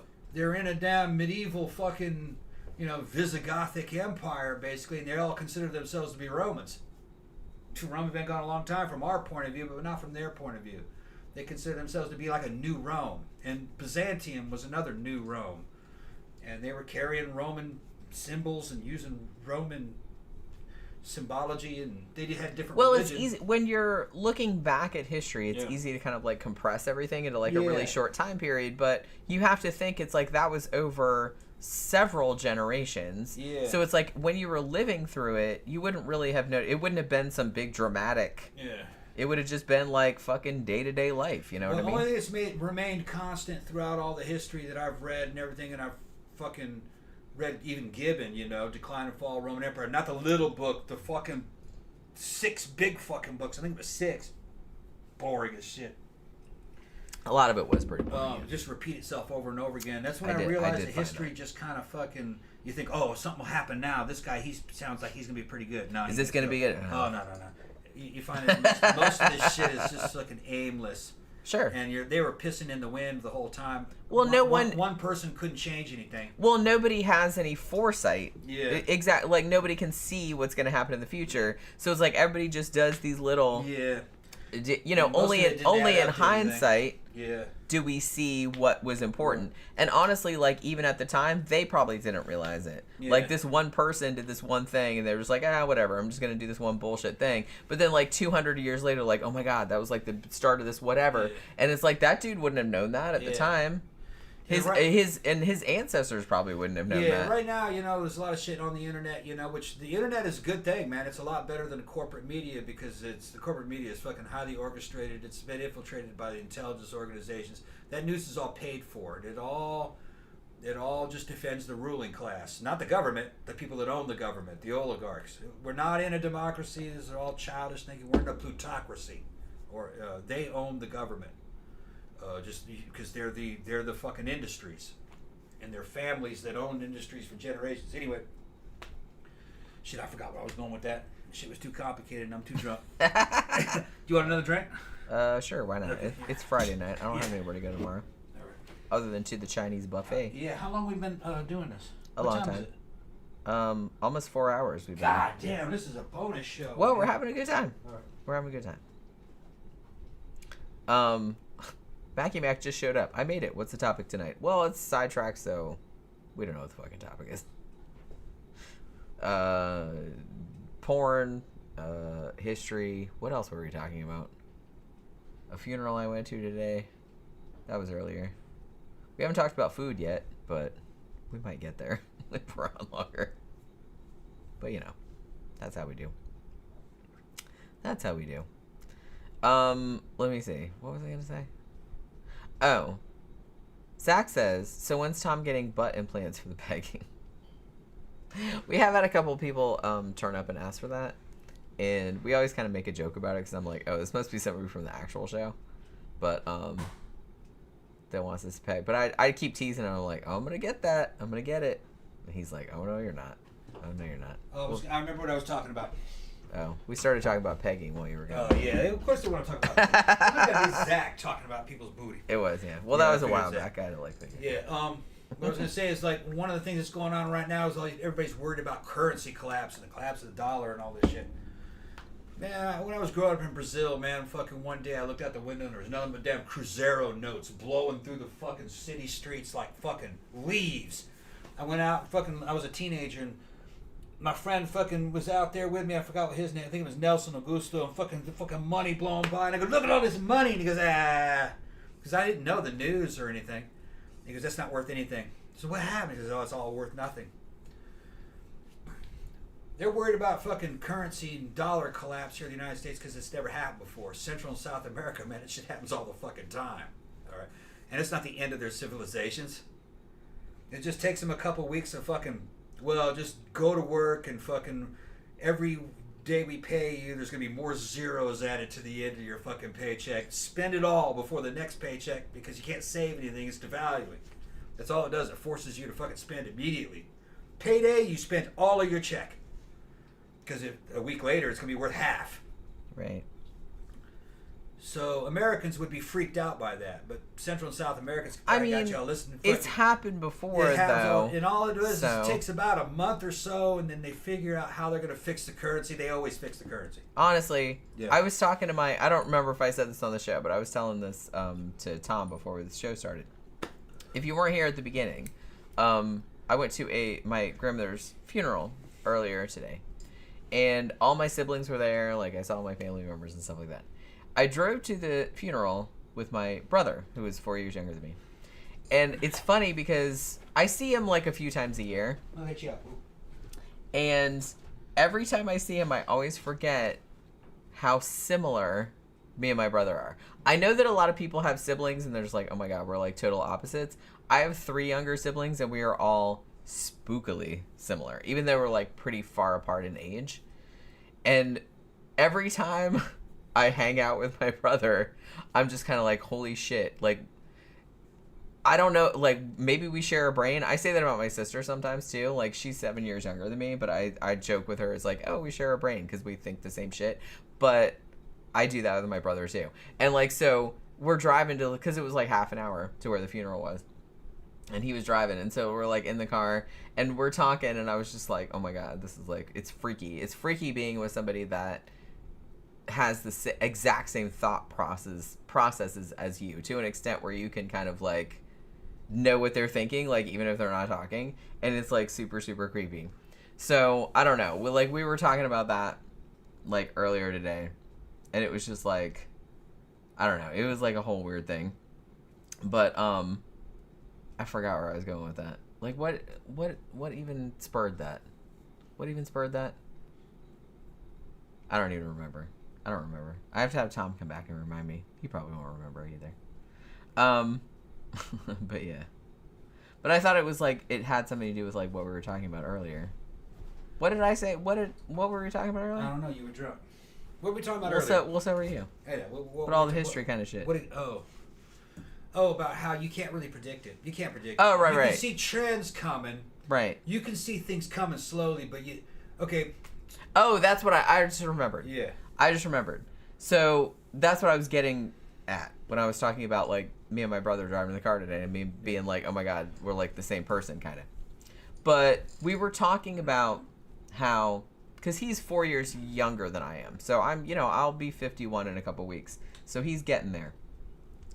And he said to me, and almost at the same time I said it, he's like, one of the best things about getting older is you don't give a fuck what anybody cares, what anybody thinks about you anymore. You know, you can just kind of do what you want. Because he told me, like, just like a year ago, he had a job and he totally hated it. He's like, man, I would go there like every morning and I just like put my fucking head on the steering wheel and I just be like, oh my god, I can do this just like another day and stuff like that. I'm like, yeah, I've had jobs like that too, where I've had jobs where this is fucked up, but I had jobs where I woke up in the morning, I'd be like the night before, I'd be like, well, maybe I'll die in my sleep and I won't wake up in the morning and I won't have to go. I've had jobs like that. And so like when he told me that, I was like, I know exactly, because he's exactly the same as me. And he's just like, I can't deal with it. So he's like, so after a while, he's like, look, I'm getting towards 50. And he's like, I can't fucking do this anymore. He's like me. He hates people. Yeah. He hates dealing with people. Anything like that. He's just like, I can't fucking do it. Usually retired at their 50s back in the Yeah, he's just like, I can't fucking deal with it, man. Yeah. And he's like, and I was just drinking to deal with it. And he's like, this is bad. I can't like fucking do this. He's like, so I had to quit. So he's like, so he got another job that he actually likes. He went back to school and he's doing that. He's like, it's really, really tiring. But he's like, you know, in a year or something like that, he's hoping that he'll be able to get more like what he wants to do. Because honestly, he was doing a shitty job before, and he's just like, I quit, and I bought a truck and a lawnmower and just went and mowed people's lawns. Because I would rather fucking do that than have to deal with my... And I was like, I know exactly how you feel. Yeah. I'm exactly the same. So he's doing that, and I'm just kind of like... We were talking about... The best thing about getting old is, one... You know, you're just kind of like, look, I'm getting old and I'm just going to do whatever the fuck I want. You're more free. And you don't give a shit about if other people don't approve of it or they're going to like look askance or sideways or something. It's not as bad as it used to be, honestly. No. But he's just like, you don't give a shit anymore. Another thing is, once you get to a certain age, a lot of the fucking primary tasks you were trained and kind of brainwashed into thinking that you had to do, the time for those are now past. Right. You're now free. Like, I don't have to worry about going to fucking college to get married, to have kids with the white picket fence. That's past. I got a nice house now. Got a fucking great girlfriend. We're having fun. I was married before. That shit didn't work out. So was I. That shit didn't work out. So we fulfilled all that. Yeah. So I mean, I don't regret it. I'm just saying that it just didn't work out. And that's okay. That's okay. It was all for something. It was all for a reason. I wouldn't take it back or like not do it. I learned what I had to learn. Right. What I was saying, another thing wanted to say about history and how you can't predict it. And I've been studying this now for years because of everything that's been going on. And then fucking consulting, I listen to philosophers, historians, scientists, other people that have had experiences fucking from other places of the world, fucking, you know, with different kind of conflicts and civil conflicts. You can't predict what will happen or what the end result of anything will be. No. The only thing you can see are conditions. Here's an example. If it hasn't rained in a long time and you're in the forest and the forest is all brown and dry, the conditions in the forest are it's brown and dry. If a fire breaks out, it's gonna burn. Yep. So you can say the conditions are here for fire. But I don't know when the fire is going to happen or how it's going to happen, or will it start on fire over here and just burn a few acres and then burn out? Or it might not happen. Or it might not happen at all. It might be a big rain can come. You can't predict it. So don't knock yourself out trying to do that. Yeah, just because the conditions are there doesn't mean you know exactly how it's going to go down. Right, nobody does. Me and Jen live in fucking Florida. The conditions are here for hurricanes. They come all the fucking time. A tornado could come and right. flatten our house. So we don't just go, well, fuck it, we can't predict the hurricanes. We can't predict the hurricanes. No. But we prepare. You have That's all you can do. You have generators. You have fucking food. You have fucking fuel. You have water, fresh water. Sure. And then flashlights. Candles. Yeah. And solar fucking generator. Solar charging packs for your... little phones, because a power outage can be out for a month. Jen was stuck without power for a month. Wasn't it a month? It was 2 weeks. 2 weeks, okay. I was out for 2 weeks. Oh man, and in the summer, that's fucking miserable. Yeah, no AC. It was August or early September. So this goes for just sucked. everything. No matter where you are in the world of the United States, you can see that the conditions are there. Just take precautions. But don't worry about it. No, you can't predict it. It's because it might not happen. It might not happen. It might not Right. happen. Just, I kind of feel like that's or the if best. it happens, it doesn't happen in your area. It happens in another area. That's or what I mean. It happens, but it's not as bad as you thought. Mitigating factors fucking stop it. And look, So, coming from somebody like my ass, who is like the queen of overthinking over here, I'm just kind of, and I'm trying to like cultivate this for myself. Because I am like a classic anxiety person. I'm a classic overthinking person. Whereas like every single thing that could go wrong in a given situation, even no matter how innocuous it seems, I'm going to like just go over that shit. And it's going to keep me awake. So the older I've gotten, I've tried not to do that anymore. Honestly, even something as like when I was going over to the funeral today. Oh my God, the car might break down on the way over there because it's like an hour drive. What if this happens? What if that happens? What if that? And I thought of like a million contingencies of like all this shit that could go wrong. And then like after a while, I'm like, why the fuck am I like, why don't I just, and nothing that I thought was going to happen happened. Yeah. Because I was like, what if I get there and there's like all this fucking drama? What if this? What if that? And nothing happened. Nothing. Yeah. It was fine. You know, and I'm not saying that it's going to be fine every time because obviously it's not. And sometimes it's worse than you think. But you can't worry about it because most of the time it's going to be fine. You're going to deal with it most of the time. Like, yeah, sometimes it might turn out worse than you thought and that sucks. Yeah. But worrying about it doesn't make it any worse or better. Yeah, it just made you stress out I'm beforehand and it didn't really make any difference one way or the I'm other. gonna say some shit that I told Soph. All right, and she said this really helped her out when I said that. And I told her a story. In the Army, we understand, especially in the infantry, that no plan survives contact with the enemy. No matter what you're planning, as soon as the fight begins. Well, as soon as reality that intervenes, shit fucking went out the goddamn window. Yeah. The plan goes out the goddamn window. that happens pretty much. Your with army everything. is always going to be fighting by the seat of its pants, especially if it's fighting against a real conventional army that's fucking strong. The only thing you can do is make preparations. Yeah, that's it. That's all you can do. And what armies do is they Prepare stockpile and rations. chill out. They stockpile rations. They stockpile ammunition. They train. They get in good shape. They fucking run. They do calisthenics and push-ups. They fucking learn how to use their little radios. We learn how to fucking put on gas masks, NBCs, what it's called. Fucking learn how to jump in and out of helicopters. It's just preparations. You're not planning any kind of fucking war plan. It's just the very basics. So if something happens, you can react. Right. And then you have the resources you need to react. In other words, you got food. You got water. You got ammo. You got your uniforms. You got all your equipment. So at least all that shit is working. So as the situation evolves, you can make up a plan on the spot to get something done locally. Only things that you see.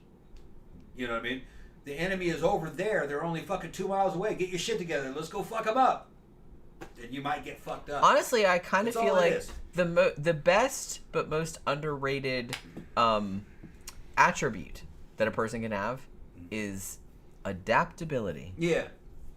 It's called, in the Army, we call that being Gumby. Flexible. Flexible like Gumby. I like that. Yeah, being Gumby. I like Because no plan survives contact with the enemy. Well, yeah, because they don't. Because Now, the enemy does not obey. They see the plan and go, fuck that, we're not going to do that. They see right. exactly what they're doing. Well, you can't control other people's You can't behavior. control- You yeah. never know. That's what I mean. That's why Yeah. I think it's useless to like predict things and shit like that. Yep. But I will say, in the defense of people like me that have like super anxiety and overthink everything, we're the ones that think of all the terrible shit that could happen. And so I will think of all the terrible shit that can happen, so I prepare for all the terrible shit that happens. You know what I mean? It's like, oh, well, my car could break down, so I better make sure my AAA membership is like, I better have this and that and the other in the car and all that kind of stuff. Better make sure my phone is charged or whatever. So I'm really like cognizant of all of that. And I think that's important to do because then when nothing happens, you're kind of like, oh, why did I do all that? But it's like if something bad had happened, I would have been ready. You know what I mean? I would have had a fully charged phone. I would have had AAA. I would have had this, that, and the other thing. So it's like you do have to to an extent, like, think of all the bad shit that could happen, so you're prepared in case something bad happens, but don't expect bad shit to happen, because usually it doesn't. So I don't know. Here's a good example. It's hard for me, but it's kind of like it's a fine line one. Last time me and Jen went to the club, she was wearing something kind of skimpy, so she brought a backup outfit. I did. In case the car broke down, we didn't have to fucking get a tow truck. And that's what I mean. I was thinking ahead. Time her ass had to take a tow truck when she was a kid, and when the fucking tow truck driver came up and she was at a golf club, asked her, and he's driving. He tried to like proposition me because he thought I was a hooker. Yeah. And it wasn't even. I probably still have the dress actually. Yeah. It was like a long, like medieval looking dress. It wasn't even like slutty or anything. Yeah. But it was just like he'd never seen that before, so he just assumed. Yeah. So you can't you got to watch that. And and I had to be nice to the dude because he had to tow me like a long way, and I was just kind of like, fuck this. But it sucked. Like my radiator exploded. Yeah. But yeah, so that's what I mean. So I'm wearing this kind of like the outfit I wore to the last thing. It was like this red. It was like a red, like, form-fitting dress, but it was, like, see-through. Yeah. So I just had, like, a bra and underwear on under there. And stockings. And, like, thigh-high stockings. And her fucking cute boots. Yeah, and the boots. It looked really good, I thought. And horns. Like, you couldn't see anything, but it was just, like, suggestive. Oh, yeah, and I had, like, the big, like, ram horns. Of fucking wearing a bikini with something over it. And Right. With sex clothes underneath it. It was cute. Right. And there was a mundane in there who was checking. Yeah, he was fucking big old smile. He liked that outfit. I thought it looked nice. It looked nice. But yeah, but I was thinking the whole time, it's like, man, if we break down on the way there and like some tow truck comes, I'm gonna need like a more like conservative looking outfit. So I took another outfit in the car because I was just kind of like, I don't want to get in that situation again. Yeah. Because I've had that happen before. Nothing bad happened with that tow truck driver, but I was like, I didn't really want to get into the situation where some weirdo has to like tow me a long way, and I'm just like and like I said, the outfit that I had on that night was not like that. Yeah. It was like a medieval, like funny. a gothy medieval dress, but he had never seen it before. It wasn't even like fetishy or nothing like that. Weird. But he had never seen it before, so he just assumed. You must be a hooker. Yeah. Yeah, That's and like he is, thinking. and the fact that he just like jumped to that, I'm like, oh great. Can I call another tow truck, or I'm not really comfortable with this situation. That's funny. This is what we have to deal with, you guys. It's not fun, not fun. You can't even wear like a fucking medieval looking like fucking and stupid dudes will be like, are you a hooker? How much do you charge? More than you can afford, motherfucker. That's for sure. That's funny. Jesus Christ! Don't be so fucking stupid. I don't get it. Stop being stupid. I guess that's a tall order. They can't help it. I guess it's a tall order. I don't know. Yeah, Dave's here. Shit happens, but sometimes it's just gas. Yeah. Oh, I mean, you would hope. Sometimes it's a shark, though. You gotta watch. Damn, Dave thought you'd be at the club by now. Yeah, it's like, well... He might be there. They're open till 2 or 3. Okay. Yeah, he might be there. Yeah. What time do they close? 2:30? Yeah, I think so. 3? Well, I thought... This is what they told me. I thought most of the bars in downtown Sanford close at 11. Yeah. Which I think is another reason that Mannequins does so well, because they stay open until, like, a normal club time. Until, like, 2:30 or 3 or whatever it is. I don't remember what time they close. Because Barbarella closes at... 2:30. Yeah. I can't really remember. I can't remember what the law is, like in the city limits. I don't know. Oh man, I'm getting kind of like. Dave said I'll be there in 5 minutes. All right. Okay. Yeah, Dave. Every time I go there, man, I gotta beat people's asses. I get in a fight. That's why we haven't been there in a while. Yeah. I like that place, but it does seem like every time we go there, we gotta get in. Somebody grabbing Jen's because ass somebody does something sideways, and I'm just kind of like, I'm gonna kill this motherfucker. Yeah. We're gonna like wait for them in the parking lot afterward. Yeah, Jen will help me. She'll be fucking right next to me. Well, I don't like it either. What's up, fucking Ray? I don't fucking know you. Quit touching me. Yeah. And it's just, you do it enough, I will absolutely kill you and like fucking bury you in some fucking parking lot. Sanford got fucking strict. 2 a.m. sharp. They got fucking shut down. All right.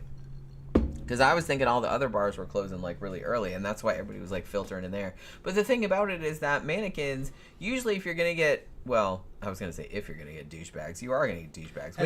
When you get douchebags, they're usually in there early. And then they usually leave. Because they've been, like, going to the other bars, and then when the other bars close, then they fuck off. Dave, how's the crowd been? And the music? Yeah, I'm curious. How long has it been since we've been? Months. Yeah, it's been a few months since we've been. Like I said, I do like it there, but it does seem like every time we go, it's like diminishing returns. I gotta get in trouble, man. And I'm like, I don't want to go to jail. Yeah. I don't want to go to jail. I don't care about going to jail. It's just fucking. Well, I don't want to go to jail. I won't lose any money. Well, we're doing the stream mate now, but. Yeah, you don't care about. Not a big of a deal. I mean, you know. I'd be out in a fucking few weeks. Well, not if I killed somebody. They might put me in jail. Although I might kill anybody. I might though, and it's like, but I mean, I might get away with it. I could do a kind of. Well, it's like, well, they were a douche. Around here fighting, you'd be out the next morning. Simple battery. I mean, you never got in trouble for like that dude that you. They don't bother. They didn't. That dude didn't press any charges. No, they don't bother. He couldn't. He attacked you. Yeah, so he had it coming, and everyone saw it. Yeah. He couldn't. So it's like, and nobody, it's not like, and they threw him out. Yeah. Man, that was a fucked up situation. Yeah. I had forgotten all about, well, I didn't forget about it, but I forgot how fucked up it was. Go ahead and hit that like button. I'm liking my own show. Did you really? Just to give it an extra like. Drunk as a motherfucker. I'm just going to like that shit. Bam. I like that show. Ian said earlier, like, what he was the one that gave us a super chat earlier. Ian? Yeah.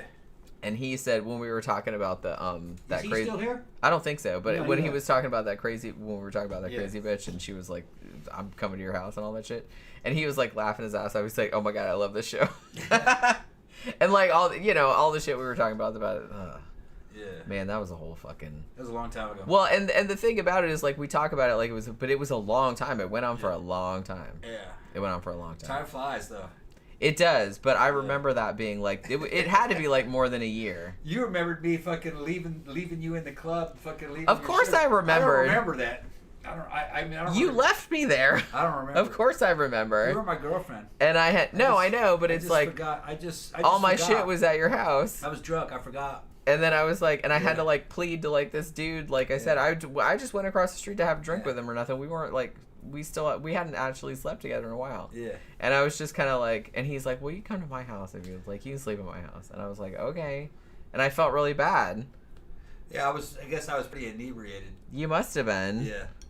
Because like I said, I had to go to work the next day and my work clothes were at your house. I had to wear the same outfit again. I guess I forgot that you were with me. Thanks. Well, yeah, you were my girlfriend. I know. I guess I forgot that I brought you. We weren't dating. I know. But I mean, you can understand why I was upset about that though. That's why now I do. Now, I called you the next day and I was like, "What the fuck, dude?" Yeah. I had to wear the same clothes to work again. I was totally cool with it at the time. Obviously. I was totally cool. Because I tried to text you. I'm like, dude, all my shit's at your house. Like, all my work clothes and everything. I was probably like, oh, yeah, I forgot about that. Oh, whatever. Yeah, I forgot. Bye. I didn't say whatever, bye. No, but it was, it was the equivalent. It was about that. I'm going, bye. You were kind of like that. And I was just like, great. Yeah, I forgot. So I was like I said, I was at the bar across the street with it, and I was like, I don't have a car, and I don't have anywhere to sleep now. So I was like, can I come to your house? He's I probably didn't have much choice in it. I think I just got in the car, not really know what was going to happen, and if she was driving me somewhere, because I left my own car.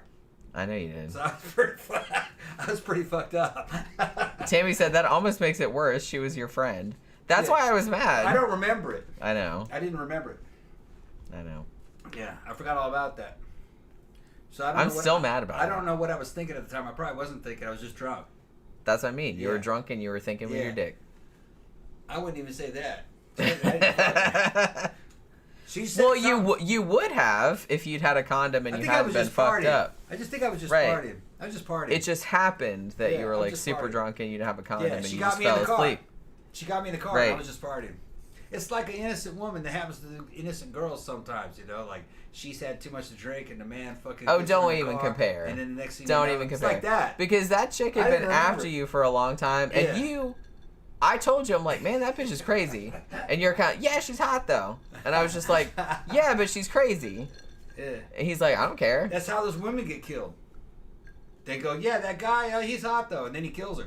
So I was just a victim. Well, see, I didn't know. I didn't.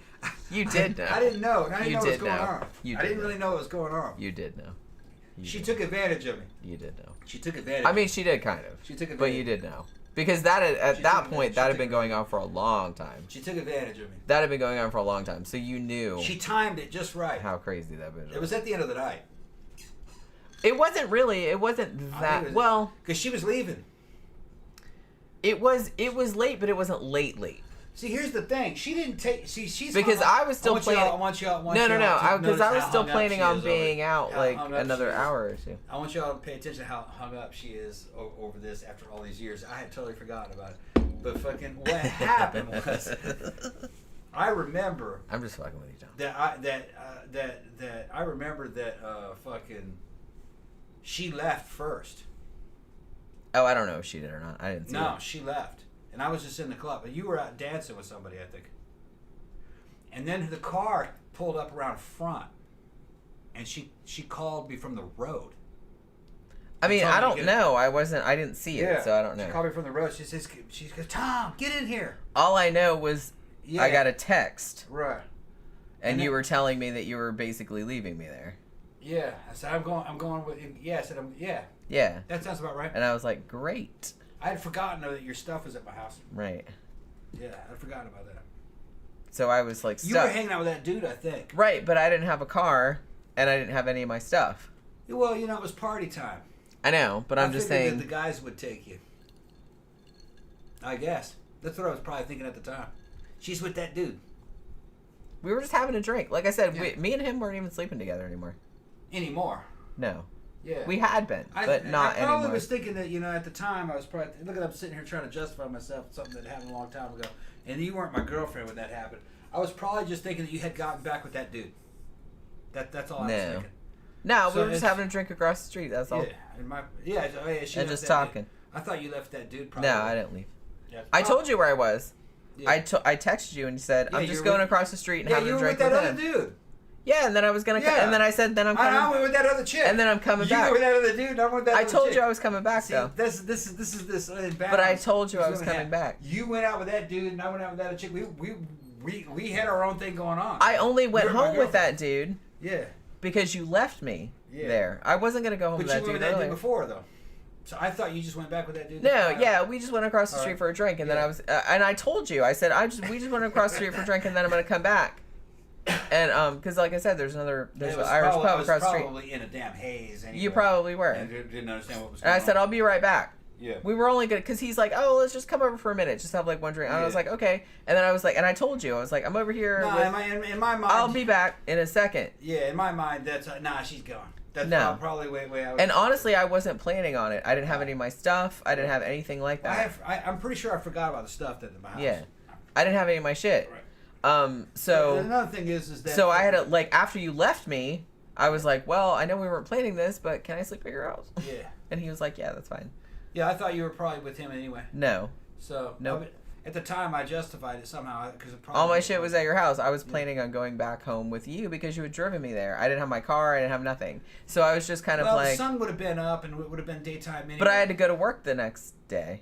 You were going to work the next day? I didn't know about that. All my work clothes were at your house. Remember that. So I had to go to my house. I had to go to work in the same clothes that I worn the day before because that's all I had. I didn't remember that. And I was you told me the day after? Yeah. Okay. I called you from work. And said, what the fuck? Yeah. You left me. Yeah. Did I remember it? Yeah, you remembered. Okay. I didn't fuck her, you said. And I was like, okay, but you left me there. Yeah. For some reason, I thought it was alright. All my shit was at your house. And I was like, and I had to come to work the next... I don't even remember what you said. I was so mad. Oh my God, I was livid. I was livid. I was like, you don't fucking leave. Oh my God. I was so upset. I didn't remember. We were. I didn't even sleep that night because I was like, I went to his house. Like I said, we didn't fuck or anything. Like we had cooled off at that point. He's like, but he let me sleep at his house, and I'm laying there the whole night going, that motherfucker, he fucking, all my shit is at his house. I have to go to work in the morning, and he fucking left me, and I don't have my clothes or anything. I was so mad. I was so mad. Thinking about it now, it's like making me mad all over again. I know, man. And it's hilarious that like you didn't even like think. And well, when I called you the next day, well, you were apologetic when I called you the next day. And you're like, I didn't even fuck that bitch or whatever. And you told me what happened, and I was like, yeah, but you still left me there. Like all my shit was at your house, and it's like that's not. Yeah, well, we used to do that. That's not great. Well, I used to do that all the time, you know. I know, but it's like still, I was just like, man, what a fucking dick move, man. I would never do that to somebody. Just like leave them like that. Yeah, for some reason at the time I thought I could do it. I thought it was all right at the time. And I was like, at that point, I was just kind of like, I was laying awake at the dude's house, and I was just kind of like, I don't remember exactly what I was thinking. And I was like, fuck, man. It's like, is this even? That was a long time ago, and I don't remember exactly what I was thinking. But it probably just kind of went back to me in Boston, hanging out with all those girls over there. We used to do that kind of shit all the time. You were just kind of like on your own. You know what I mean? And fucking, yeah, we used to, and I guess I think, oh, well, she ran off with that dude. It's be all right. You know what I mean? I was just moved on. But I wasn't mad or anything. I wasn't trying to punish I didn't think you were mad. No, I wasn't mad. The thing that pissed me off. Let me finish. I wasn't mad. I forgot your stuff was in my house. Yeah. I was pretty loaded. That's all it was. Yeah, no shit. I forgot. I'm just saying, I was mad because I told you. I think I probably assumed that you were going home with that guy. No, and I never said that. I specifically said in the text, I'm having a drink with him. Yeah. I'll be right back. Yeah, in my mind, I specifically said. I'm kind of used to like dishonest. I wasn't going home with that dude. I wasn't. I was kind of used to dishonest people. You know what I mean? So I just think, yeah, she's gonna go fuck that dude. Okay, so then when you texted me back, and I was just like, oh great, now I'm stuck here. Yeah, I was like, oh, he's got you. That's probably the thinking at the time. And I felt really bad because I had to like impose. I was just like, do you care? Sorry. And he was like, no, it's all right. You were a young woman though. Fucking, there's all kinds of guys. I wasn't that young. You were a young woman. But it's like, what? I have to like go home with random dudes now because you left me there? He wasn't random. That was your ex-boyfriend. No, I know, but I'm just saying. I hadn't planned on it. Like I said, he just showed up and he's like, hey, come across the street, have a drink with me. I was like, okay. And I was like, okay. And I told you, I'll be right back. You're making me sound bad. At the time, you weren't my girlfriend, and that was your ex-boyfriend. I know. Just assumed that you went back with him. But I told you specifically in the because I wasn't that drunk. All right, I specifically told you. We got to change the subject because you're getting mad. You're getting too mad. I'm not getting mad. I'm just telling you how it was. I specifically told because I remember the text. I specifically said we're having a drink across the street at what the fuck is that place called? Lizzie something's. No. It's an Irish pub. I said we're having a drink over here. I'll be back in a little bit. Yeah. I'll be back. You know. All right, man. Have a good one at the club. Yeah, have a good one. Yeah. I can't believe you're just going out now. But I mean, it's just Friday. It's not that late. Yeah. Yeah, Tammy said tied to a bed and held captive. I mean, yeah, that's kind of an innocent victim. That's the way he was painting it. But you know what I mean. I was an innocent victim. I lived through the shit too. I was an innocent victim. That's a long time ago. Like I said, I warned him about it. I warned him about it. I warned him about it. I don't care. She's hot. I don't care. That's like all he would say. He doesn't care. I forgot all about it. He'll fuck anything as long as it's hot. He doesn't care if they're crazy or not. Well, when I'm single, yeah. He doesn't care if they're crazy or not. So it's like, and that's you can't, bonus points if they're crazy. That's what I mean. You can't talk him out of it. Yeah. So I tried to talk him out of it, but it didn't work. Yeah, she was trying to talk me out of fucking what's her name too. She was crazy. Who? That Disney princess you fucking hated. Oh, she was also crazy. She was also crazy. She was hot though. Crazy. Well, she was not only crazy, but she was fucking everybody. Yeah. Well, not me, but like all the. Not at the time she was fucking me though. Oh, okay. It was consecutive. Well, she was fucking a lot of other people. Yeah. Later. I gotta pee. Hold on. Yeah, okay. You talk. Yeah. But no, while she was with me, she was. You talk. Justify yourself further. And see look at how this bitch does. I'm just fucking. Okay. Trying to hold me responsible for things that I'm not responsible. I was an innocent victim in all that. You were not. I was.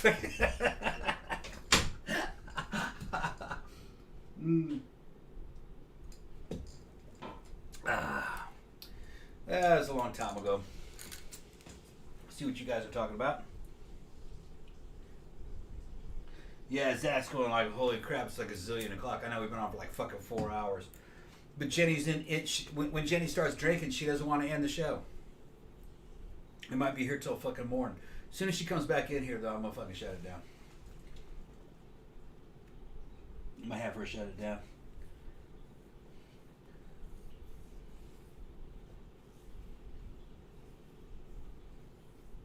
So what you been up to, Tabby?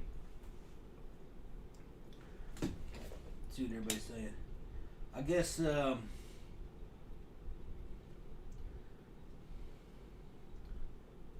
all right. DVD Dragon says, the biggest compliment for a pro bodybuilder is that when they pass out on stage, people call a veterinarian rather than a fucking human doctor. Yeah. Yeah. If you were to look at the blood work on some of those fucking guys, I bet you'd probably come back as like a gorilla. Fucking, their fucking androgen counts have got to be fucking, just fucking far outside a human being. 30 times what a human being would have. What are you talking about? All right, Jen, I was just responding to a question, to a comment.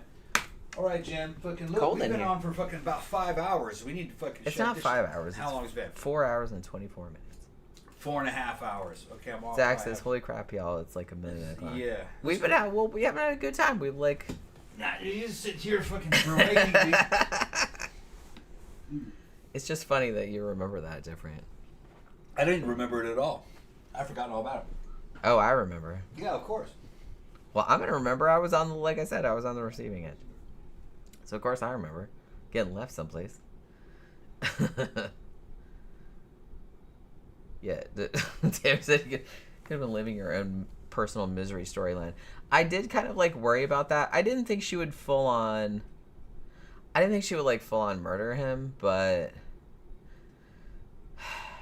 for sure there was mild. It was mild stalking. Okay, I'm not gonna say it was full on stalking. It's not like you'd show up somewhere and she'd be there and shit. But whenever we would go out, she would always like be there, and she would always like find a way to like be right there, but like she was very obviously pretending that she wasn't. Oh, I'm just here like randomly right by you, you know what I mean? Oh, I don't even know you're there, I didn't even notice you. It was that kind of shit, but she was like really obvious about it.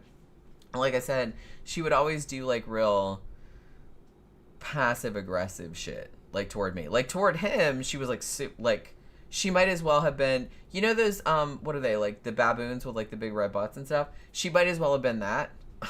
Like when she was trying to get his attention, because it was like everybody, like all of our friends were like, Jesus Christ, look at this bitch. But, so there was that. But when she was like trying to get back at me, she tried to be passive aggressive, but it was also really obvious that that's what she was doing. You know what I mean? And it was like just junior high school shit. And I just got over it at one time. I'm just like, ugh. And honestly, like when that one night when I finally like grabbed her neck and stuff, and I was just kind of like, well, Tom pulled me off. He's like, don't kill her. And I was like, why not? You know what I mean? And I was like, I'm gonna go outside. I'm gonna kill her right now. You know what I mean? I was kind of like that. I wasn't that drunk, but I was mad. So I was just over it. I'd put up with it for a long time. So I was just kind of like, why am I even putting up with this? I'm just letting her get away with it. So, but that seemed to, she still did it after, but not to the same like extent, like after that happened, because she knew that, well, not only did she know that I would pound her, but also that no one would do anything about it. Because that night, she tried to report me to the bar manager. And he hated her also. So when she came in, she's like, this bitch like tried to strangle me and blah, blah, blah. And he's like, wait, who was it? And he described me, and he's like, oh, that's Jenny. He's like, oh, whatever. Because he hated her. Still talking about her. Yeah. Well, no, I'm just saying, like, I just came back. So he hated her. So he was like, whatever, I don't believe you. And so, like, she got, like, nobody did. You guys are so fucking fun. So, and I think after she realized that she would get her ass, like, her shit pushed in, and she get her shit pushed in. And that you're gonna push her shit in. Right, and also that no one would do anything about it because nobody liked her, and they're like, yeah, ready to push somebody. If somebody like whips her ass, they're just like, That's all right. She probably had it coming. Fuck, man. Like, nobody cared. So I think as soon as she realized that, she calmed down a little bit. She still did the shit, but not to the same.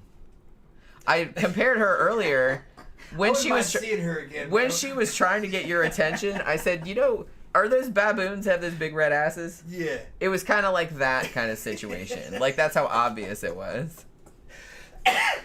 And it was like sad and pathetic, but also, you know. Oh, And I'm not shitty like that toward other. I'm not shitty like that toward other women. I'm not. No, that chick was out of the pail. That's what I'm saying. And you know me. I don't do that shit. Like, and I know girls that do that shit that are like super catty toward other women. It's like, look at that bitch with that. I don't do that. Well, that's what was shitty. funny is that chick didn't have any right to have lay any kind of claim on me. Well, that's what was weird about it. She thought she owned me. That's what was weird about like the way she acted was like she comes in and like you barely knew her. Like I think remember she went right in front of you. She was yelling at me over the phone about how much we had in common. Right. And I didn't have anything in common with that bitch. You're like, at all. look, I barely know you. You're like, I've known you for like. It's like y'all talked online a little bit, I think, and it's just kind I don't even think we did. I mean, maybe a little bit. Didn't you say that you had set up a date with her and she didn't show up? Did you tell me that? I don't remember that. I thought you told me that. Maybe I did. It might have happened, but I don't remember. I mean, that maybe that was somebody else, but I thought it was her. Well, first of all, I don't go on dates. Well, you know what I mean. Like y'all were gonna meet up at some like a coffee shop or some shit like that. I thought you told me, and it's like yeah, we set that up, but like she didn't show up or she canceled it or something like that. I thought you told me. Maybe I don't remember. But it was like because I think that was another thing that made me like it was so weird about the situation was like she seemed so intent on jumping on the D, and then it's like when she had the opportunity to do she so, went fucking crazy. Like she didn't do it. Oh, did she really? Went crazy when she saw it, yeah. And then she couldn't even have it. Oh. Couldn't get it, yeah. And I didn't really care. I had to have been fucking pretty smoked at the time. I was probably pretty fucking. You must have been. Because I don't really remember much of that night. I remember certain. Like I said, I remember. Yeah. I wasn't that drunk, and pissed, I remember. you were pissed and off. I was pissed off. Well, And I wasn't as drunk as you were. I was just a fucking innocent victim of fucking all this damn estrogen coming at me. Okay. I didn't know anything about it. And I just, you and that other dude fucking ran off. And, I'm just, you gotta remember the way I was. Remember the way I was? Yeah, I remember. I really didn't fucking believe what women told me. You remember kind of where I was coming from. I was just like... You had some trust I was skeptical. issues. I was a very low trust person. Yeah, you had some trust... Well, particularly with women, you had some trust issues. I wasn't mean to women, just that I just didn't believe anything they told me. Right. Because I was used to being, like, lied to. And it didn't bother me. I just thought that was normal, So you probably sent me that text and go, she ain't coming back. It's probably just. But I was going I to. probably, but I was drunk at the time, and it was an older version of me, and you weren't my girlfriend, so it was just I was just fucking, you know what I mean? That was my. Why are we going over this shit? That was a long time ago. I don't even barely remember it. But, well, you probably sent me that message, and I'm just trying to put myself back in the way I was back then. I wouldn't have bought that. I'd have been like, yeah, right, sure. But no, I was being honest. I wasn't going home with it. I was just having a drink, and then I was going to come right back. Yeah, I wouldn't have believed that probably at the time. I was being completely honest. That was the guy you had dated. Well, he wasn't really my boyfriend. He was just the guy you had dated. We just had like a thing. Yeah. So I'm in my for mind, a month or two. In my mind, fucking that. There was no commitment, or say he was fucking some other chick too at the same time. I found out later. Yeah. Okay. But yeah, that's what I mean. So it's just kind of like sit around defending myself for something. No one's asking. Okay. I know that you have at the time. I mean, you've told me this before too, that you had like a lot of like trust issues with women because a lot of women had like fucked you over. Yeah, so I probably just like, okay, yeah, that bitch go. I get that. But I wasn't after you. At the time. I know. I just thought that she hooked up. Right. That's I get it. That's probably what it went. I'm just saying, yeah, it just came off different, like from our different points because I knew I wasn't lying. Right. I wasn't going home with them. I was just kind of like, I'm just coming over and having a drink at this bar, and then I'm going to go back to the other bar. And, like, I thought, like, all my shit was at your house. Like, obviously, I intended to stay at your house I'd because probably all my shit was there. I'd probably forgotten that your stuff, that the stuff Right. was about. But no, that would have been, like, par for the course, just some... Right, but I mean, now you know. But I wouldn't. Right. Back then, I do anything like that to somebody. She's getting laid with that to dude. Anybody. I wouldn't do anything like that to anybody because that's probably shitty. at the time I was like, yeah, she's gonna get laid with that dude. Yeah. And fucking that's probably what I was thinking. And maybe some people would do that. I don't. Oh yeah. Yeah. Oh yeah. But I wouldn't do that. I can name them. Well, yeah, I've known people like that too. I can name but them I'm just saying that you know me now. Yeah. I would not do anything like that. Right. I'm just not like that. I don't. So I was just in a different. If I mode. say I'm gonna do something, I'm gonna do it. I don't fuck around like that. I don't see any need for it. And maybe that's weird, and maybe I'm a weirdo. Yeah. I don't really know. Yeah. But I don't really do that shit. Yeah, you were honest. Which Yeah. that was real weird. From my point of view, that was real weird. Which is kind of sad, Tom. Yeah, it's kind of sad. Extremely weird.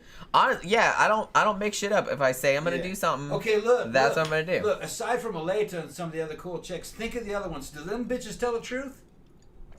Well, most people don't. No. But like I said, this is why I have a hard time with people, Yeah. and I don't really like dealing with people either, because like Yeah. a lot of people are just like really deceptive, and I'm not into it. And I can name them, and they're like kind of like friends of ours. Right. Bitches lying through their fucking teeth a lot of times. Yeah. Deceptive as shit. We won't even tell. Okay, there's a girl we can think of. There's a girl that you and I both know that has boyfriends, bunch of children. She's cute. She does like acrobatic kind of act. All right, blonde. I know who you're talking about. Okay. That girl there would definitely do something like that. Yeah. Definitely. I'm trying to fucking point out something about her. Trying to think of fucking, and I like her. I do too. I think she's nice, but no, she's definitely like that. Definitely. Yeah, like I said, I so think I just assume- more people are like that than Yeah, not, I right. guess. But that's kind of shitty for like people like me Right. who don't do that, and it's Right. like everybody just assumes that you're like shitty too, and it's like, no, I'm really not The reason shitty. why that girl's like that is because she came from a family that was extremely low trust. She didn't trust nobody. Right. I don't Yeah. really trust nobody either. Yeah. But I'm just saying that it's like, but that doesn't translate to me being untrustworthy. But that's why. That makes me want to be that's even why more she's- trustworthy no, because no. I want to be better than That's that. why she's so wishy-washy and paranoid and she thinks everybody else is against her. You say one thing that she takes the wrong way, all of a sudden she thinks you're her enemy, that you meant to hurt her feelings over something you didn't even know about. Right. Remember? Yeah, Remember? yeah. And that had to do with fucking Sonia. Yeah. Okay. And I didn't know that she didn't know about Sonia. Well, see, that's the thing. It's like a lot of shit I'm talking in happens. fucking failed things because of I know, these but it's like, yeah, we don't want to like reveal, Yeah. like, you know, we don't want to reveal So, too much about that people that whole we know. scene, that whole scene going all the way back into Boston was like a minefield about who you could deal with and who you couldn't deal with, and the default setting was that people were pretty kind of untrustworthy because they weren't showing you who their real face was. It was almost kind of like you're doing with like the Japanese. You had to have the public face and the private face and all that. Their saving face. There was a lot of that was going on, especially up in Boston. So I was just kind of set like that. Yeah, You I don't see have a lot of patience with that. Yeah. Well, like I said, you were weird. I know I'm weird. Yeah, you were weird. You were actually a good person. I don't Most see of those any people weren't. point of. Look, it's like whatever I'm like, I just let it all hang out, man. It's Yeah. like, just like what you see is what you get. I'm not Yeah. hiding anything. I'm not. Literally, I don't think there is anything about me that I've probably not said out loud on this show. Yeah. I can't think of a Right. single fucking thing. Okay, like fucking, I can even use I can bring up examples of fucking guys that we knew, like mini-me and shit. How wishy-washy and kind of deceptive that was, where you're not really quite sure what it is you're dealing with. Right. So, that was I don't just- like that. Like I said, Yeah. I think that's why I have a hard time like hanging out with people. You project your honesty out on other people. Well, I try not to because I know that, and this is weird because it's putting me in a position of like having to like act like I'm superior or some shit like that. I'm like, well, I wouldn't do that, but like other motherfuckers might. You came from a more stable background, I'm gonna tell you. Well, that's true. true. From a more stable background with a fucking with a better family. I mean, I grew up very, very poor, but I did have like a loving family that wanted me. Yeah, Jen comes from a very fucking basically kind of like traditional Southern nuclear style family with a lot of brothers and sisters, and they're kind of country-ish and honest. All my siblings are like me. Yeah. They're all awesome people, I will say, my 3 siblings. They're just, and yeah, they're all exactly like me. Yeah. What like I said, what you see is what you get. There's no deception. One of the reasons why nothing. Jen has had such long staying power in the fucking scene around here with all the business that she does in terms of fucking like album covers and CD covers and posters and shit like that is because of her trustworthiness. They give her a fucking work order, it's executed, it comes right back at a high standard quickly. The average person in the scene can't do that. They just can't. They don't have the work ethic. Maybe that's what it is. They don't have the skills, and then she can write books and do shit like that. She's a very unusual woman. After 13 years, I'm still hanging out with her. And I love this chick. She's a trip, though. She's a fucking trip. She is a trip. Fucking, but in a good way. She's a trip in a good way.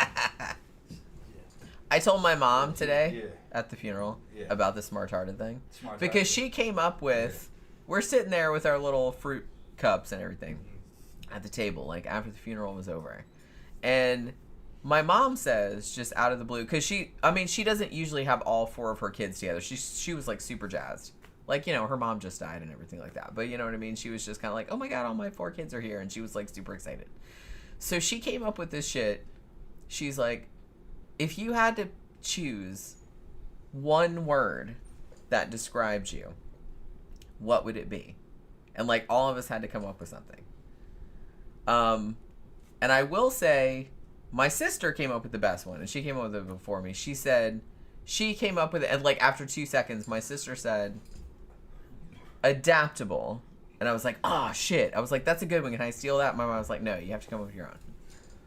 And then my other brother, my younger brother, he said laid back, and I was like, yeah, that's good. And then my other brother, who's 4 years younger, he's like, I can't think of anything. I'm like, dude, I can't think of anything either. And I was just kind of like, I feel like I'm so complicated that I can't like compress it down to one single word. My brother was like joking, and he's like, tired. That's the word that describes me. Yeah. And I was just like, yeah, I feel that. Speaking of tired, it is midnight. And I know. We gotta shut it down. I know, but can I finish my story? You can finish your story. Oh, you're leaving though? I'm just gonna put my thing away. Oh, okay. But I said to my mom, I was like, we came up to with this word the other day. I came up with it. And I said, I told Tom this, and he laughed his ass off. I said, I am smart-hearted. I said, that means, like, I'm kind of like a smart person, but I also, like, do really, really dumb shit all the time. And then my mom told me this story, and I had forgotten about this because I was a little kid. So she said, when you were a little kid, like, you were 4 years older than your brother. And me and my brother used to, like, hang out all the time when we were little.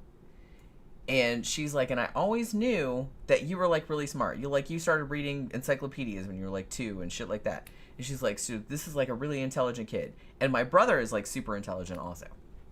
And so we were hanging out, and she's like, and then one day I saw you guys hanging out together, and you made your brother, who was 4 years younger than you, open the door for you because you couldn't figure out which way the doorknob went.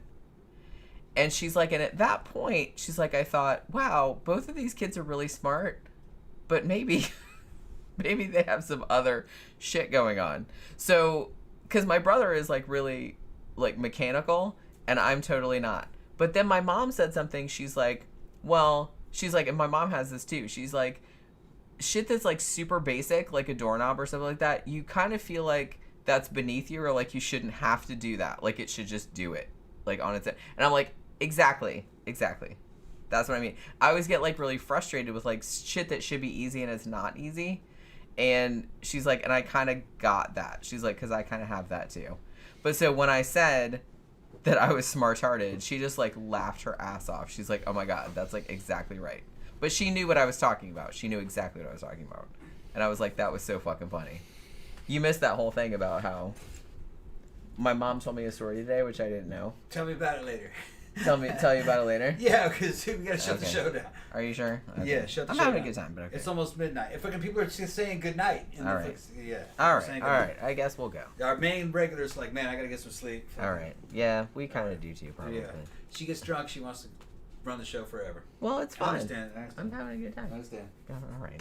All right. So tired. I guess we'll go. Yeah. But okay, so we're gonna be back Monday night for a movie review. I don't know what movie it's gonna be because we haven't watched it yet. We'll probably watch it tomorrow night. So it could be anything. It'll be a surprise. So yeah, thanks everybody for dropping by and hanging out with us this Friday evening. Hope to see you again on Monday night, and we'll see you again then. Bye.